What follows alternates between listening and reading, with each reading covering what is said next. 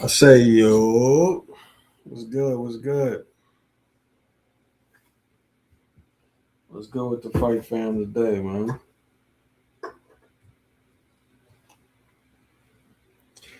Got got some good fights coming up on a card that's main event is pointless. Um,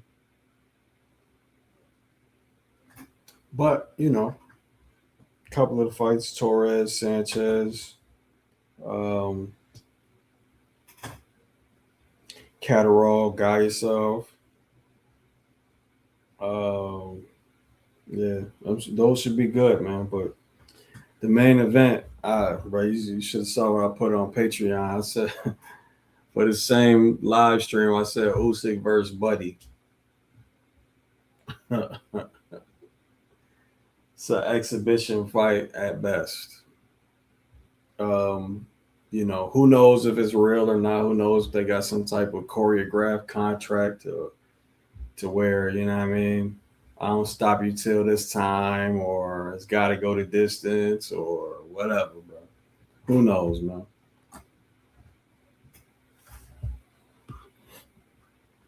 Little clarity was good, bro. Yeah, hell yeah. Buy that damn book, man. You'll understand a lot more of what you about to see. Mike, what up? Lockjaw was good. Jim was good. I don't expect a hefty crowd today. Hold on, give me a quick second.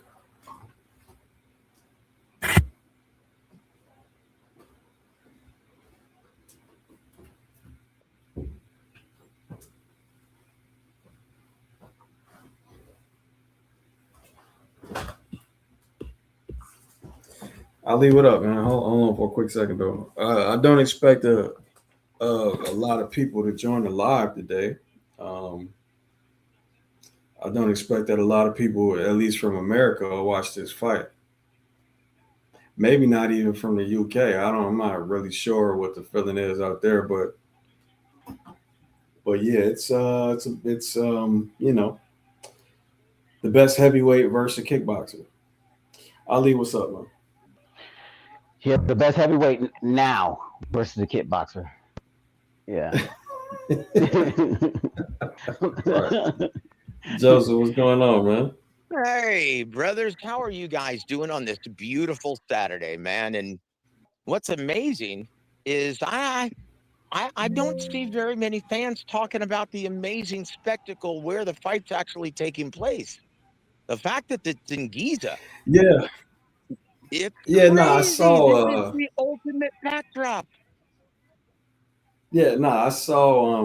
During the daytime, I saw how nice it looked, man. It was kind of beautiful, for sure. Well, when you But think who about cares? But it's not the reason why people ain't talking about it because they're not watching this bullshit. yeah. Well, so much. I'll say this to start out. If you want to start out with boxing, I mean, what's going on in the ring? So much for the big stiff that Alexander Usyk was so high on.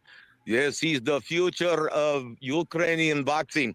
Yeah, he just got laid out by Frenchie. Who?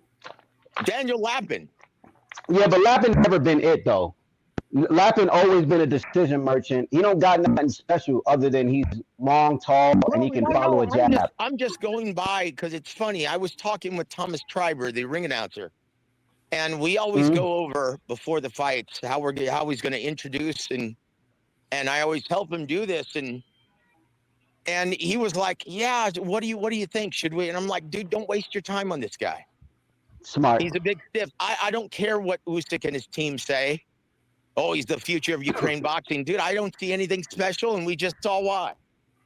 I'm gonna say this right here. I think like when you have somebody on your team and you see them put the work in and they busting their ass and shit, you want to see them win. You know what I mean? That's why I think from Usyk perspective is more so like I want to see my teammate win. You can understand that, but this sport at the elite level is that perfect blend of hard work, dedication, and natural talent. If you don't have the athletic gifts, best of luck to you. Mm. And that's Anthony Yarr will step on that boy. And that's the reality. When you look at Alexander Usyk, man, he is blessed. Not only is he genius level boxing ring IQ, but he's also athletically gifted and makes the most of his athletic gifts with all of his dedication, hard work, passion. That's why he's virtually impossible to beat among these, let's face it, entitled bitches surrounding him in the heavyweight division today. And he has 3 lungs. You know, him and Williams Zepeda. Having like a crazy like gas tank, it's something to behold. You know what I mean? So like, Look, you know, we live anybody in who got 3 Brazil. lungs. No, that's because he's dedicated to where he doesn't balloon up. He doesn't party like these damn Cubans between fights. Let's look at Dave Morrell Jr. Now, I'll give you the skinny on this. I was told by several people in his team that they had to put him on lockdown because all he wanted to do was party after getting out of the gym. And it showed in his last fight, didn't it? I mean, I thought somebody gave him $50,000. That's what I think. No, stop it. Look at Pero. Look at Lanier Pero, who fought big baby fat ass Miller. Right? He looked great for 3 rounds until he didn't, until he ran out of gas because of all the partying he does between fights. Usyk doesn't do that. He's a throwback like Terrence Crawford, and he's excelling in a lackluster era of entitled bitches who don't want to work, who would rather be celebrities than be real prize fighters. That's the reality of this, brother. Tell me I'm wrong. Tell me I'm wrong, Gems. No, actually, I heard it like drinking was a real problem in the professional boxing ranks. Especially among the Cubans who are getting a taste of real freedom. And as soon as they get some of that money, oh boy, like the guys like Guillermo Rigondeaux, Erislandy Lara, that's a different generation of fighters. They don't exist anymore. The new Cubans, man, they want to live like Scarface. Yeah.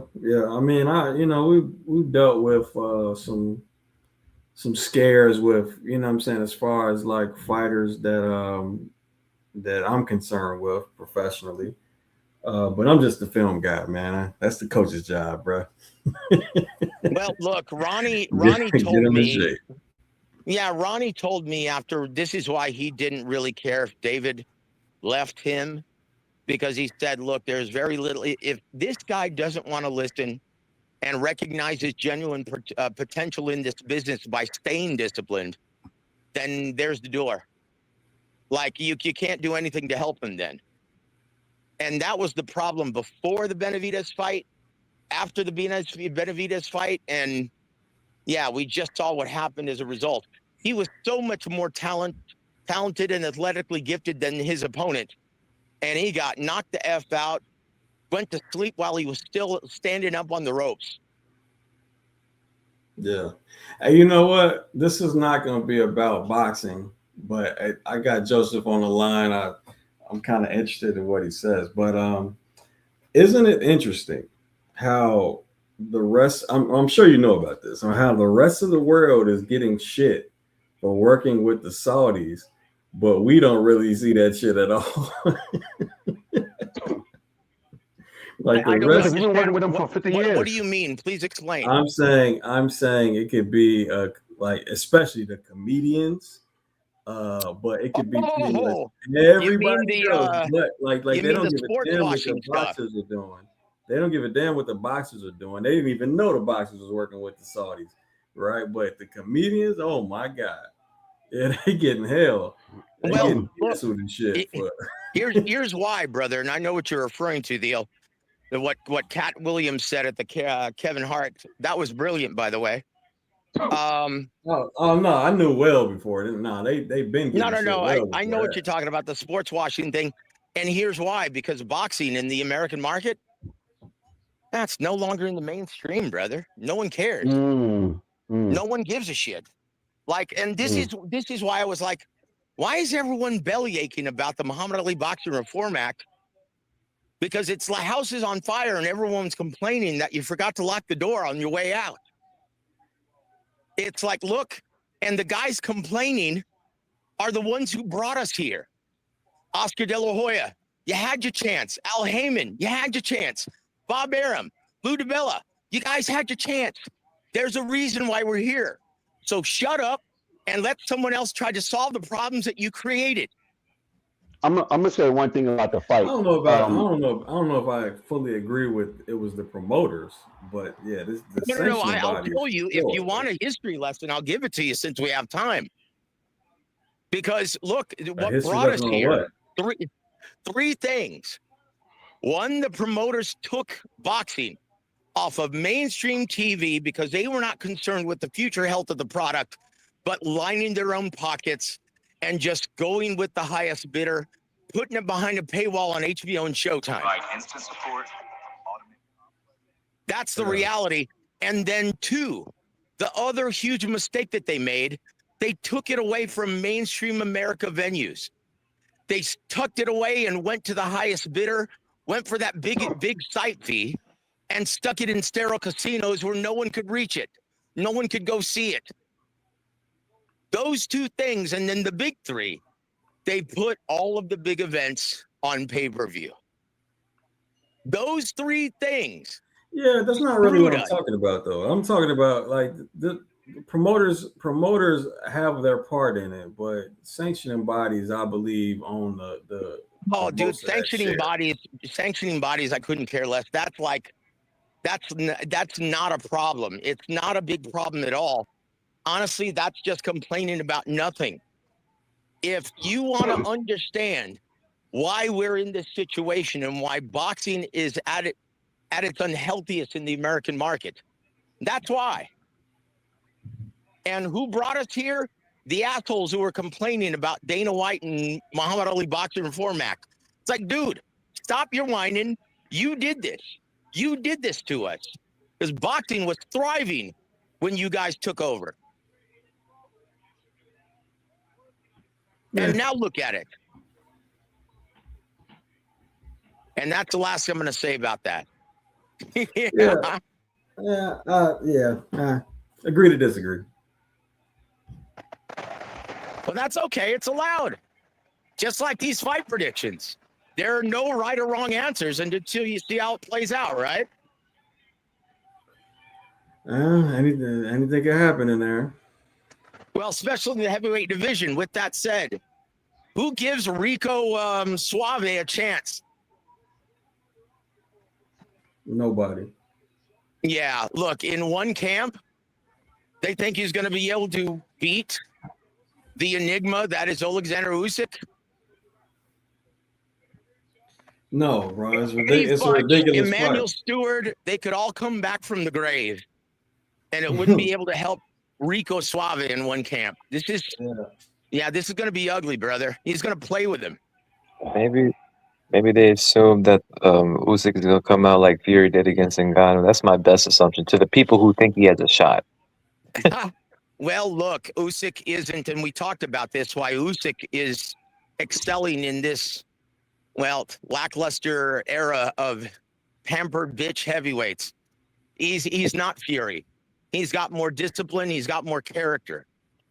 There's nothing to dislike about Alexander Usyk. He's everything you want from a prize fighter. And it's the same with Terrence Crawford. They're throwbacks in a generation full of a bunch of soft, girly bitches.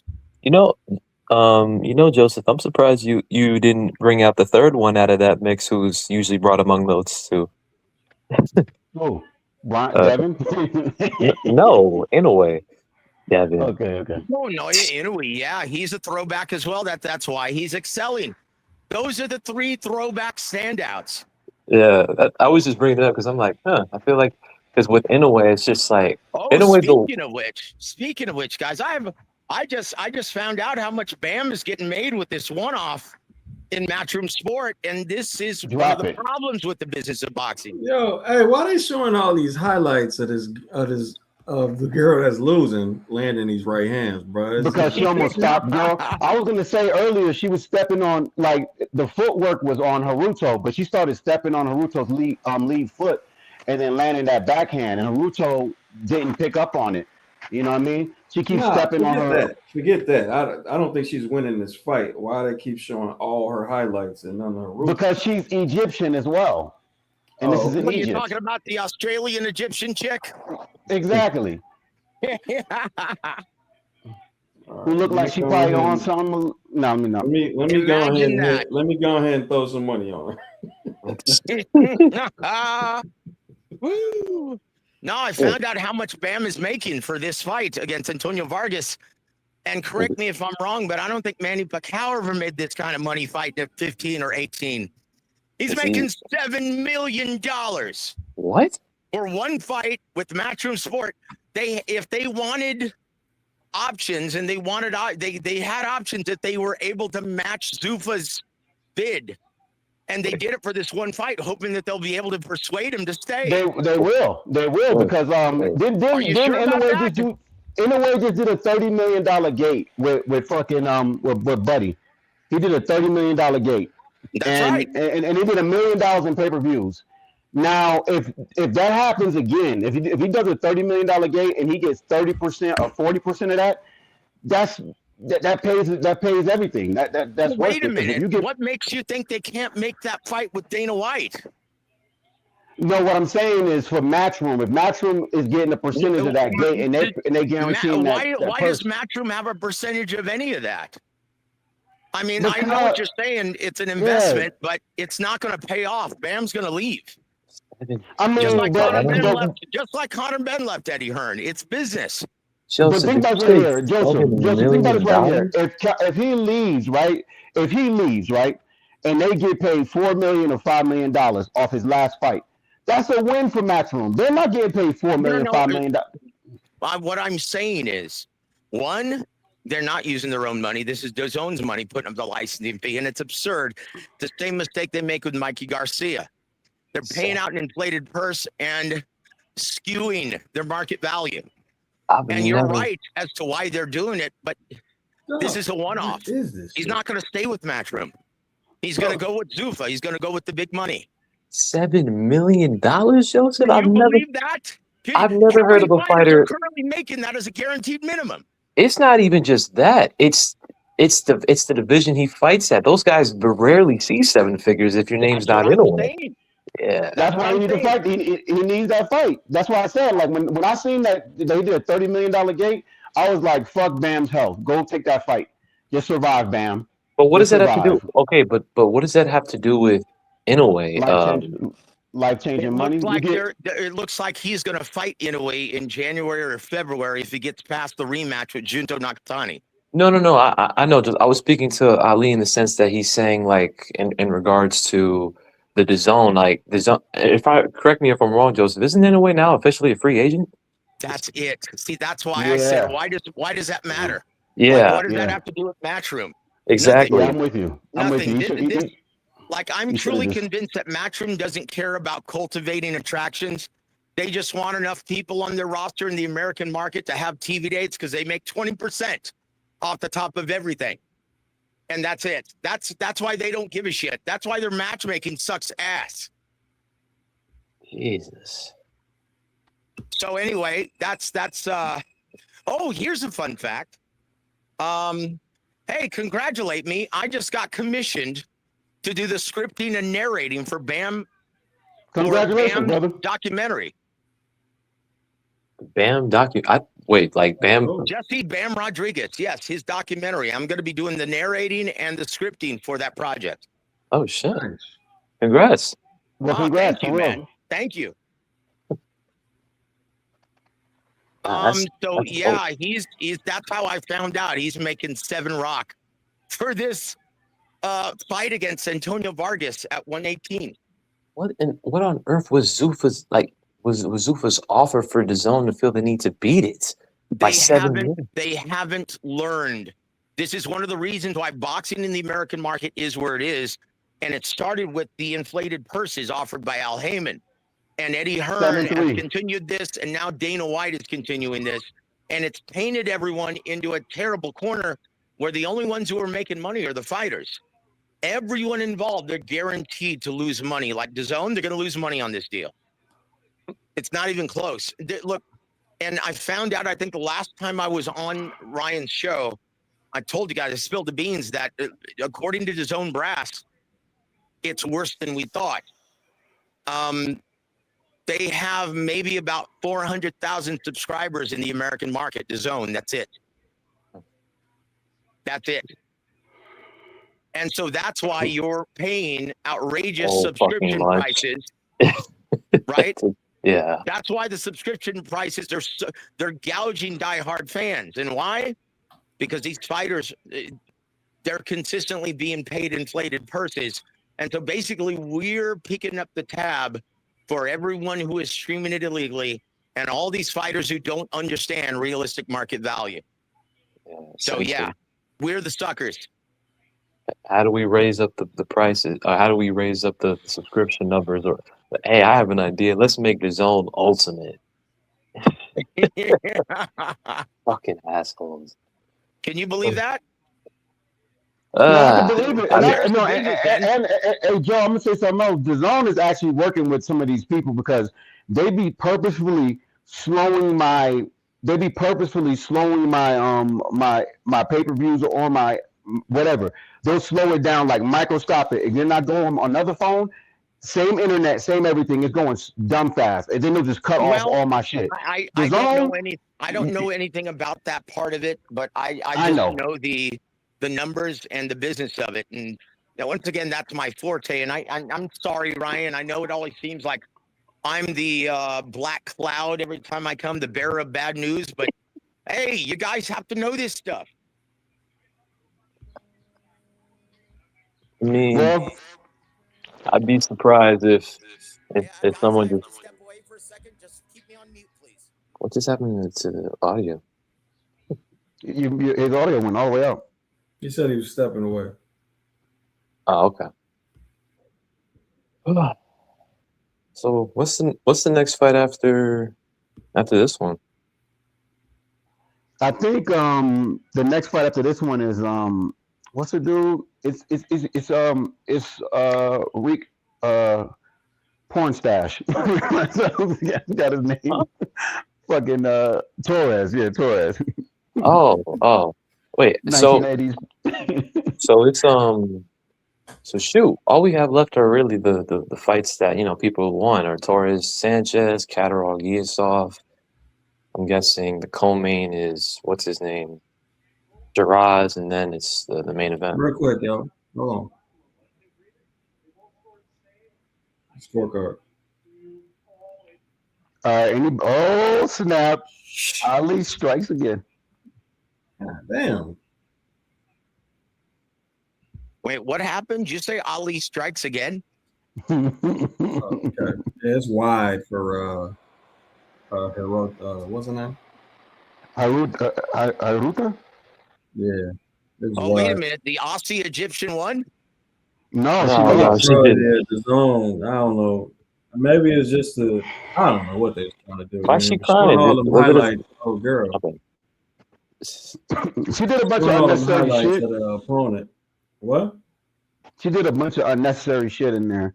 Like she stayed in the pocket too long. I mean, but showing all the highlights of the opponent, and then like she was really winning rounds and shit. That shit was kind of wild. Yeah, I don't trust that type of shit. Yeah, see that's why you have this channel, to teach fans actually what they're looking at in the ring, and you do a great job of it, man. I appreciate it. Sometimes not listening to Chris Mannix. Yeah, no. Sometimes that means the fix is in though, for sure. Oh, stop it, guys! You know what? That's one thing I cringe whenever I come here is hearing Ali and you guys talking about I bet on the fights fix and that sort of thing. God, stop it, guys! I bet on that and I win all the time. I bet on the fix again. I have personal knowledge of fixed fights, so it doesn't matter what you feel. And I bet on it. So like I bet on the fix. Like I bet on Kelvin to beat Dober, even though Dober won 6 rounds. You know what I mean? In my book. But I bet on that. Well, look, there's such a thing as a promoter influencing judges. What the judges are, but they don't fix fights and they don't pay guys. They do certain things, and these are things that the mob came up with back in the 40s. and the 30s and the 50s. And the promoters use the same tactics today. That's my point. It's like, if you want to blame someone, don't blame the Muhammad Ali boxing format. Blame your own asses. Because what they do is, that's the reason why we have A and B sides, right? It's like, who do you think came up with the concept of the A side coming out last? Or the A side being announced last? You know what? The problem I have, Joe, is like when commentators who's supposed to be unbiased on a commentary say, "Oh, he won because he's the A side." You're not supposed to do that. You're supposed to be like Teddy Atlas out there. This is ridiculous. Well, that's why Teddy Atlas actually got shit canned by ESPN, and no one else wants to hire him for that reason, because he called things the way he saw it. And that's how it should be, though. There's a thing called a company man, Ali. Why do you think I don't get the bigger assignments? Because I talk too much. I talk too much shit, and I tell the truth. That's why. That's the real reason. And Thomas has told me this.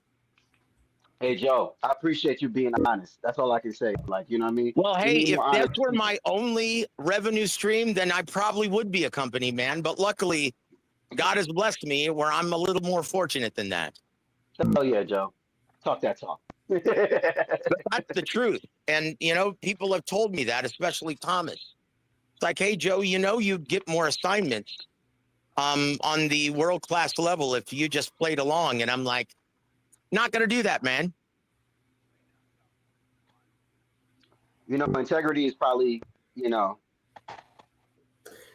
I'm just saying, incompetence doesn't explain it all. Like I said, I got personal information. Like, I got the information. I know some, it now, how does the fight get fixed? It's in different ways, but is it judges? I don't know about that, but nah, it's definitely some weird shit that happens. Well, once again, it's like the promoters are the ones staging the events. Their fighters are always in the red corner. And that's by design. Hey, my guys are going to be in the red corner, and the judges know this. My guy's going to come out to the ring last. My guy's going to be around his fans. The fans are cheering. All of this is designed to influence the judges without buying their decision, if you know what I mean. Right. And it works. That's why they keep doing it. Yeah. I'm just saying, it's a lot of the incompetence thing though. That shit is, I don't know, man. Sometimes I feel you, sometimes I don't. Joe, if there's one place that I can say is totally biased, like no matter what, it's 100% the UK, the whole UK. They beyond biased, and that's what UK fighters say about fighting in America. Look, all promoters say the same thing: fighting in foreign territory. No, I want to say this right here. He's not saying that they're biased against Americans. Just saying they're just biased to it. No, towards. I seen this dude get his fucking ass beat. He almost died in there. It looked like the fight that we just seen with McGregor, the McGregor dude. He almost got it. He got his ass beat like 70% of the fight. And then it was like, this motherfucker, 98, 92, 97, 93, and 99, 91. This motherfucker won. He's up there looking like Rocky and shit. I'm like, you got your fucking ass beat. And then the fucking, whoever the Mexican dude is, he just walked his ass out the ring after beating the shit out this motherfucker. And I'm like, yes, it's biased. Yes, it's fixed. Yes, you have to know. Like, and the funny thing is the live odds were like minus 1,000 for the other dude. I didn't bet it because you know what? I know the casinos make this is how they make billions of dollars. Bet365 make like $200 billion a year. Some crazy, or some not 200 billion. Look. Why do you think Morrell's opponent had that sense of urgency in the final round? I'm not talking about why that. Do you think? Why do you think? Because he saw it last fight. No, I'm just saying you need to take. This is a lesson to every fighter, because at the end of the day, to the judges at ringside, if you allow it to go to them, it becomes a beauty contest. That's it. It becomes a beauty contest with only two contestants. And if they're the guy who's getting all the hoopla, have the money behind them, well, best of luck in getting a decision, even if you whoop the guy's ass. You've got to handle it with your own two judges, the left and the right fist. I bet you Morrell is like, he been sitting down every day eating breakfast, going on a walk with his dog, watering his grass. I should have punched that dude in the dick, yo. Listen, Morel, if you ever in that fucking situation, you foul that motherfucker. You spit the gum shield out. I don't give a fuck what you do. You say grease in your eye. Do the fucking Tank Davis. What you don't do is ball up. He lost, Ali. He lost that fight before he ever stepped foot in the ring, brother. And that's what I'm telling you. Fights are won and lost in the camp, and Ryan can tell you the same thing. Yeah. Well, you just said that he won the party. So like from that perspective right there, it shows because he was off, and we sat there and we did commentary the whole fight. It was like, what the fuck? Real quick, Joseph. That's what kills me about folks that think picking fights is all this shit comes to. You know what I'm saying? Like picking fights. You'll never be 100% picking fights because of that. Fuck no. Because you don't have enough information. Everything that goes on in camp, and I was privy to everything that was going on in camp. They actually had someone towards the end of camp watch his door at night, put him on lockdown because of his activity after the gym. Yeah. That's why, and that's why I knew it. I mean, that's extreme. That's like to extreme as far as that's Chris Arreola stuff. As far as substance abuse, but there's also other extremes like injury. You know what I'm saying? Like shit. Yeah. We had fighters come into the camp injured. Like injured. Not just injury. And once again, they're always going to go through with the fight because they don't get paid unless they do. Exactly. And so it goes even further than that. Like it comes down to, I have one fighter who's going to remain nameless, right? And I'll tell you after the show who it is. But they lost their last fight because they were in a fight with their old lady and they made the stupid mistake of bringing her to the fight. What? Yeah, they were having it out. This fighter and his wife were having it out, just duking it out, just terrible fights. And she didn't want him to go without her. And so he made the stupid mistake of bringing her along. And while he's trying to kill himself to make weight, she tortured him the whole time. And that's why he lost. He looked like shit. And I'm not going to name who it is because I don't want to embarrass anybody. I'll tell you after this broadcast, Ryan, and it's going to shock you. But that's why they lost their last fight. So that's what I'm saying. There's so many factors that go into this. It is. It's wild shit for sure. Now, man, what the fuck was she doing though? Like that had to be something crazy. Yeah, well, dude, look, you're very fortunate, Ryan. And you're one of the few that are fortunate to have a true partner that you guys are both on the same page, right? Yeah. But there are a lot of women who, aren't that, I'll put it this way, don't want to coexist with their man. They just want to control them. Hey, Joe. I understand it takes two to tango. Yeah, I think 50% of dudes that is true. That. It's a reflection of a man's character. Yeah. Shit. Now we're getting philosophical and biblical on this. No, I don't want to go there. It was Larry Wheels. Wait, what? Mike he's our chat troll. I bet you it was Larry. I bet you it was Larry Wheels. That's hilarious. I'm not going to say anything on the air.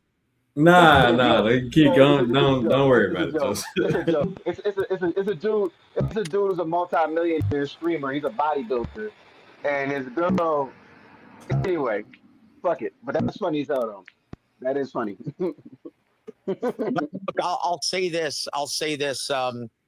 Rico should be a live dog and hang in there with like maybe 2 or 3 rounds, maybe because he's a tough guy, always in shape.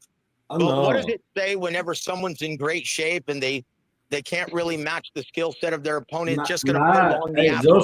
Joseph, man. The science is give him the rounds that he's used to fighting. That's it, and that's all. And expect him to die quickly after those rounds. So they fight up to 5 rounds, right? That's it. And I think they're 3-minute rounds. So it's the same. I expect him to survive 5 rounds. So you think Usyk isn't going to take any unnecessary risks, even if he sees the openings and just let this guy gas? No, I think they're gonna play. I think he might be playing around in the first few rounds, bro. Well, look, Usyk, he doesn't play with his food. He's not Tyson Fury. He's not Anthony Joshua. He's a cerebral assassin. He's a cerebral predator, and if he sees an opening, he's going to take advantage of it because he understands the reality of things. This is a heavyweight division. You don't play with your food. Not in this division, because this guy can put you on your ass with one clean shot to the jaw. Yeah, I get it, but he's not a good boxer, man. He's not. And No, I mean, now, brother. I'm gonna tell you the problem. The biggest problem with this dude is his defense. Like, I watched like a ton of tape. I think I watched more tape on Rico, and I actually bet on Rico when he was kickboxing. Rico is an all offensive type of fighter. He doesn't have the defense. He doesn't Wait a even minute. have You think that's his biggest flaw, not the fact that he squares up against everybody? Not just that. He's slower. He's gonna be way slower than Usyk, and I think that's gonna be the biggest problem. Is when he gets hurt, he's gonna move forward and try to go for the kill, and instead of like Dubois, all right, let me take a few steps back and let me just be defensive and try to throw something that no. This fight might end sooner than people know. I mean, that's why for me, you know what? Look, my prediction was fight starts round 2, and most punches landed is Usyk, because just in case there's his some best push chance, Ali, his best chance for victory tonight is to go for broke and try to catch Usyk while he's still letting his eyes get adjusted to the timing, speed, and movement of Rico. His best chance is to go all out, go for broke, and bomb him out immediately. That's his only chance to win. That's his only chance. That's everybody's only chance to win right there, though. No, well, that's what I'm saying. This is the heavyweight division. He genuinely has a puncher's chance. Unlike you know how, Ollie, you know how when people say in other divisions, oh, he's got a puncher's chance, it really doesn't mean much. But in the heavyweight division, that actually means something. It does. It does, and I'm with you. Listen, I'm 100% with you. I feel like the speed difference is going to be like, I feel like this is going to be like a poster or an ad for boxing, and why boxing. You mean it's going to look somewhat like Ryan Garcia and Mario Barrios? It's going to look worse than that. It's going to look like fucking Francis Ngannou and fucking and Anthony Joshua. Yes, I feel like it's gonna look like something like that. Give me a second, Joe. Shout out to Mike with the $5 super chat here. He said I got Buddy in 3. So on Patreon, it's not labeled as labeled here. I got it Usyk versus Rico card live commentary. On Patreon, I got it Usyk versus Buddy live commentary. Which is hilarious. He didn't have a name on Patreon. So so that's what Mike's referring to. But anyway, y'all go ahead. Yeah, Rico Suave about to get served, dude. You know what I mean? That's what's about to happen. You know what I mean? Like, and it's I can't believe everyone is, and this is where I got it from several friends of mine. I can't believe everyone is bringing back that god awful song in the early '90s, Rico Suave. Rico.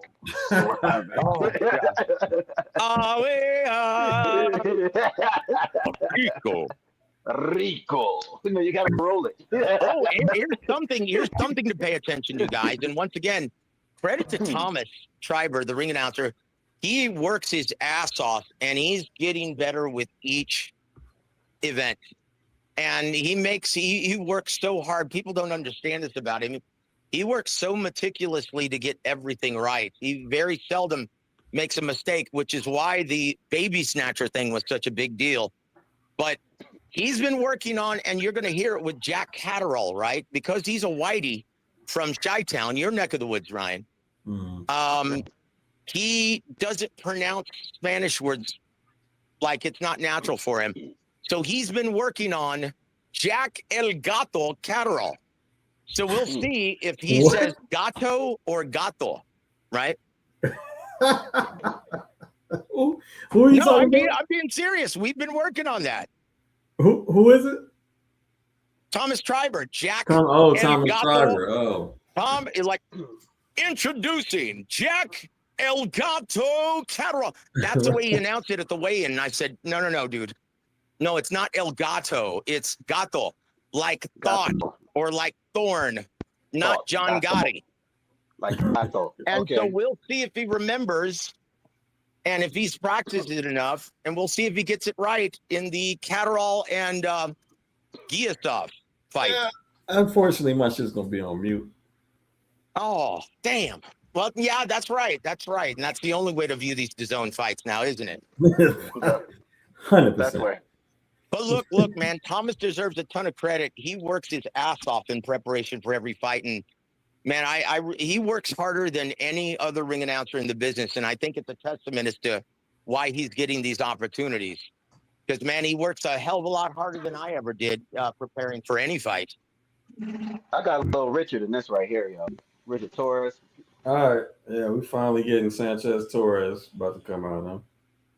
I got little Richard in this. I think he's gonna do some damage. You know. I think he needs to be aggressive. I don't think so. If I'm gonna be honest with you, because I feel like Frank Sanchez minus that jab, you know, he's just old. The problem. Oh my God! You just said the exact same shit I said. You just don't know it. No, I did. Okay. How do you minus the jab from Frank Sanchez? No, I'm just saying that's the only. No. Please answer me. How do you minus the jab from Frank Sanchez? You gotta close the distance and beat his ass. Did I just say he needs to be aggressive? You did. You need to cut out that reaction time. Close the distance effectively. I don't want to give you credit. I don't want to give you credit. He's like, no, I don't think so. I think Frank Sanchez minus the jab. Like, bruh, he's saying the same shit, man. Guys, you know what I just thought of? We are, but I'm also saying that Frank Sanchez is not the age that they say he is. He's breaking down like a 50-year-old man. All right. Like, yeah. Guys, speaking of jab, right? That's a one-syllable word. Don't you miss the days where Sugar Ray Leonard were doing commentary on HBO when he used to pronounce jab with 2 syllables? Now Julio Cesar Chavez has to start pumping the jab. Yeah, the jab. You remember that? Oh my God, that's hilarious. The good old days, the jab. You're aging yourself, Joseph. Joseph, that's how they say it in the South, yo. If you go to Tennessee, they talk like that a little bit. They got that little southern twang to it. That jab. Dude, honestly, I missed that. He's got to start working the jab on the inside. I'm like, when did that become 2 syllables? Alabama. I'm from Montgomery, Alabama. So James, which fight do you guys want to do the knockout game? Oh, definitely the Chirac. Really? That's the one? Yeah. Hell yeah. I bet. Now wait a minute. Who's he fighting? Who's Chirac's fighting? We don't know. His name is Buddy. Begich. His name is Buddy. Yeah. Buddy gonna make me a lot of money. Well, I'll tell you what, man. It looks almost unfair, brother. The way, man. Thomas and I were talking about this last night as well, man. Like who actually made this fight? The WBO this match together. Because they hold Jacob Banks after he knocked out William Skull and should have been the rightful person to fight Shiraz in the first place. This dude got compression socks on right now. Compression socks. What?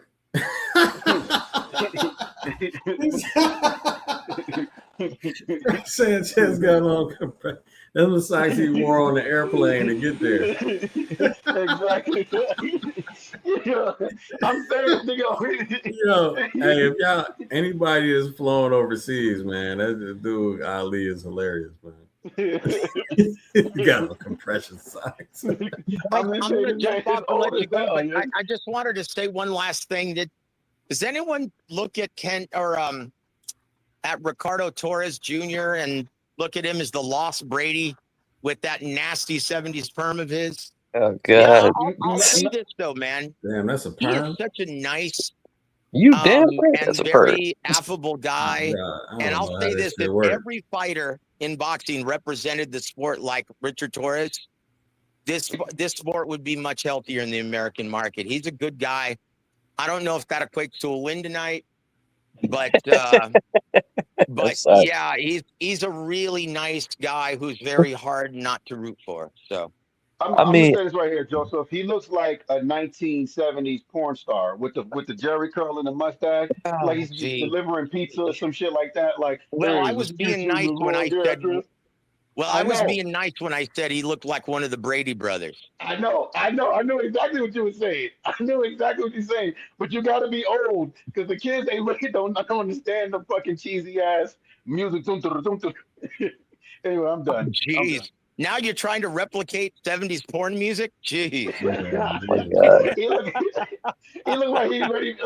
He like Ron Jeremy on steroids. That's what he look like. He look, Stop it. you can't Okay. unsee it. Boy, that's I'm my done. cue to leave right there, man. Well, I'm hey, God done. bless you guys. Enjoy all the I'm fights. done. Love talking to all of you. And yeah, hopefully see you on the next broadcast.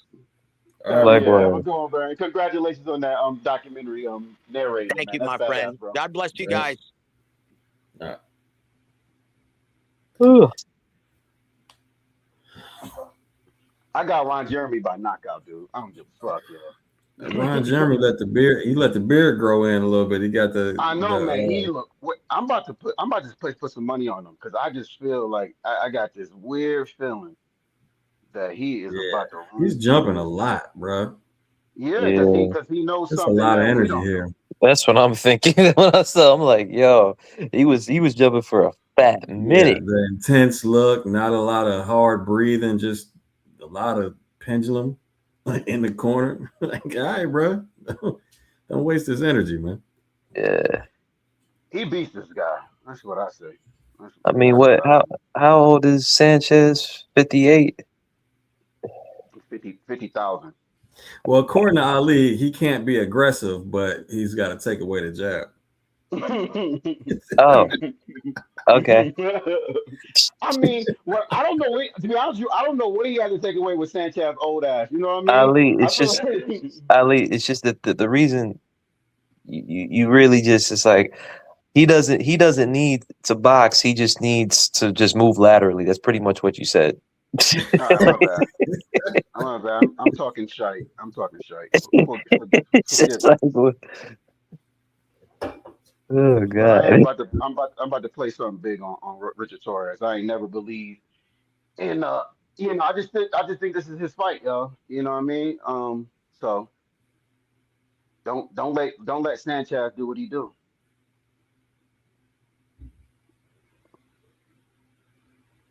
All right. Be that young dude. Yeah, it's on. Damn, he's a little ass dude. 230. I'm talking about his height. He's doing a lot. He's Yeah, he's still doing a lot of feinting right now. Just trying to find an entry point. Tried with that level change so far, but Sanchez is already on beam trying to counter that shit. Sanchez That, throwing a combination too. I like that, it. level, that level change too to the body. Mm. I don't like his terminations. Yeah, nah. I think he needs to terminate by smothering and I getting to agree. that clinch instead of trying to get angles and spacing. I think he should be See setting. that? See Yeah. that? You see what just happened? That hmm crashing. I like that. No, I didn't because my shit just slowed down. What time snap you guys at?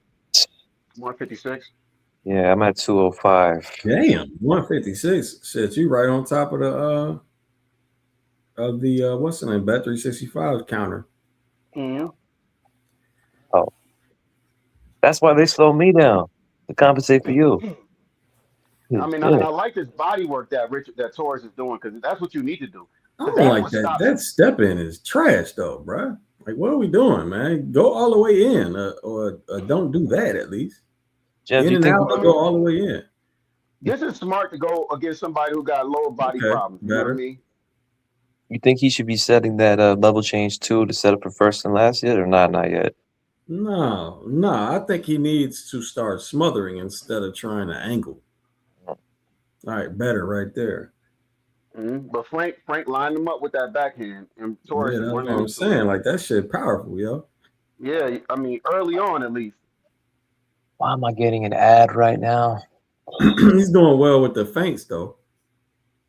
Real quick, There you what go. time stamp you guys at again? 46. Bro, yeah, he's starting his offense from too far, man. Yeah. He's ended up mid range. He's getting countered mid range. He needs again either in and out or all the way in. Yeah. All right, better. Oh, good right hand to the Better. jaw of Frank. Look, man, pause on everything I say. I was I was gonna let it slide. Oh shit, I was gonna let it slide, but I'm like, that did sound kind of crazy. It's gonna be hard not to cross the think- lines. I think the hardest. There you go. Hardest thing. See, hey, you see what I'm talking about, Joey? Yeah, nah, you right. When he With goes the all the way in instead of trying smother. to go in and then stop mid range and shit. Mm-hmm. Because he said, because if he's. Oh, is that you, Ali? No, because yeah, like you said, if he just stops halfway, he's still gonna be in range for Sanchez's counters. Exactly. Yeah, but you smother, you take away the punches. He can't. You're breaking alignment. He can't hit you cleanly. Fact. I actually like his game plan because like it's gonna force Sanchez to just keep stepping back. And Sanchez only got but so much in his gas tank. It's not the game. It's not his plan. That's the issue, Ali. Him applying pressure. He might get knocked out. Yeah, I know. No. Him applying pressure is fine. It's the fact that he's, like James was saying, because he's not either fully stepping in or stepping or like pendulum bouncing in and out. As a result of that, he's staying within range and still can get caught coming into range. Even when he dove in right there on the replay, it's like, fam, why are you keeping your head up, man? After that left hand, you should be gone, bro. You should be ducked and then headed towards him to smother. Yeah. Why is your head still up? You know what I mean? And why is Sanchez letting him walk him down? Like that's you know what I mean? Sanchez needs to take the center. That's what I think Sanchez needs to do to stop him from like and be more offensive if you want to win some of these rounds, you know, early at least, because we know you ain't got the footwork. Good backhand from Sanchez though. Yeah, it was. Now he's so. Oh yeah, that was a good counter. And now he's he tried to forward shift in that time.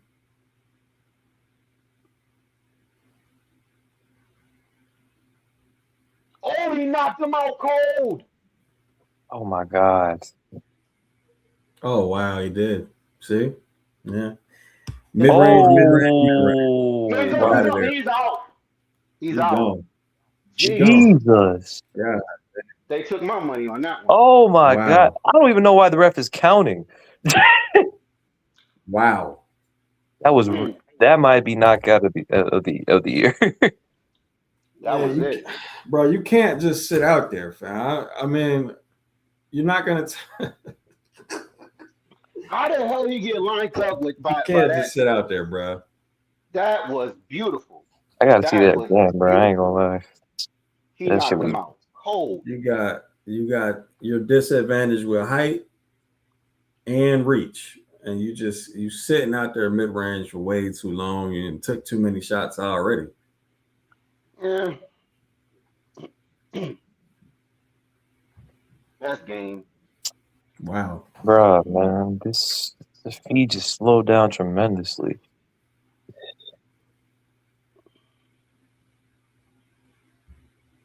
Hell of a knockout. Yeah, no, he didn't terminate after throwing that counter 3. He just stood right there at mid range.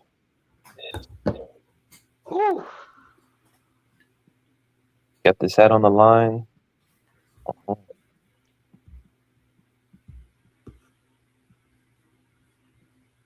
Don't stay at mid range after countering, guys. Let's see it again. You'll see Frieza. Oh my God, dog. Yep. So, I mean, he had there's a multitude of issues. I thought it was gonna be an uppercut. I thought it was gonna be like an uppercut. He turned it. Look at position. Hey, originally I didn't even see the damn counter 3, man. Mm-hmm. No, he just didn't terminate. Yeah, he just kept his head there. I don't understand. I don't understand how Sanchez. Damn. You know what? Looking up at the lights. You know what? I'm gonna tell you right here. The bet was always Sanchez. I mean, was always fight doesn't go the distance because I literally see Sanchez get knocked out by Jalalov in the amateurs. Same fucking way. Whenever he's under any type of pressure, he almost just loses it in his head. Like he has to be, some people have to be the hammer. You know what I mean? That nervousness, that bouncing in the corner, that not calming down, letting him, you know what I mean? Like, Well, now we know what. At least when he was bouncing, I mean, shit, that was probably nervous energy now. Now, I mean, for a long time, you watch the film studies. We talked about folks that throw that counter three, but keep their head in on the line to be hit by what they're trying to counter. You know what I'm saying? Like it don't make no goddamn sense, man. But at the heavyweight division, it's like it's not a lot of folks with the footwork to get that check step off or get that pivot off when they throw the three like that, countering. So. I don't know. I don't know if it's a good punch at all at this point in this era of the heavyweight division. If you can't get the check step off, if you can't get the pivot on, then you definitely in line still to get hit with that right hand. Damn, he gave him a black eye and everything. Smack this shit. That was the dumbest fucking. That's unbelievable. Like, you know what I mean? Like I would think you'd be studying or doing some type of game plan. But then again, this is heavyweight boxing. All it takes is one punch. There's no room for error. You know what I mean? You threw that weak fucking check right hook. He smiled at it and he knew I'm gonna line you up for either. And you could see in that highlight, Sanchez was sitting there smiling like, all right, I'm either gonna catch you with the fucking uppercut or I'm gonna turn this shit straight. And he lined it up perfect. It was just good game planning by Frank Sanchez. You know what I mean? And IQ. And In the middle of that transition to that knockout blow, he was debating whether I should turn this shit straight or should I turn it to an uppercut. And I don't even know if it was a good game. Like again, I thought it was a terrible game plan from what's his name? Torres. Torres. I mean, I wanted him to be aggressive. Stay on that inside where you have an advantage, bro. You the shorter dude, shorter arms, and you got the short compact combination, short compact punches, bro. Stay on the inside, man. Why are we working from the outside in? That's what I was saying. Be aggressive. That's how you take away the damn jab. The first 3 rounds, it would have been better if he was on the outside. If I could be honest, if he stayed on the outside and he got knocked out on the outside. I know he got knocked out on the outside, but he wasn't all the way out. You know what I mean? He's throwing the punch and he's waiting for the return. He was, fam. Dude, he jabbed, stepped in, threw a left hand or threw a right hand. Like, bro, you on the outside, somebody got to do all that, fam. He tried to do a check hook. Of course, he was on the outside. Don't you think it would have been a better game plan if for the sake of you're the more conditioned fighter. If you believe in your condition, stay on the outside the first 3 rounds. You know this dude tires. Like after why would that be a better game plan, fam? Why would not upping the pace be a better game plan if you got the better? You forcing this old man to move. He has to move around. Why not force him to exchange? Force him to wrestle. Force him to the more the pace, the more tired you get. The more exchanges you're in, the more tired you get. Forcing him to move without punching, that ain't shit. This is why we need good. This is why you need good coaches and stuff like that, because his coach needs to let him know, like, hey man, you don't have he just didn't have it for this fighter. This was a bad stylistic matchup for him, obviously, like hindsight. But like I think it would have been better off if he was just on the outside for a little bit. You know, the funny thing about Ajit, he'll give away a round or two. He's been doing that like since the beginning of his career. He'll give away a round or two, and then he'll pick up the pace.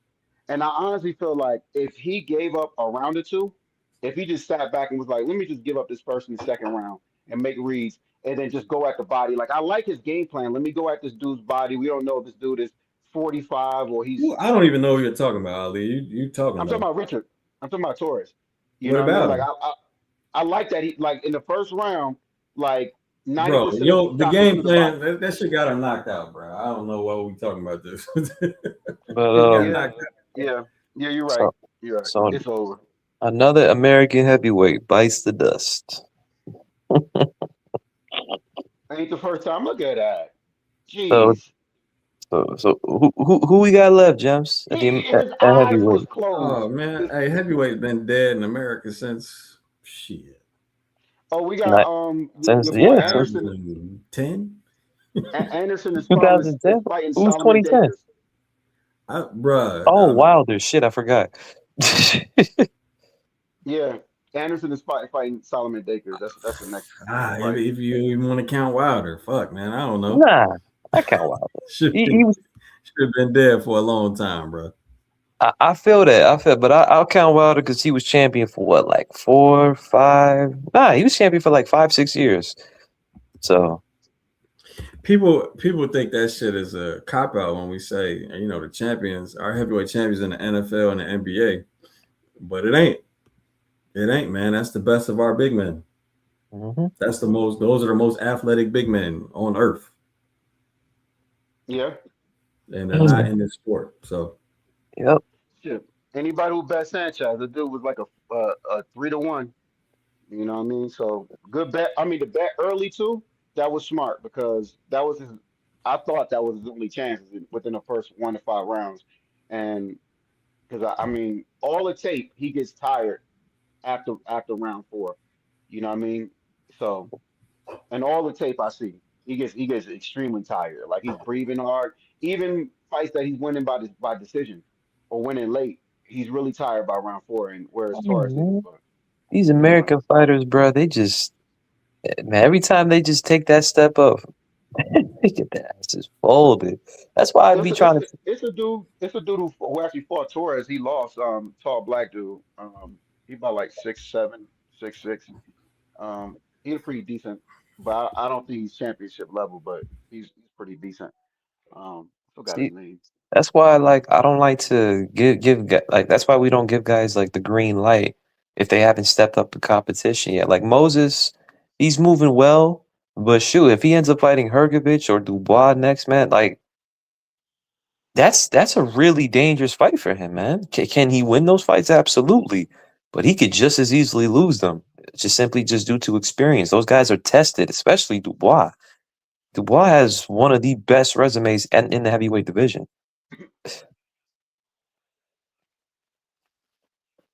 So. Well, that's the second upset of the night. We had the first one was forgot her name, forgot his name, Lappin, and then we got this one. So what's the fight after this? Is it the Caterall Guasoff fight? Yeah, Caterall. That's the only fight I'm actually curious about at this point. I just wonder how Caterall's going to look after round 5 when he starts to, you know, hyperventilate and his punching stats go all the way low. Why would You they know, go all the way low? it always do. Starting round 5, Caterall tends to weather every fight. Like not at the starting round 6. You know what I mean? Oh, And I'm talking okay. about in a 10 round fight, and this is a 12 round fight. In a 10 round fight, round 6, Caterall start to weather. You know what I mean? If you don't hurt the person or get him out of there. See, the thing is, Echo Esserman was a little bit too aggressive.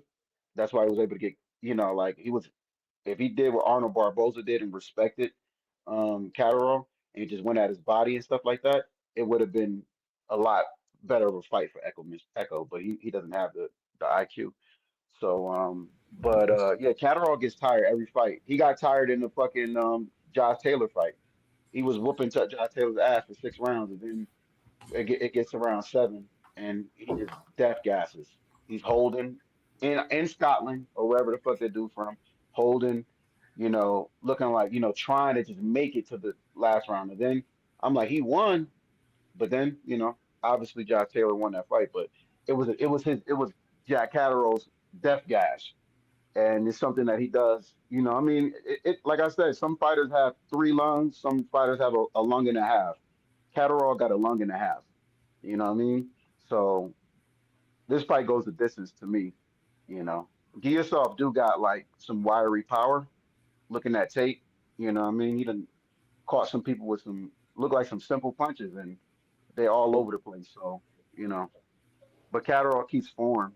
He's defensively sound, so I doubt any. he has a decent chin too, because he was getting clocked by fucking Barboza, even though Barboza's not a hitter. This goes the distance. So Moses definitely beats Dubois. Hey, man, I would not like. Listen, can he beat him? Absolutely, but yo, that's a huge step up in competition. Like the best win that Moses Atama has had as of recent is Jermaine Franklin, which is a decent, which was a like a good step up. But to go from Jermaine Franklin to Dubois and Hergovich is significant. These guys have been at the contender to world level for quite some time, and they fought other top 10 heavyweights. They've been in there with Zhang and Wardley, also AJ, Jarrell Miller. Like these guys are all battle tested. Atama, he's young. He hasn't faced any adversity. He hasn't gotten hit with by a truly, I don't want to say powerful, but like, yeah, just a truly tested heavyweight. He hasn't fought a top 10 heavyweight yet. Hergovich would be his first, and Dubois would be a step after that. So, but this He is sure, also well, what he happens sure when you hasn't been start. hit yet, has he? no, he hasn't. Who hasn't been hit? Like ain't nobody really Atama, cracked him yet, huh? yeah, Mm, he has been hit. He has been hit. He just hasn't been. that's what we mean. It's That's what yeah. we mean, Ali.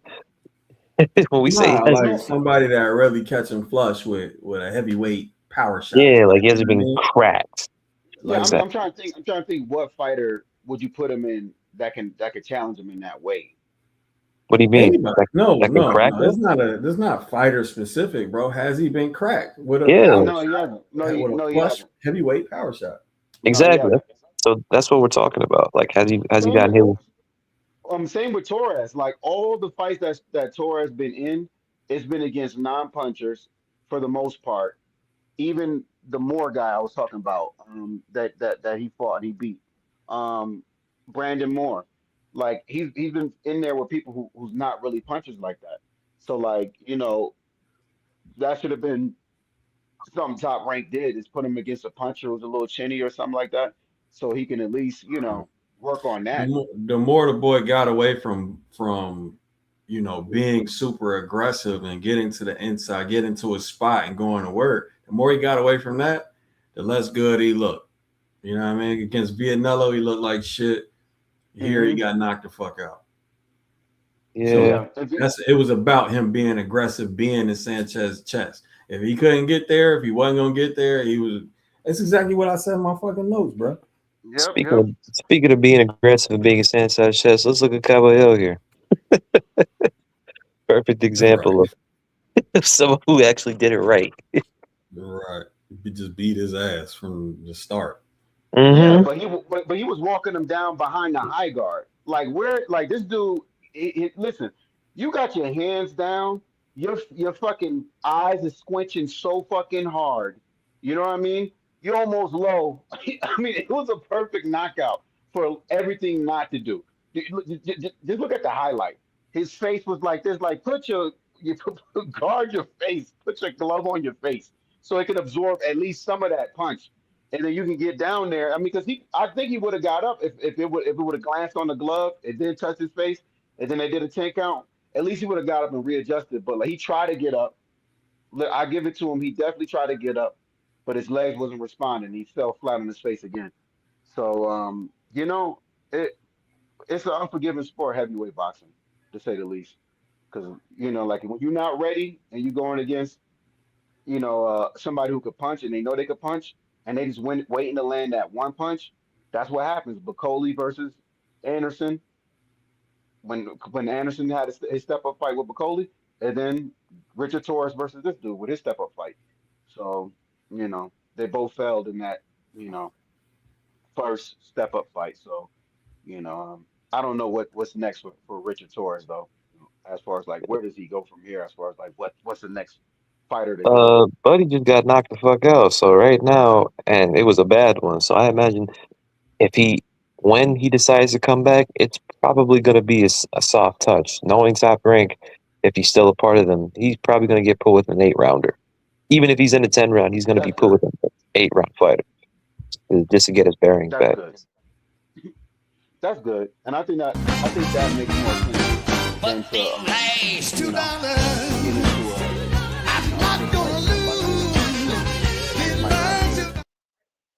Ali's just gonna talk. Yeah, I was gonna say, doesn't that mute us? It's supposed to, but you know, Ali talking overpowers it. TJ, appreciate the super chat. He said, my bad, brother. My bad, brother. Supposed to, Joey. Yeah, I was confused. I thought you added Ali to the Ali, what you sound. I ain't saying nothing. I'm still in shock. I'm still in awe with what just took place. I'm not. I ain't shocked. Is that gonna be film analysis, bro? You too little. That's what shit did. You too small to hang out on the outside, man. That's it, man. He I already thought Torres was already kind of undersized for this division and not explosive enough to compensate for it. So you got to be, man, if you're gonna be a pressure fighter, apply pressure, bro. Yeah, Torres is not even as big as Usyk. No, he's a small dude. And Usyk was a cruiserweight. Yeah, no, I remember because I'm like when I actually met Torres, I was just like, bro, you like usually you see, you know, when you see those guys in the on TV and then you see him in person, you're like, oh, you taller than I thought. I'm like, damn, you don't look much different. You're right. Yeah, you're not that big of a guy. I mean, yeah, like yo, I'm looking eye to eye with you, my guy. that probing jab. You know what I'm saying? And what you know about jab jousting? When have we ever seen, you know what I'm saying, Torres just cold at that shit? Yeah, I don't know, man. Me personally, when like you said, when you saw him just going in with that level change too, I either thought, okay, he's biting on level change too. He's trying to counter it, right? So you can either, like you said, get it in his chest to terminate, so you know he can't properly counter, so he has no space to do so, or just in and out, land that shit and get out as soon as possible. He really couldn't even do that shit right. Hold on. Yeah. But these last $2, Deep State, appreciate it, man. Appreciate the $2 super chat. He said, what does this say about American heavyweight landscape? We just answered it. There is no American heavyweight landscape. Basura. There hasn't been for a long time, man. It hasn't been since Prime Wilder, if you want to count that. Yeah, our best athletes go to the NFL, the NBA. Mm-hmm. Like the last real great heavyweight, shit, different century, bro.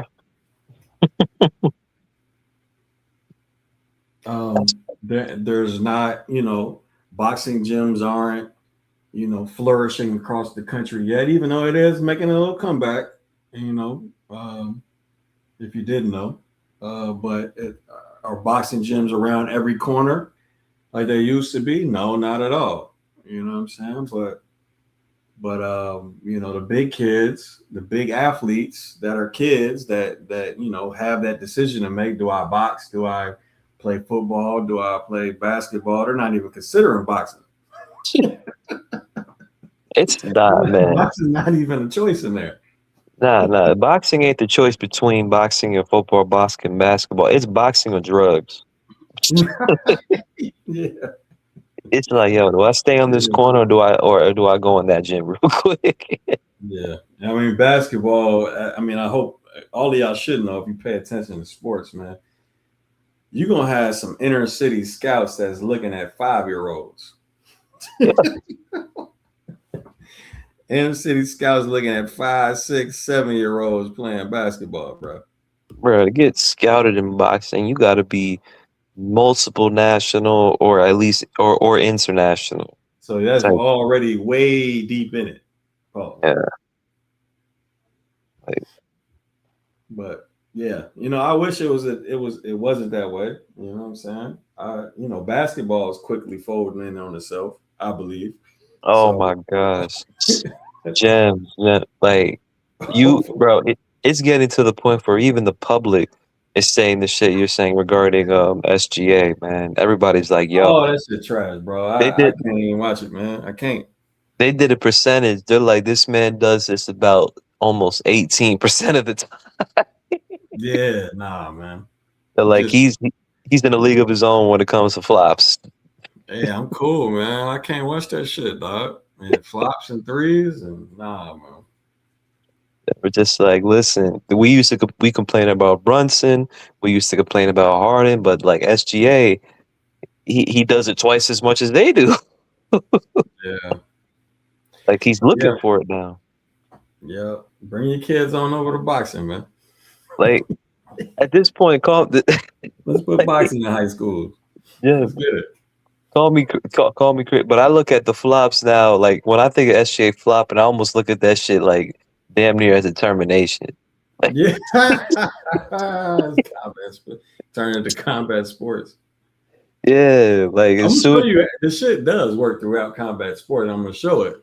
And Nah, no doubt. No, it's just, but in basketball, no, it's not supposed to work.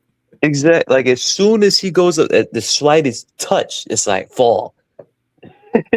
It's like, bro, I'm kidding. You see, I'm convinced that shit is trained now. Like they work on that shit in the gym. They're like, yo, hit this three right here. But as soon as he touches that hand or that elbow, collapse. You can't. Collapse in on yourself. Yeah. Question is, can Caterall keep on in his next fight? Like pump fake, make him jump, then jump into him, then shoot it, get those free throws. Right. That's what I'm saying. So the world is starting to feel me like, yo, that shit is just a bad product, man. Yeah, because people are saying, like, listen, we could be like this guy I saw today. He said it perfectly. He's like, yo, there's a good chance OKC might become a dynasty, but it's not. But if it keeps going like this, it won't be an entertaining one or an interesting one. Like, because people are like, yo, they're like, SGA is probably the best player in the world, but he sure is shit not interesting to watch. Yeah, and that's the best, huh? Okay. Yeah, nah, yeah, he's the back-to-back MVP. I'm just saying, you know, I mean, that's what the best got to do. Yeah, get points by any means possible. That shit weak, bro. Listen, we shoot, and in case we miss, we terminate and foul. Yo, you call flopping the best, and you wonder why you lose viewers. That's Hey. wild, bro. Hey, man, fans don't like a lot of clinching either, Gems. I'm just saying. Oh, cool. But they call him flopping the best. I don't think who's calling clinching the best. No, I'm just comparing like in terms of like, hey, and like let's say if you miss the shot and you're already in range, just smother. Essentially, that's their concept. If you miss the shot and they're getting close to you, just collapse. Essentially, Right. The goal is to score. If you can't score traditionally, you get on that free throw line. Yeah, that shit is bad. Yeah. Let's give them all the space in the world by just standing at the 3-point line for one. It's not allowed a big man down there. I fucking hate that shit. Anyway. Oh, look, another kickboxing champion. Is he Usyk's next opponent? We goddamn right. I'm not watching them goddamn games, bro. You can have that shit, bro. You talking about Alistair Overeem? Nah, that's an MMA dude. I'm looking forward to next week's fight, man. Shaki? Yeah, Oshaki versus Ford. I'm curious. Young people in the comment section like they know something. I think Shaki going style on Ford with that. Air is jab. trash, bro. Shit, basketball and boxing.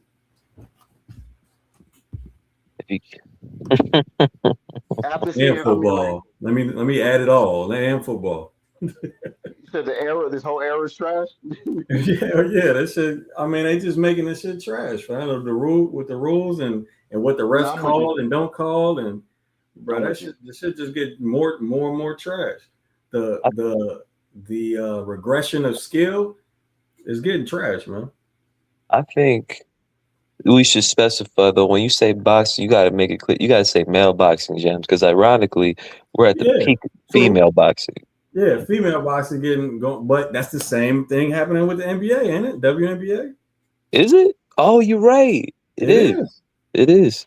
No, I think the biggest problem with boxing to me is there's a lot more options. Before, way back when, it was just boxing, right? Now you got MMA, you got kickboxing, you got bare knuckle, you Why got the hell all would these anybody go to those sports when boxing is known to be the cash cow out of all of them? because it's not. I mean, it's the cash cow for the select few. There's so many people making like $10, $50, 50 US fighting right now. You know what Yeah, I mean? but Like Ali, who do you know that starts in MMA kickboxing making thousands of dollars? Who watches a bunch. those local MMA or I'm about to hit you with something. If you're in Kyrgyzstan, right, or Uzbekistan, and you go fight in Uzbekistan, where the minimum wage is less than $1 an hour, and you get $50, or $25 for your first fight, and then you go into but whereas you get 3-0 or 4-0 in an MMA fight, you get 3-0, 4-0, one championship is looking at you. PFL is looking at you. UFC is looking at you. Then all these little regional companies that pay a little bit more. That's why you got so many of these dudes. Like, it's a dude right now. Salamat Isbulov.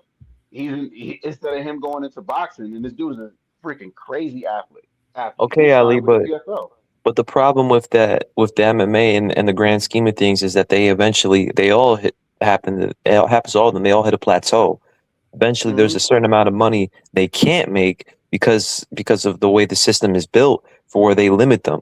For boxing, that system, at least for the time being, because that shit is looking like it may come to be, has not came yet. So as a I'm not result, talking. I'm not saying in the long like people like I'm not saying in the long run because like most people starting a fight, you know what I mean. Like I would say 90% of boxers are never going to be like a champion, and probably like 50% of them know that. You know what I mean? And this is the same with MMA people. Probably 95% of them know they'll never be champion, right? But they're like, dude, if I get paid $50,000 for this fight, if I can get paid $25,000 for this fight, it changed my life. I can buy a car, I could pay my rent for the next 3 years. Shit, I probably could pay off my college degree. You know what I mean? Like for whatever motivation is the reason that this person is fighting. You know what I mean? People get in and out. Ain't too many Shakurs, even with Shakur, if Shakur wasn't that big of a name with those injuries that he has, we probably wouldn't see him. You know what I mean? Like, injure your hands and you making $8,000 a fight. Yeah, I quit boxing because my hands kept getting fucked up. You know what I mean? Like, so like there's a lot of Look, reasons for people to not be in it. Go ahead. real, I mean, when Ali stopped talking, go ahead, bro. Jesus. No, I'm done. I'm done. I'm done. Look, man, just to go back to this, because I see some of y'all in disbelief in the comment section. Yes, bro, I'm talking about skill in basketball too, buddy. Again, you can't. How are we agreeing that the best goddamn player in the world flops all the fucking time, and you talking about skill? Is better skill now? Why, if it's better skill, why do you need flopping? Why do you need to flop? Why does the best player need to flop? Answer me that, please. to score by any means possible.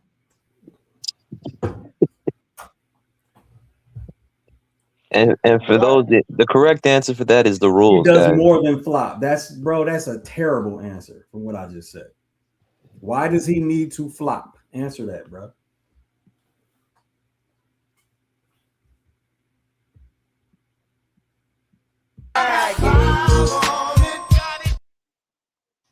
Jay, appreciate the super chat. He said, bro, Ali, MMA starting off, you don't make nothing until the big leagues. Even then, you still make 100K until you are a champ. Starting off. He's completely off. Like I know. I'm not I sure. know. That's not what I heard. No, starting off. He's completely. He said they top like you are. Jim Miller just made 350,000. Dude is like not even in the top 30. Freaking Bobby Green just made 450,000. He's not even in the top 20. Oh my god! Hold on. I'm gonna come back to this. Let me point out these answers, dog. You remember my question? Yeah. Why does he have to flop if it's more skillful? Best player. He does more than flop. He's more efficient. You focusing on the bad. You see how terrible these arguments are. What Because are you talking about, old head? Yeah. Because the referee's rewarded. Y'all a bunch of people with no answer, bro. You have no answer. All I'm He saying does is more than flop. there's other options where you can make a living other than boxing. That's all I was saying. You know what I mean? That's it. You know what I mean? And a good living. You know what These I'm are saying? terrible. Y'all terrible debaters. These are terrible answers, fam. Terrible.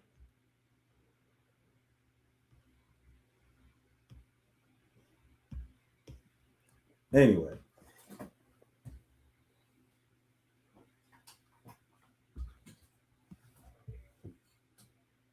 What? Wow, fluff, bro. God damn. I understand the knockout was Second round, bro. but they're guaranteed. I can almost guarantee we're gonna get a Caterall Guasoff decision. Nah, let me take that back. One of them could fuck up with the wrong game plan.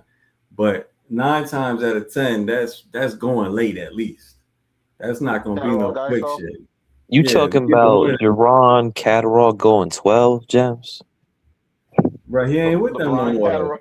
He not? No. Oh shit! Never mind. Yeah, this shit going back to 12. Never. Why though? Didn't he just win with them? The referees, it's not, bro. The referees always rewarded flopping, fam. It's just motherfuckers ain't had to do that shit, bro. Did y'all even watch? How would you know if shit is more skilled if you didn't watch basketball back in the day, man? Motherfuckers too young to have an opinion. Man, the 80s was crazy, man. The 90s and the 80s were crazy. One, they didn't get paid. It wasn't that much money in basketball back then. And these people were just, you know what I mean? Like, they were really fucking people up. The Pistons back in the days, you know what I mean? Like, basketball, I think basketball was different then, though, like the mentality, because, like, the world was different, though. You know what I mean? Think about the 80s and the 90s. Motherfuckers were making 50,000 a year. So you got a basketball player making 500,000 a year, or in cases, that's a lot of money in the 80s. You know what I mean? Where motherfuckers riding around in Lincolns and Cadillacs and shit. So it was just a rougher time period. You know what I mean? And it made rougher, tougher times make tougher people. It's soft now. You know what I'm saying? Like you could order Krispy Kreme donuts on DoorDash. I was supposed to get an extra donut. You dude drives off and shit. Well, I guess I'll do 11. This is the times we live in. Ain't nothing hard about this time period. You know what I mean? Kids coming out of school making 20-some dollars an hour, minimum wage. So like, living with their mom and dad. It's a different era, you know. At least in the United States. And around the world, not so much. But in the US, yeah, you know what I mean? Like we're a little bit softer. And then you gotta think about the heavyweights. If you're a heavyweight in like Kyrgyzstan or some shit, no wonder they fucking, they over here farming and goat herding and all this other type of shit. And then they get an option to fight and shit.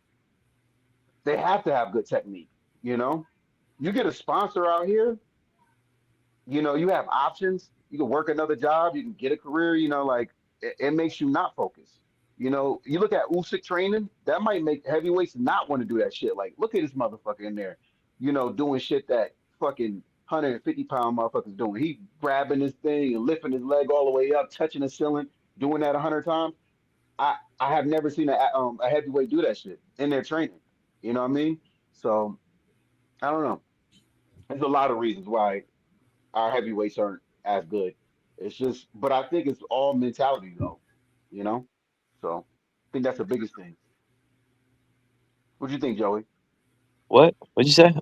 I'm sorry, man. No, I'm not gonna lie. I was not paying attention. I said the mentality. Hey, bro, this dude 20 years old talking about old head think life's supposed to be tough. That shit is funny, bro. You ain't even lived life yet. What are you talking about? You don't have shit, bro. You ain't done shit. You don't. What do you stay with your mom? That's what I'm saying. You ain't did shit yet, bro. How would you know? How would you know, man? I don't know about inflation. Listen, dude. Jesus Back in Christ, the days, dog.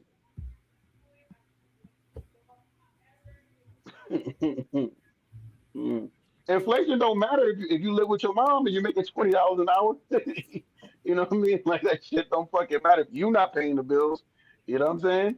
I'm saying like go in the '80s and make that whatever it is and live with your parents. It's just different. I'm just saying like it's a lot of reasons that life is just different. But you know, either or.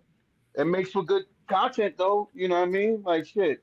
We our one of the best heavyweights prospects that we had just got flatlined in a round and a half. So he was an Olympian too, wasn't he? Wasn't he like a silver medalist or something like that? Not a silver medalist, but did he make it to the Olympics? Mike's stupid, man. Mike don't care who he drove. This man's a fool. He don't care who he drove, bro. Yeah, that's one guy, bro. One guy. And can he do everything? Is that real? I am privileged. Is he gonna? I bet he couldn't body up one of the best big men of the '90s. I bet he's too little to do that.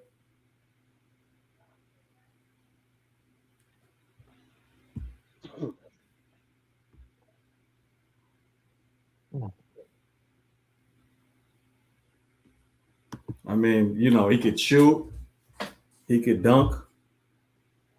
I mean, so I haven't watched enough Wemby to know about his post game. How's his post game, Joe? You're asking the wrong guy, my guy. Oh, okay. So does he have a post game? Is that even a thing with him? That's Kane. That's Kane. Oh my god, fuck. No, bro. He thinks life is never gonna be hard. He's a 20-year-old that thinks life's gonna be a breeze. No thanks. It might be depending on your support system. Wemby will cook them. Okay. Does he have a post game though? So someone said his post is alright, nothing special.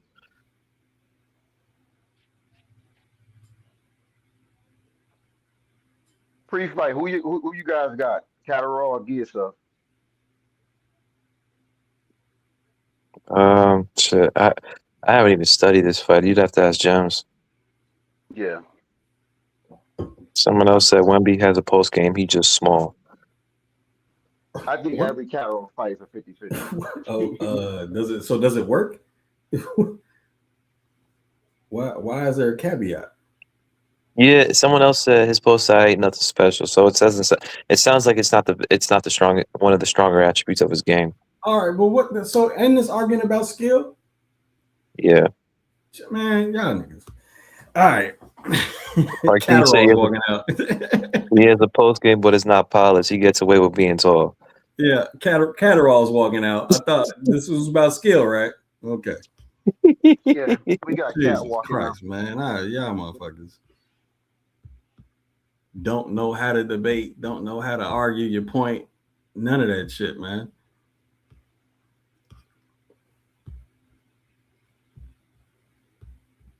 You don't need no. Okay, yeah, you're right. Let's just take the Caterall. I'm done. Yeah, no, it's over, fam. I saw the last comment. I'm like, all right, nah. I see exactly what you were talking about. Wow. All right, Caterall, bring your A game, Caterall. Yo, Jen, random quick. Who you got if they were to fight, Caterall or Rolly? What? That's a weird question. It is a weird question, but if he wins, it's a very possible fight. The winner of this is supposed to be the mandatory. Supposed to be a mandatory for who? Rolly. Nah, this fight is elevated to the actual championship. Rolly is but the WBA also stated that the winner has to let. Rolly didn't lose yet. Man, he hasn't fought since Brian. Jesus Christ, man! You've been sitting on that couch. All about Rolly, man. Yeah, man, he's been like Devin, man. He's just been chilling, man, just soaking up that win. Right, motherfuckers just sitting back doing nothing. Yep. Yeah, Guasoff looking like the bad guy from Street Fighter. But Nah, so I mean, the winner here is supposed to fight Rolly within the next 6 months, so before the year ends, apparently. I got Caterall over Rolly. Yeah, I probably had Caterall over Rolly, man. Just simple. I mean, like, I just I don't. I think mean, that like, fight would be I don't. horrible to watch. I don't. I mean, I don't know. I think. I mean, because I think Caterall do trust his counters, and I don't think Rolly trusts his chin. And I think that's But one of the main reasons that. I mean, Let, it's good for Rolly that he's out this long. you just You let's know what made I see mean? let's see what Caterall looks like here before you know what I'm saying, like during the second half of the fight. Exactly. Like if he I mean, if he still looks like he looked against what Esserman, where he was still mhm. aggressive and shit, and he didn't just coast it out and start coasting in the second half of the fight, then yeah, I'd have Caterall. But if we back to that coasting shit, man, I don't know about that. I'm not even talking Rolly, about who I'd have. I'm talking about straight up like who will th- win? th- no, that's the same thing, Ali. I'm talking about if that fight would even be watchable, Caterall versus Rolly, because you got two super patient. Rolly's super low output, high, because he's a counter puncher. Same thing with Caterall is very patient when it comes to his entries. Man, that shit's gonna be a lot of posturing, a lot of waiting. I still remember that Regis Prograis fight with Caterall, man. It was, Yeah, Regis and Caterall. yeah. Um, I don't. But again, I mean, like for anybody who bets Rolly, it's just that chin. The moment it gets touched, and it get, I mean, like Ryan didn't touch his chin once in that fight, once, and he stopped committing after he got dropped. You know what I mean? Taking deep breaths. That his legs was literally wasn't even bent. It was straight up like, you know what I mean? But Rolly he can crack with anybody. So Rolly got a 50-50 chance with anybody until he gets cracked. So I'm aware the belt is for the regular belt, guys, but I mean, listen, the WBA at the end of the day is the WBC. So whether they're gonna follow their rules, probably not. But if they're actual sanctioning bodies, which at this point they aren't, the winner is supposed to still fight Rolly within the next 6 months. I agree with Kane. He said Keyshawn needs to take, but Keyshawn never fought at 147. So like it's hard to say Keyshawn need to do anything when he ain't he haven't fought nobody up there. He's a He's 140 not. pounder as far as I'm concerned.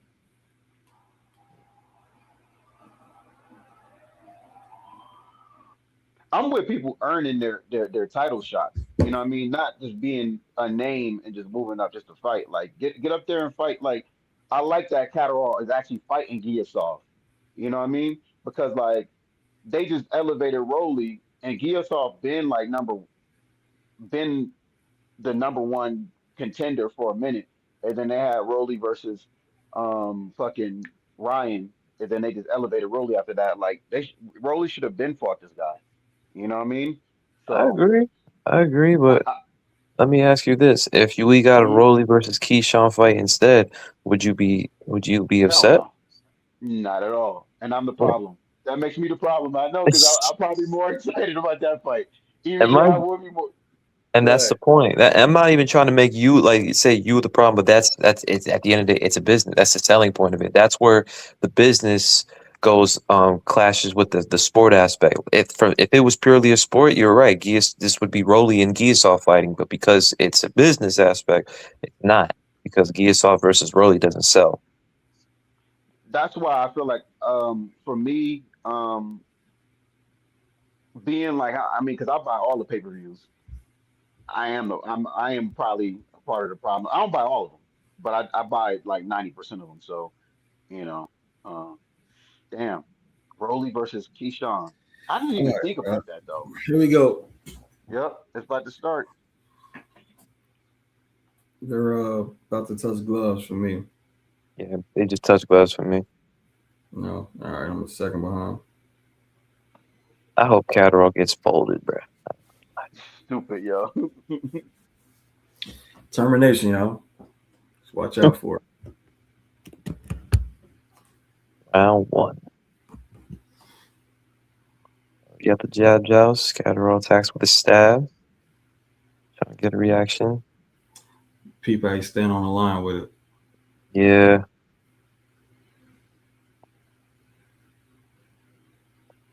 If Guasoff decides to follow him out, he's probably still going to remain on it. There, he just attempted to watch.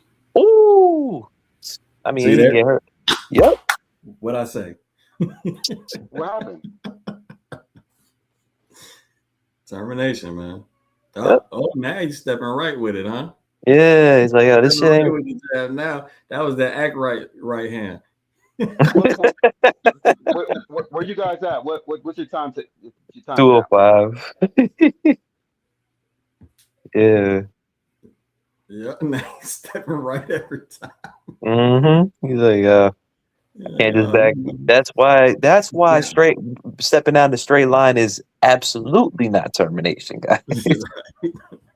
Did Cat get caught with a right hand? Yeah, Yep. big one. Yeah. Oh. He got caught with another one too. It was a light one, but still. Now he's against the ropes. I mean, Oh, he knocked him down. He just The knocked hell? Guasoff down. damn, man, Ali in the future like a motherfucker. I know, bruh. That's just damn, Ali. Oh yeah, 1-2. That shit was clean. I guess. This is not what I expected in Jem, round did he condition one. him? Did he condition him to the body? Think that's what happened? That's probably why he had his fucking. No, Yeah, bro, always well, send things again, they both on straight lines, man. Yeah. Chill out, Cat. They're supposed to go to distance. That was the prediction. Yo, this is great. Oh my nice god. check hook. Oh, nice little 3 from Guasoff. Was that a 3? I thought he landed a 6 in there. Nah, it was a 3 before that. Oh. You right, man. Oh my god. Yeah, he can't, bruh. He's seeing a left hand come at him and doing nothing. Bro, this era, dog. Wow. He cannot see that left hand. No. He's not even reacting to it. You talking about Guasoff? Yeah. Oh my god. Yeah. At this point, now he tucked a little bit more, but we shouldn't be trying to take this impact from that backhand, bro. But at least he has both hands up. I'll give him that. At least it's not a single high shield the whole time. Ugh. All right, great first round for Caterall, or became one. Yeah, right. Yeah, that backhand, dude. Sort of, yeah. 10-8 though. How you not respecting this dude? I mean, that's what he needs. He needs to be on a front foot, but he needs to be on a front foot starting round 5. You know what I mean? It's Ali. It's not the problem of who's on the front foot. It's just the fact that they're right in front of each other and they're not moving. Neither one of them are angling off or smothering or clinching or nothing, bro. Like except after Caterall got rocked with that right hand, then he starts stepping right with the jab. But if you stay on that straight line, bro, you don't get to choose when the exchange is over with. And if you're not ready for your opponent to come to hit you, then you're gonna get hit. And how many? My question is, how many southpaws have Guasoff actually fought? Because this getting caught with everything now. Guasoff is not all the way there. He ain't snapped back. He gonna get if they allow you to live bet, Guasoff might get knocked out because he's getting caught with all type of shit now. You know what I mean? Power jabs. You know what I mean? And he just there unless he about to uncork something and land on Caterall. Look at this. This is two fighters. So Caterall is generally flat-footed, but Guasoff, I know he could pick up his feet, and he's not at all. This is really just a open stance 50-50 joint. Yeah. And he just got caught another one too. It's the same thing with Torres and Sanchez, bro. Hanging out at range, using the probe, thinking that's gonna do some shit, and somebody about to get their face lifted off. This is our generation, bro. Excuse me, mine. This is shit I be trying.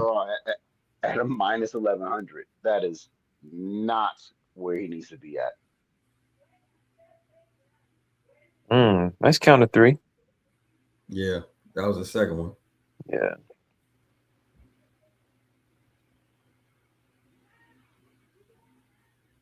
Somebody step around, bro. It's just straight lines.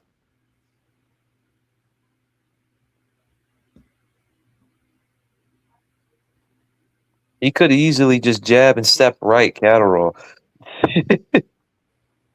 Caterall waiting to counterpoint, waiting to explode with a counterpunch. But yeah, this is. I mean, hey, you don't really know. I'm not really gonna say I'm betting on shit yet because somebody got to show me something that's reliable and consistent, and you're not gonna get that if both of them are on this line. Oh, at least he exited towards his left there. Yeah, no, that was decent. Mm-hmm. He exited at an angle. Caterall did. Yeah. Mm-hmm. Ooh, clean ass cross from Guasoff. Yeah. That's that straight line shit. We're back to it again. So for y'all, for those that don't, and they ain't bought this book that I got displayed up here and don't realize what we're talking about, it's even when they just stand and probe and look at each other, it's still just straight line shit. You're not gonna react well enough to get off that line if somebody's punching at you. It's gonna be too quick for you to do that. You know what I mean? So in the 80s and 90s, when I was talking about this skill regression, at least in boxing, in the 80s and early 90s, what you would see is circling. They would circle each other. You know what I'm saying? They would circle each other around the ring. It wouldn't be lateral movement to where you see today where motherfuckers is, or what some casuals call running, or with some, rock'em sock'em fighters call running. It wouldn't be that. It would be them literally just circling each other. I know that's probably like, for folks that don't know what I'm talking about, it's got to be foreign to you because you don't really see it no more. You might see it for like a round. But that's what they used to do back in the day. That's how they avoided, just staying on a stationary, static, even line. Right. If you go watch, you could watch both variations of Floyd, and you'll see that shit consistently. Like even, you could go back and watch him as old as him fighting Manfredi. You'll just see him constantly moving in a circle. Approximate ring walk for who? That's a weird question on this event. Just constant. Okay, from there, Guasoff tried to jab towards his left. You want to know about Usyk and a kickboxer? And not the real fights?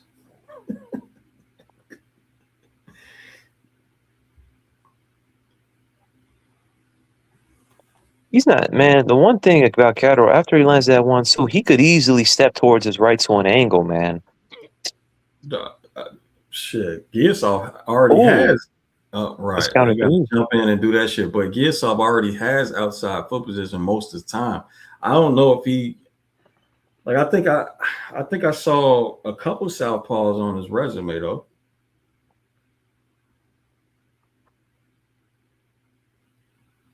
But it looks like he don't want to really close distance either. He just wants to keep the range that he has. But still, I mean, I don't know. I mean, shit, if he's going to, bro, that 1-2, man. What I really want people to notice is that there's no control yet. No. Because they're both doing the same thing.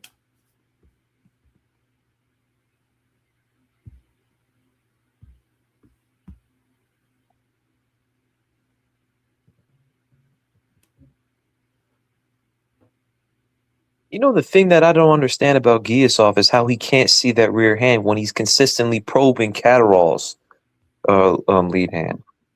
He should be like he should have got the memo. Like, hey, if I'm controlling this hand, he's likely gonna come out with this one. He should be able to feel it with his glove.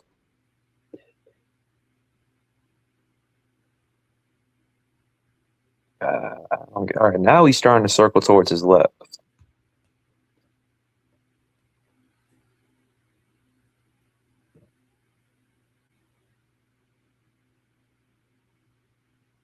Let's counter jab by Guasoff.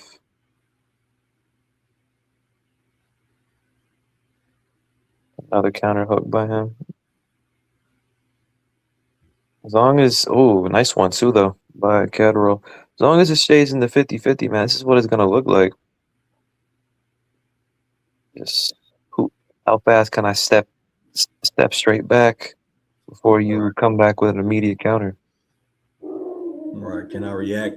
Can I react to your punch in time to slip it or block it and counter, or do I get hit by it? I mean, is it even many feints? Like the only perception tool I'm noticing is the probe. That's it. Same. It's skilled, but it's not the highest levels of skill. It's a Caterall fight.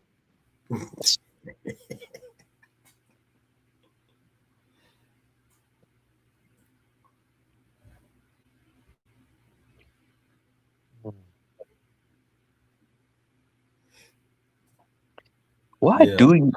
I agree, Mike. 3-0. I seen that. Never mind.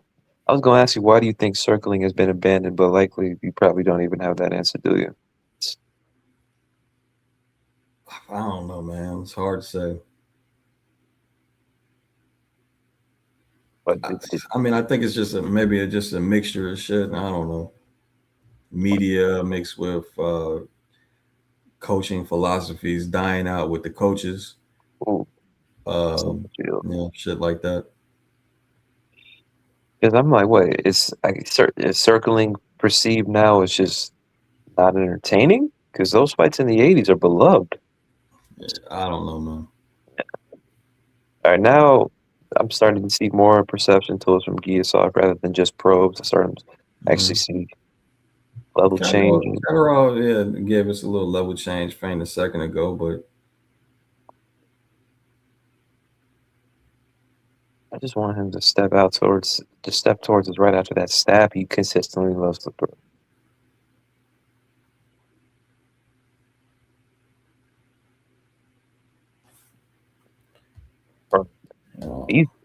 These guys are just gambling with that single shield.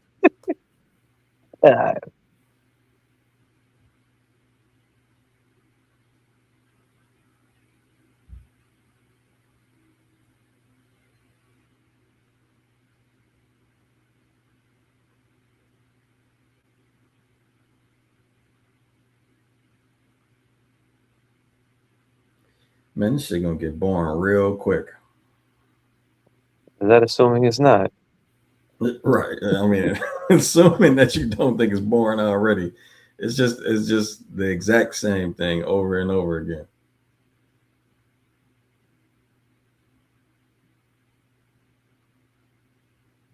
Something happened. Oh, never mind. Nice 1-2 by Caterall. And I think he stepped to the left there. Boy, hey, Guasoff looking like he don't have a fucking clue what to do. That's counter 3 though.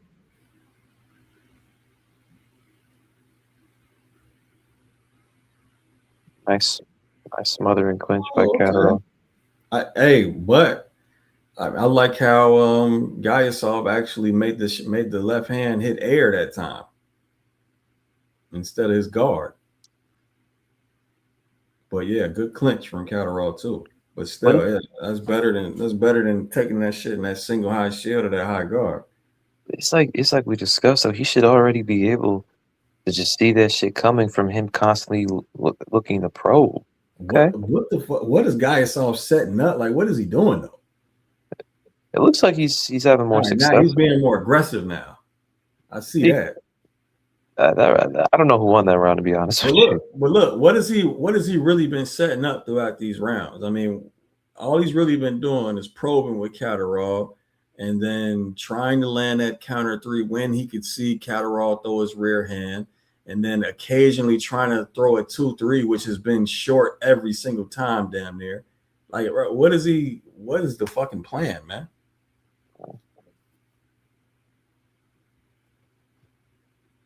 I call that last round a swing.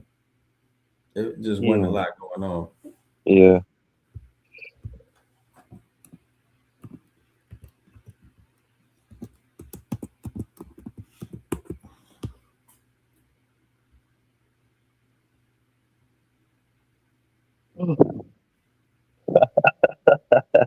People love to hype up with amateur records and the pros. It's very, very different, man. I mean, I don't like comparing a 3-round fight to a 12-round fight is kind of pointless.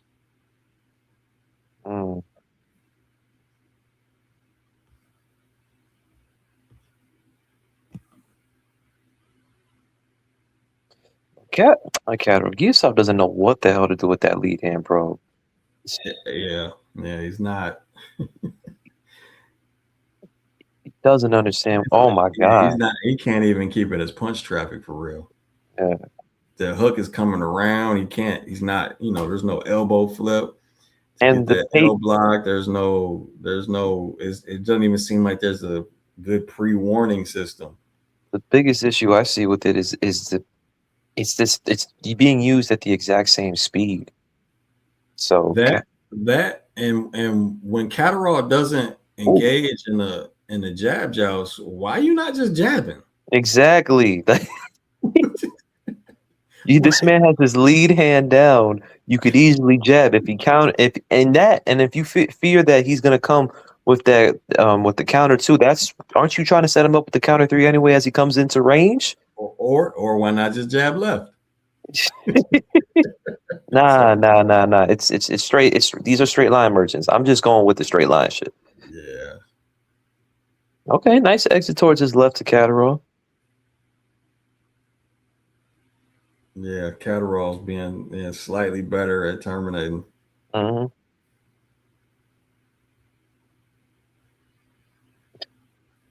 Guasoff is doing the same fucking jiggle and shit with his arms, Paul. That's it. Okay, now land a little jab. What we doing, man? 2-1. There's that. Caught Caterall probing mid range. All right, yeah, fainted the pro that time and got him with the cross. All right, that's one good thing. Get tired at. Ooh, 86 though. Yeah, he did. Yeah, I think he landed across though.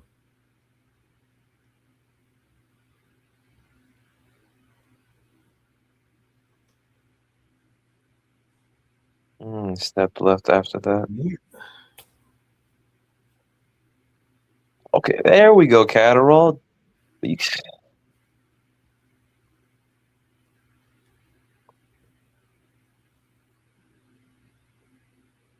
Oh my gosh, bro. There's what I say, 2-3. Yeah. That's not landing. Okay, there's a 4. All right. Okay. I'll give that round a Guasoff. Nah. Yeah. I don't know, man. I think both of them had put in work. I say 3-0. I say swing. It's just the reason I say Guasoff is simply because it seemed as if actually I don't really got a good enough reason. Well, it's just I'll give you a good reason, man. I mean, it's a good enough reason to put in the damn book, bro. He had last. He had last not in the sense of win conditions. He had last in the sense of the round. Yeah. It's what you remember last, bro. Like, oh shit, you know what I'm saying? Like, yeah, he was doing this thing right there. So you tend to like your bias tends to remember, what happened last. That's hilarious how you use me as a fucking case study. Yeah, man. It's real with all of us, fam. No, that's real. Judges, motherfuckers, That's why it's a thing. Stealing the last 20 seconds of the round is a thing. Yeah, rallying. Yeah. Nice stab. But backing up in a straight line with that shitty ass long guard. Yep. Same thing they got him cracked in the first round. Mm-hmm. He's against the road, bro. Go. Fuck. And it's down. You have him against the ropes. Jab. Just I was talking about this in the Patreon chat the other day. Oh.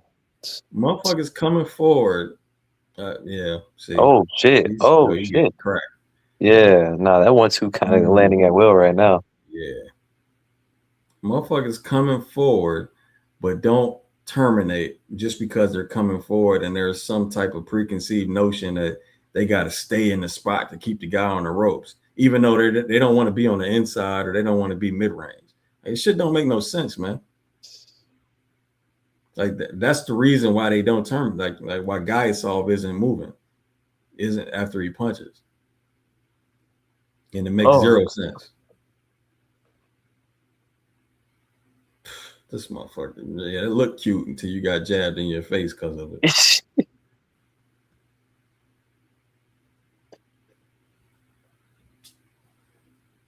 Jesus, man, that 1-2, it's a magnet to his face for that shit. The best he could do is shell up to it. What happened to that duck that he had a while back? You forgot about it. Yeah, now his nose is busted up. Now Caterall whooping his ass right now.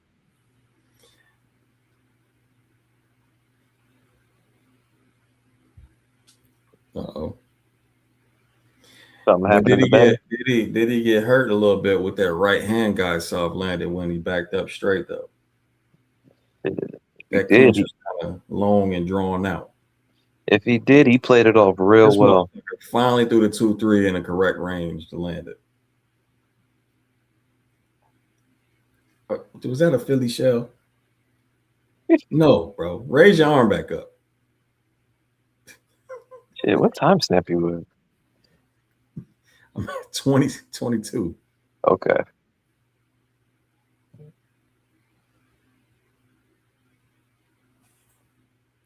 My God. Shit.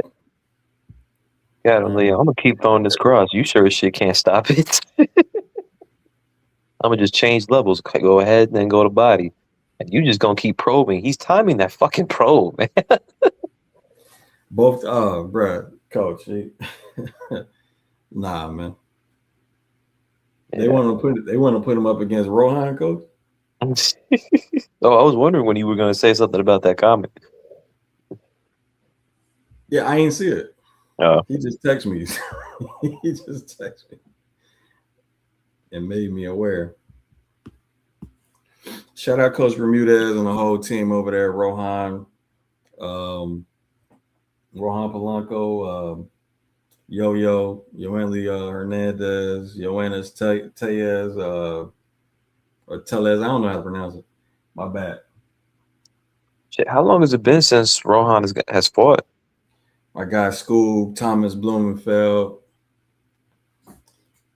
everybody over there, man. I'm forgetting a bunch of people.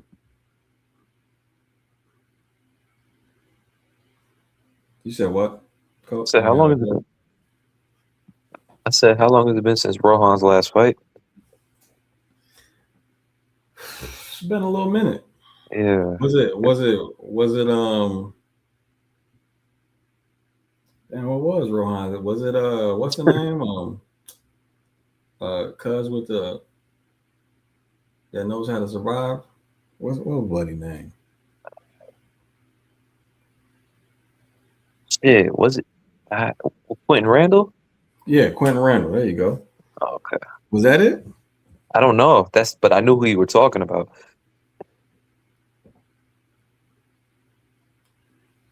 Why do you even use that shit anymore, man?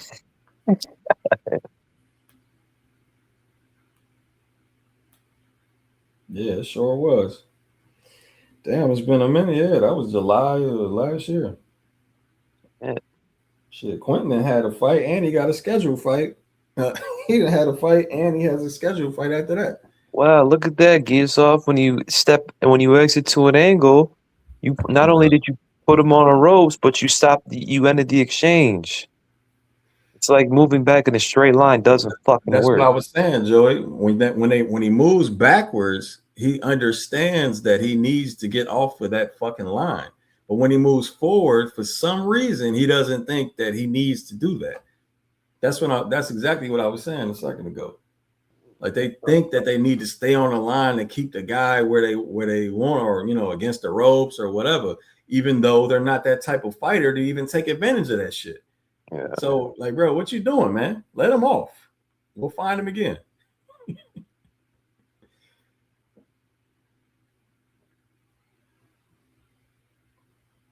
Oh, looks like we still got aggressive Caterall, but it's still only round 7. Yeah, I don't trust it.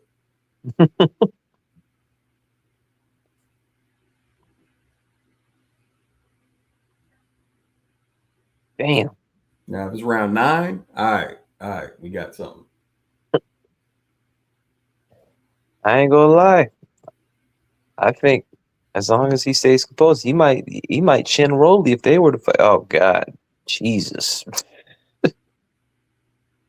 Yeah, I'm guessing he had. If you had inside foot positioning on that jab, and he came towards you, should have just smothered, man.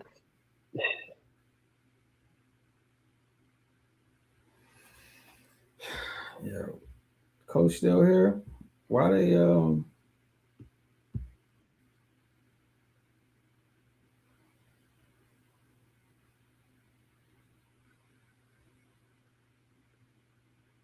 Oh, my bad. Oh, he hurt him. He hurt him bad. He hurt him bad. Who hurt him? Oh, I saw it. Yeah. Yeah. Straight in. Same punches, man. I forgot about my guy Robbie, man. God damn. Been knocking shit clean out too. Shout out to yeah, Caterall might actually stop his ass. Damn. Was that the punch? Yeah, it was. I mean, you got too many fighters, coach. Yeah, Guasoff is just staying right there on the line. I don't know. He sound like a whole different person. He does, right? Who, me? Yeah, you sound like a whole different person, bro. Like you younger or some shit. That's what happens when you got a good mic. Yeah, I do. Damn, the fucked up mics give him a deep voice. Pretty much. Clarity now. Yeah. The fucked up mic gave him too much bass. So what is it? 4? That was 5'2". Yeah, 5'02" for you. Yeah. So at best it's 5'2" or 7, no Caterall. Yeah.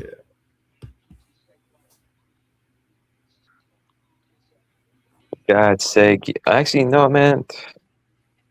He's still doing the same shit, dog. This fucking rhythm-based probe. Shell shock, bro. Like at any point in time, he could just there we go, sneak the jab right there. And if you see him trying to counter you, all right, cool.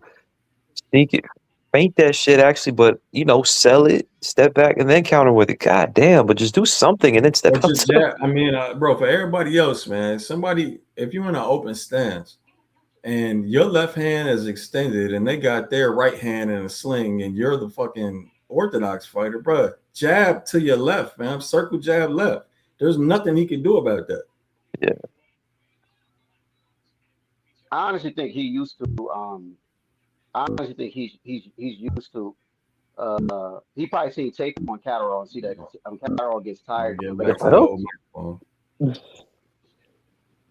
The bass is trying to come back. Right.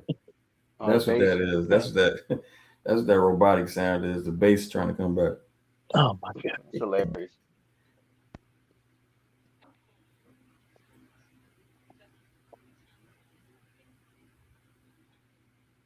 All right. Well, all right, man. At this point, when you gonna sell out, bro? He's not selling out. stared at each other for fucking 20 seconds. Nah, he's not selling out. I'll tell you right now. He's like you could just tell the fact that he keeps He's just going gonna to the. survive on the front foot. He just going. Nah, he gonna keep probing all 12 rounds. He just so basically just survive on the front foot while losing every round. Essentially, getting caught with that backhand though. I wouldn't even call it surviving. I think it's just. I mean, because surviving would at least mean have some defensive responsibility, prevent himself from getting cut. Nah, he might get knocked the fuck out doing this shit. But I'm saying, bro, if you know you lose in every round, and you're still just doing the same thing, bro, you're essentially, that's what I'm saying. Essentially, you're surviving regardless of what you're doing. I hear that. It's just ironic because the very thing he's doing, which would count as surviving, may very well results in him getting stopped. That's all I'm saying. We'll see. Yeah, but 602 Caterall. Hey, he definitely hit. That was a nice right hand that landed a second ago, though. Yeah, but I just forgot with all the two backhands that Caterall landed at the end.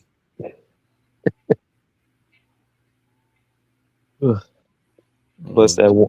Body. Yeah.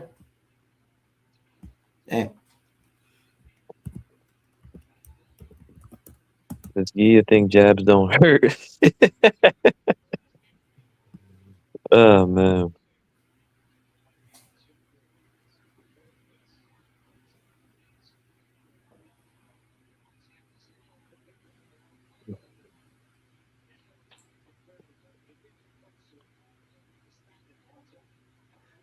Right, he hasn't. I mean, take the weak side, take the strong side. Like, damn, do something different. Fuck. Or how about just back up?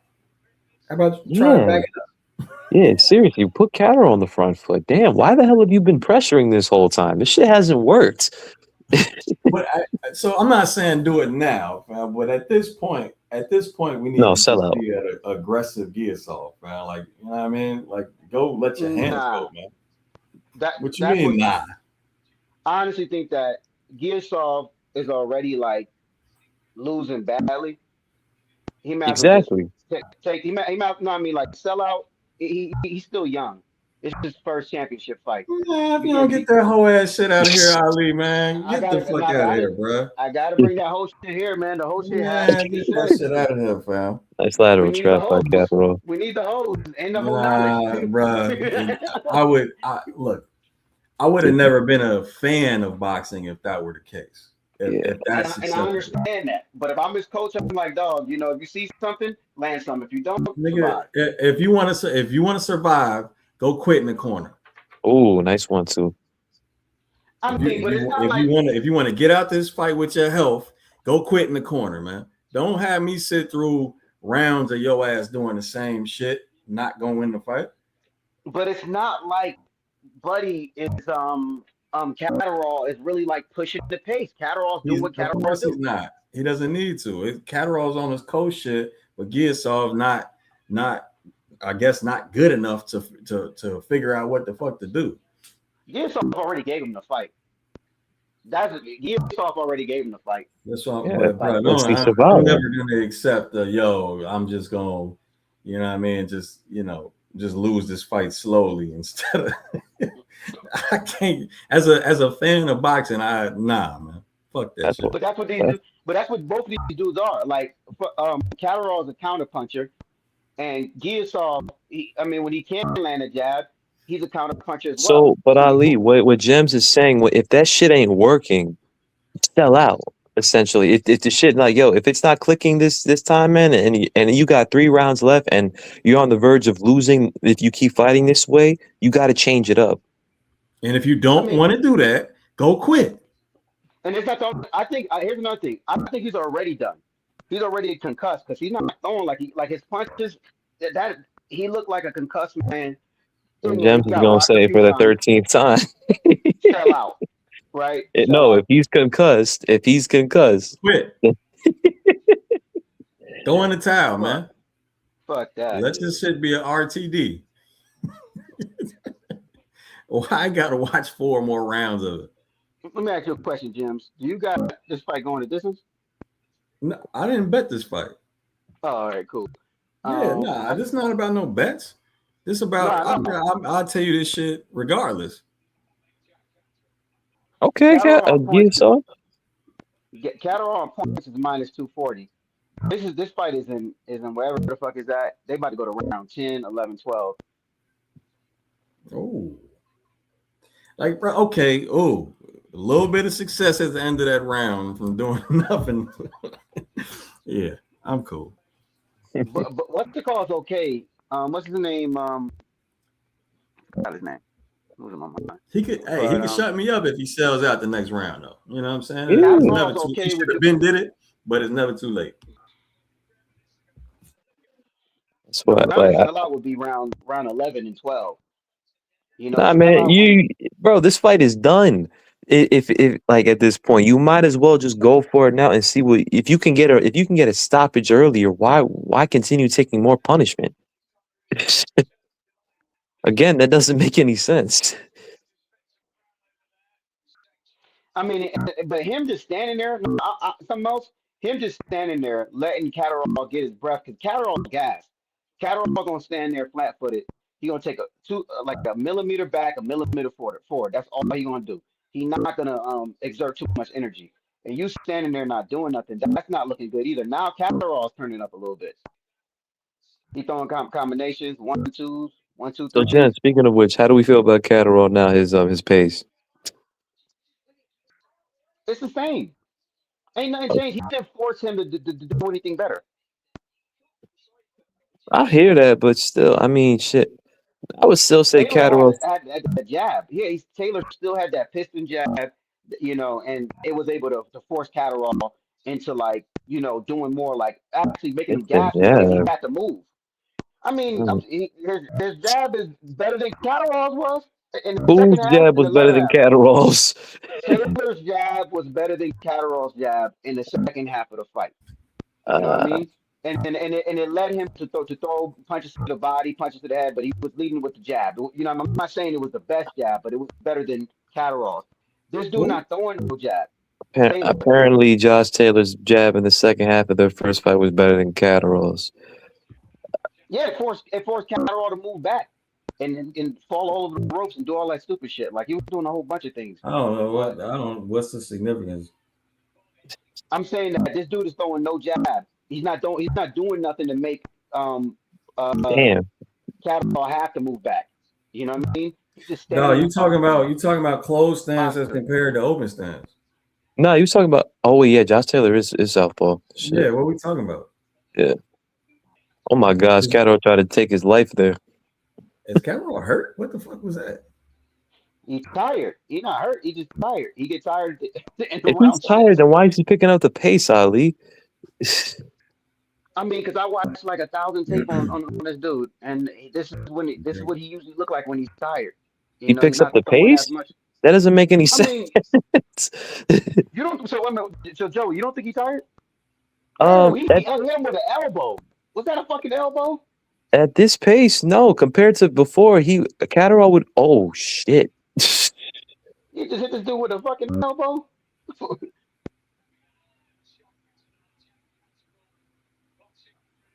All I'm saying is Caterall is tired and Guasoff is actually hurt. Holy fuck, bro! Yo, Ali, Ali like 20 seconds ahead of us, bro. Yeah, our shit is my shit is slowing down as we speak. I'm literally at the 14-second mark. Well, that's the reason I said that he's tired. 20 seconds ahead of you. Nah, he's not tired. He's not. I mean, are we talking about he's tired as in this is the 10th round of a fucking fight? And of course he's tired? Or is he like, you know? He's talking about his pace. No, I'm not talking about his. I'm not just talking about his pace. This is the reason why I live bet Arnold Barboza in the UK. You know what I mean? Certain fighters, like if he fight like Caterall, if he don't get tired, he moving around, he doing all type of shit. You know what I mean? What? That doesn't make any sense. It don't have to make sense. I bet 10,000 against Caterall over and over and for him. So this time I can't bet for him because they moved him off the damn app because they know that I know this dude. So I listen, I get what you're saying in regards to like, okay, you notice Caterall's tendencies. I'm saying your explanations are the opposite of what you're trying to. You're saying when Caterall is not tired, he's not throwing punches and he moves around. But All when I'm he saying is, is bro, tired, he's he letting can't his push the hands pace. go. Oh look, ooh, good job, Gia. What I'm saying is, Gia don't have the he just don't have it to push the pace to keep Caterall honest. So kind of Mm. Caterall could do these little 5, bursts in a round. You know what I mean? But So Guasoff he's just not don't have pushing it. the pace to make to make Caterall tired, essentially. Yeah. Yeah, Okay. he can't capitalize on it. Gotcha. You Gotcha. know, It's so Okay. all losing his legs. he don't have God the damn. volume. He don't have the volume nor the forward pressure to make Caterall pay Oh like my Arnold God, did my Barboza did. stream finally fucking catch up? Jesus. That shit was Yeah. horrible. Ali so goddamn far ahead, man. Ali's went further than the betting site. That's probably because everything's slowing down. Jens, what's your timestamp now? But the betting site is there. What's the bedside's timestamp? 153. Yeah, it's Yeah, I'm about right 4 there. seconds ahead of me. Yeah, me too. I'm right there. Backhand, landed. Do it again. He just don't have it. Hey man, I put $2 on Guasoff knockout. It's at a plus 5,000. Why not? So what They're you not. want? $53? Nah, 100. Uh yo, nah. Oh, nasty head clash. It's all Caterall's fault too. I'll say it, James. I like the new Caterall. Man, I mean, Same listen, let me rephrase it. I like the second half Caterall better. Yeah. uh, I want to he's see him still versus. not. Is he still? He's still not really pressing his advantage or even trying to go down that route. But you win in every round. You know what I'm saying? I understand why you wouldn't. But it's just, is he ever going to be an exciting fighter? Nah, Nah. I ain't talking about exciting. I'm talking about, but like, look, can we agree that the second half of this shit is more entertaining than the Josh Taylor crap that happened or the Regis Prograis crap? He completely like just turned off the gas The pedal. Prograis fight was just Horrible. Yeah, that shit was, man. God. No. Oh my God. His Caterall's Don't kryptonite would be bang your like a chest Devin when you're Haney. fighting like this, bro. I swear, bro. My turn, your turn. Let's still try to be slick type shit. We not letting our hands go. You banging your chest, man. Bro, Get the fuck out of here, bro. you got a bloody, busted up fucking face, getting your ass beat. Oh shit. Yeah, because he walked into he there to get hit. I feel like if anybody could stop Caterall, surprisingly, it would be like a Devin Haney type person. I feel like Devin Haney. That's probably Devin Haney's first stoppage if they ever fought. Word. Devin Haney.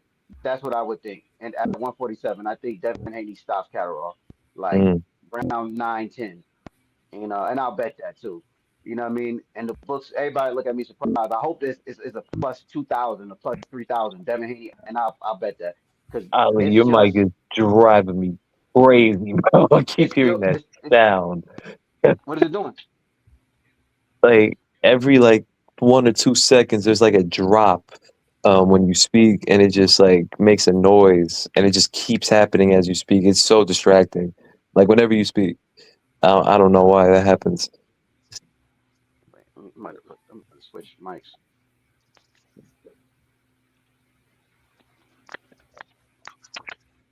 Okay, it looks like Caterall's finally decided to circle a little bit.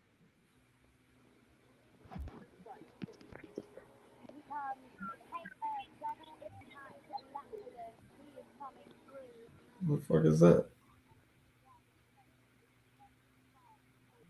Yeah, but that's the reason I said that Caterall always going to go to the distance to fights because he's very reserved in the How second the half. hell do you give round 11 to Guasoff? Maybe I'm tripping, bro. I didn't. Now he landed some good backhands. It wasn't great. I wouldn't give him round 11. But he did land some decent backhands after I said he not doing enough. Bro, this is the shit I'm talking about with Guasoff, bro. It's just like you got 2 minutes left and you're not letting your hands go. You're just in a high guard, just getting punched on. What's the point? You might as well just sell out and go for it.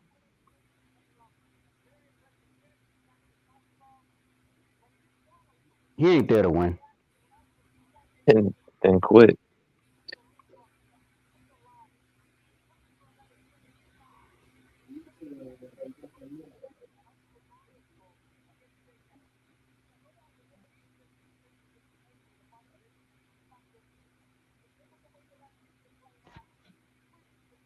This is all around, like, in terms of just like dominance. It's been a good performance from Caterall. I'll admit that. Yeah. If Caterall was on the front foot at all, he probably would get the stoppage. What was If he stayed on the front foot, there was no need for any real major adjustment. No. Just motherfucker. that's why I say I think Devin Haney will stop him because that jab, it'll wear him out, and then Haney can start lining them up and landing that backhand. Yeah. You know, and once Haney start believing in his power, which he do got pop, he gets Caterall out there. But you need a fighter like that who's gonna go punch for who's gonna be jabbing with Caterall, and when Caterall gets tired, he start turning it up a little bit. Haney didn't do that versus Brian Norman because Brian Norman got that equalizer and he stayed disciplined, but he definitely opened up on Regis a little bit. But I felt like with Caterall, the way he be breathing in there and stuff like that, like I think it would just motivate a fighter like Haney to, like, you know what, let me get into second gear. But that takes IQ, that takes experience, and that's something that Guasoff, there's a lot of stuff he don't have, but Haney does have. He has the IQ, he has the experience, he has the size. He's gonna come in there 170. You know what I mean? A heavy, he's actually doing weight training and stuff like that. Haney does a lot of things that other boxers just don't do, and whether he's overcompensating for not having power, he has a lot. He has everything else. So, that's a bad fight for. I mean, I feel like Haney's a bad fight for almost everybody at 147 though. Except like a Keyshawn, who can match him. Athleticism to athleticism, and has a little bit more pop. But I feel like Crocker, Haney beats that dude. Haney beats this dude. He beats Rolly. So Styles on Rolly. I don't think he knocks out Rolly, surprisingly though. But he beats him.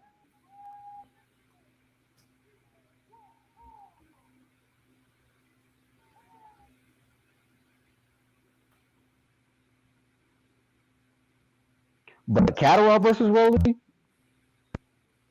damn, can Rolly can Rolly stay disciplined?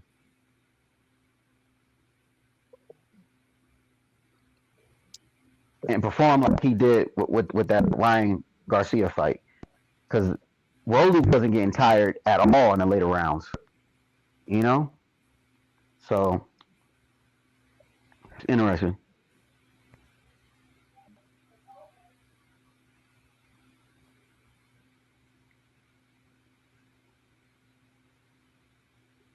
Somebody in the chat said we need Tiger versus Haney. That's a good fight right there. No, it's not. Okay. No, I'm saying for Tiger, I mean, it'd be a competitive fight.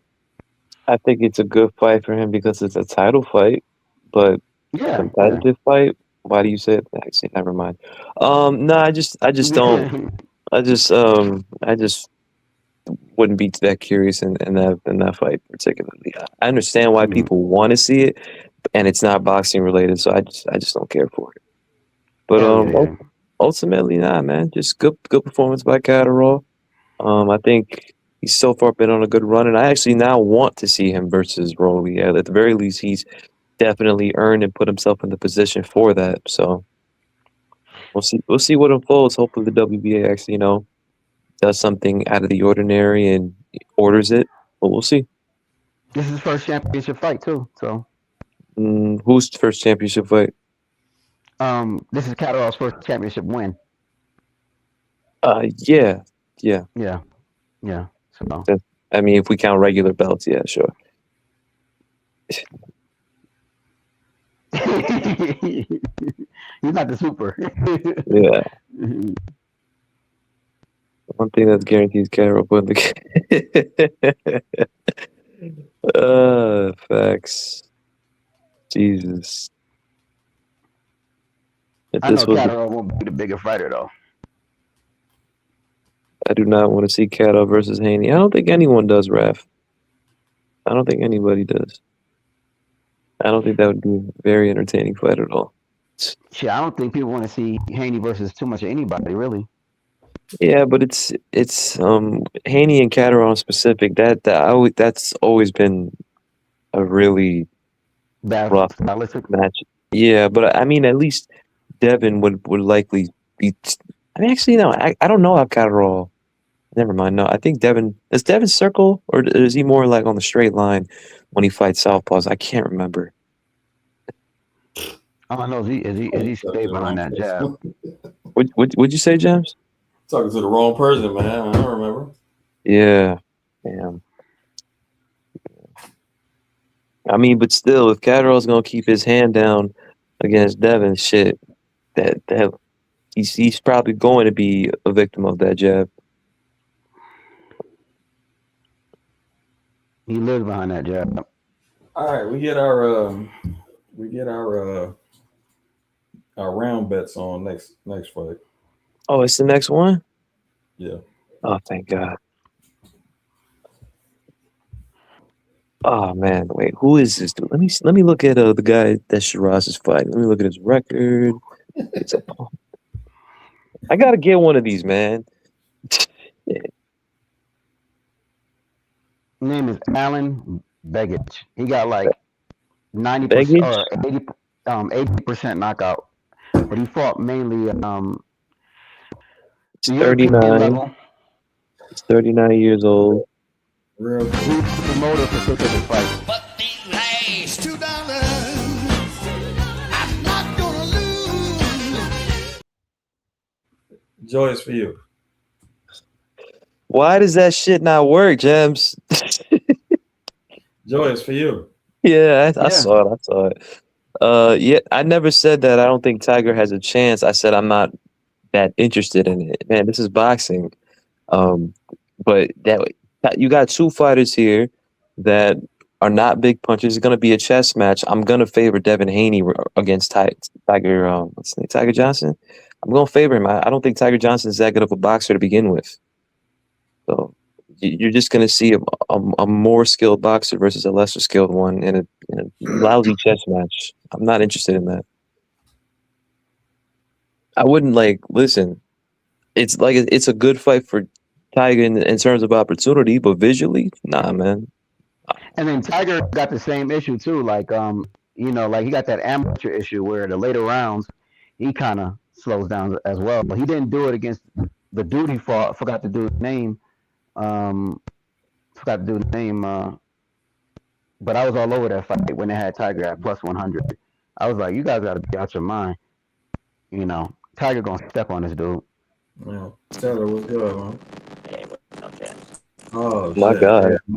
Microphone is crazy. I mean, it sounded like one of those. Yeah. I can't. You sound one of them. You sound like one of them smoker commercials, bro.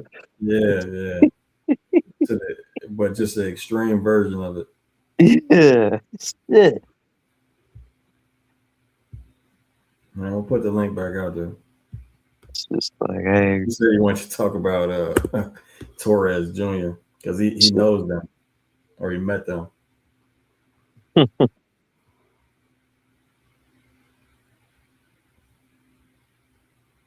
yeah, no, it's like he said, like Joseph said, he's a cool guy, man. He just,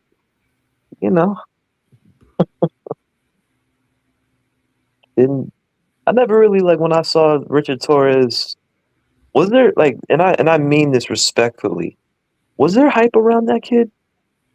Richard Torres? Yeah. No, not really. Like, Nah, nah. like there was hype around Jared Anderson. There's hype around Moses Atama. There was hype. I can't think of anybody else right now, but you could There's tell hype what was around Leo Atang. There's hype around Jalalov. There was hype Jalala. around Jalalov. Yeah. That kind of quiet. Yeah, I put that hype on Joe. But, That kind of but quiet Richard down. Torres, I never really heard. Like I heard of Richard Torres, but no one said, "Yo, he Some he hype next." around Pat Brown. Yeah, but Richard Torres, he was kind of like he was the odd man in there. It's just like, oh yeah, there's Richard Torres, guys. Oh shit, I forgot about him. Like that was Richard Torres. Like when I heard about this Frank Sanchez fight, I'm not gonna lie, I was just like, that's kind of a step up for this dude. And everybody's like, hey, Sanchez is old. I'm like, yeah, but it's Torres, man. Yeah, I didn't like the game plan, bro. Now, I see where Richard could have been successful. It's just, like he was scared. Ali, we've been through this already. Yeah. Yeah. I can't pronounce any of the names. I can't confidently pronounce any of the names of this Bijix guy's last 6 opponents. But he is coming off two wins off of 2 undefeated contenders. Yeah, low clarity. Jack definitely. He didn't wash him easily, but it was a Jack fight. Nah. I mean, domestic contenders. Dude, let me just see. Are we talking about the international belt? We talk about the European belt, the continental. Exactly. We're talking about domestic contenders. Yeah. He Let me see if he's ever been down before. But then there's Shiraz. And it's not a Berlanga, man. Let me look at Bijik real quick. Let me see. It'd be funny.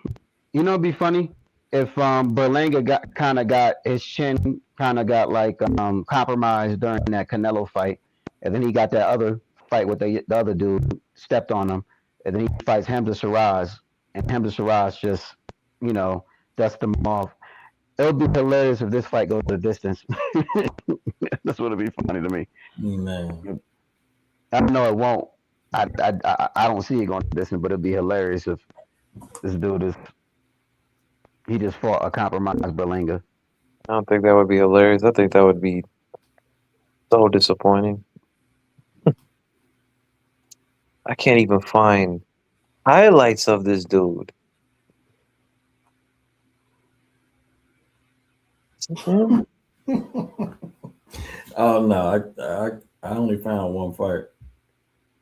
I can't even find highlights, James. I had to scroll all the way down. He's super domestic, man. Shit. Let's see, man. Let me just see. Shiraz is southpaw. Oh. Right off that.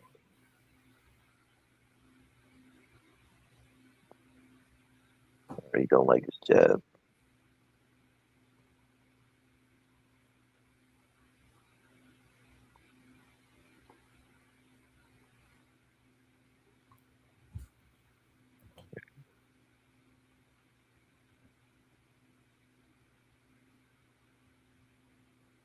Okay. All right. Hamza look like he's preparing to knock this dude out. Okay, BJ.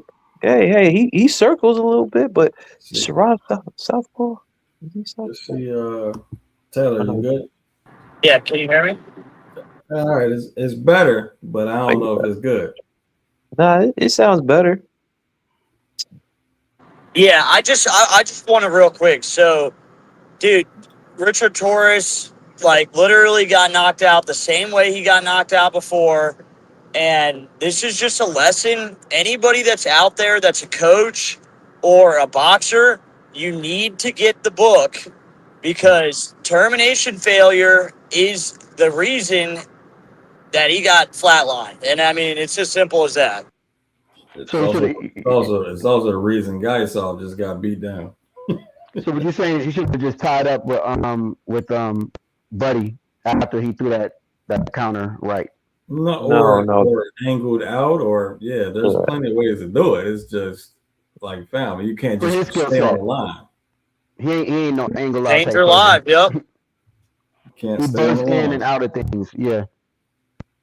Well, and like, so I was down in Dallas. I'm actually, and that's why I'm just jumping on here real quick. And I'm driving back from watching my son spar and getting to see really high level fighters in the amateurs that have won at the Silver Gloves, the Junior Olympics level.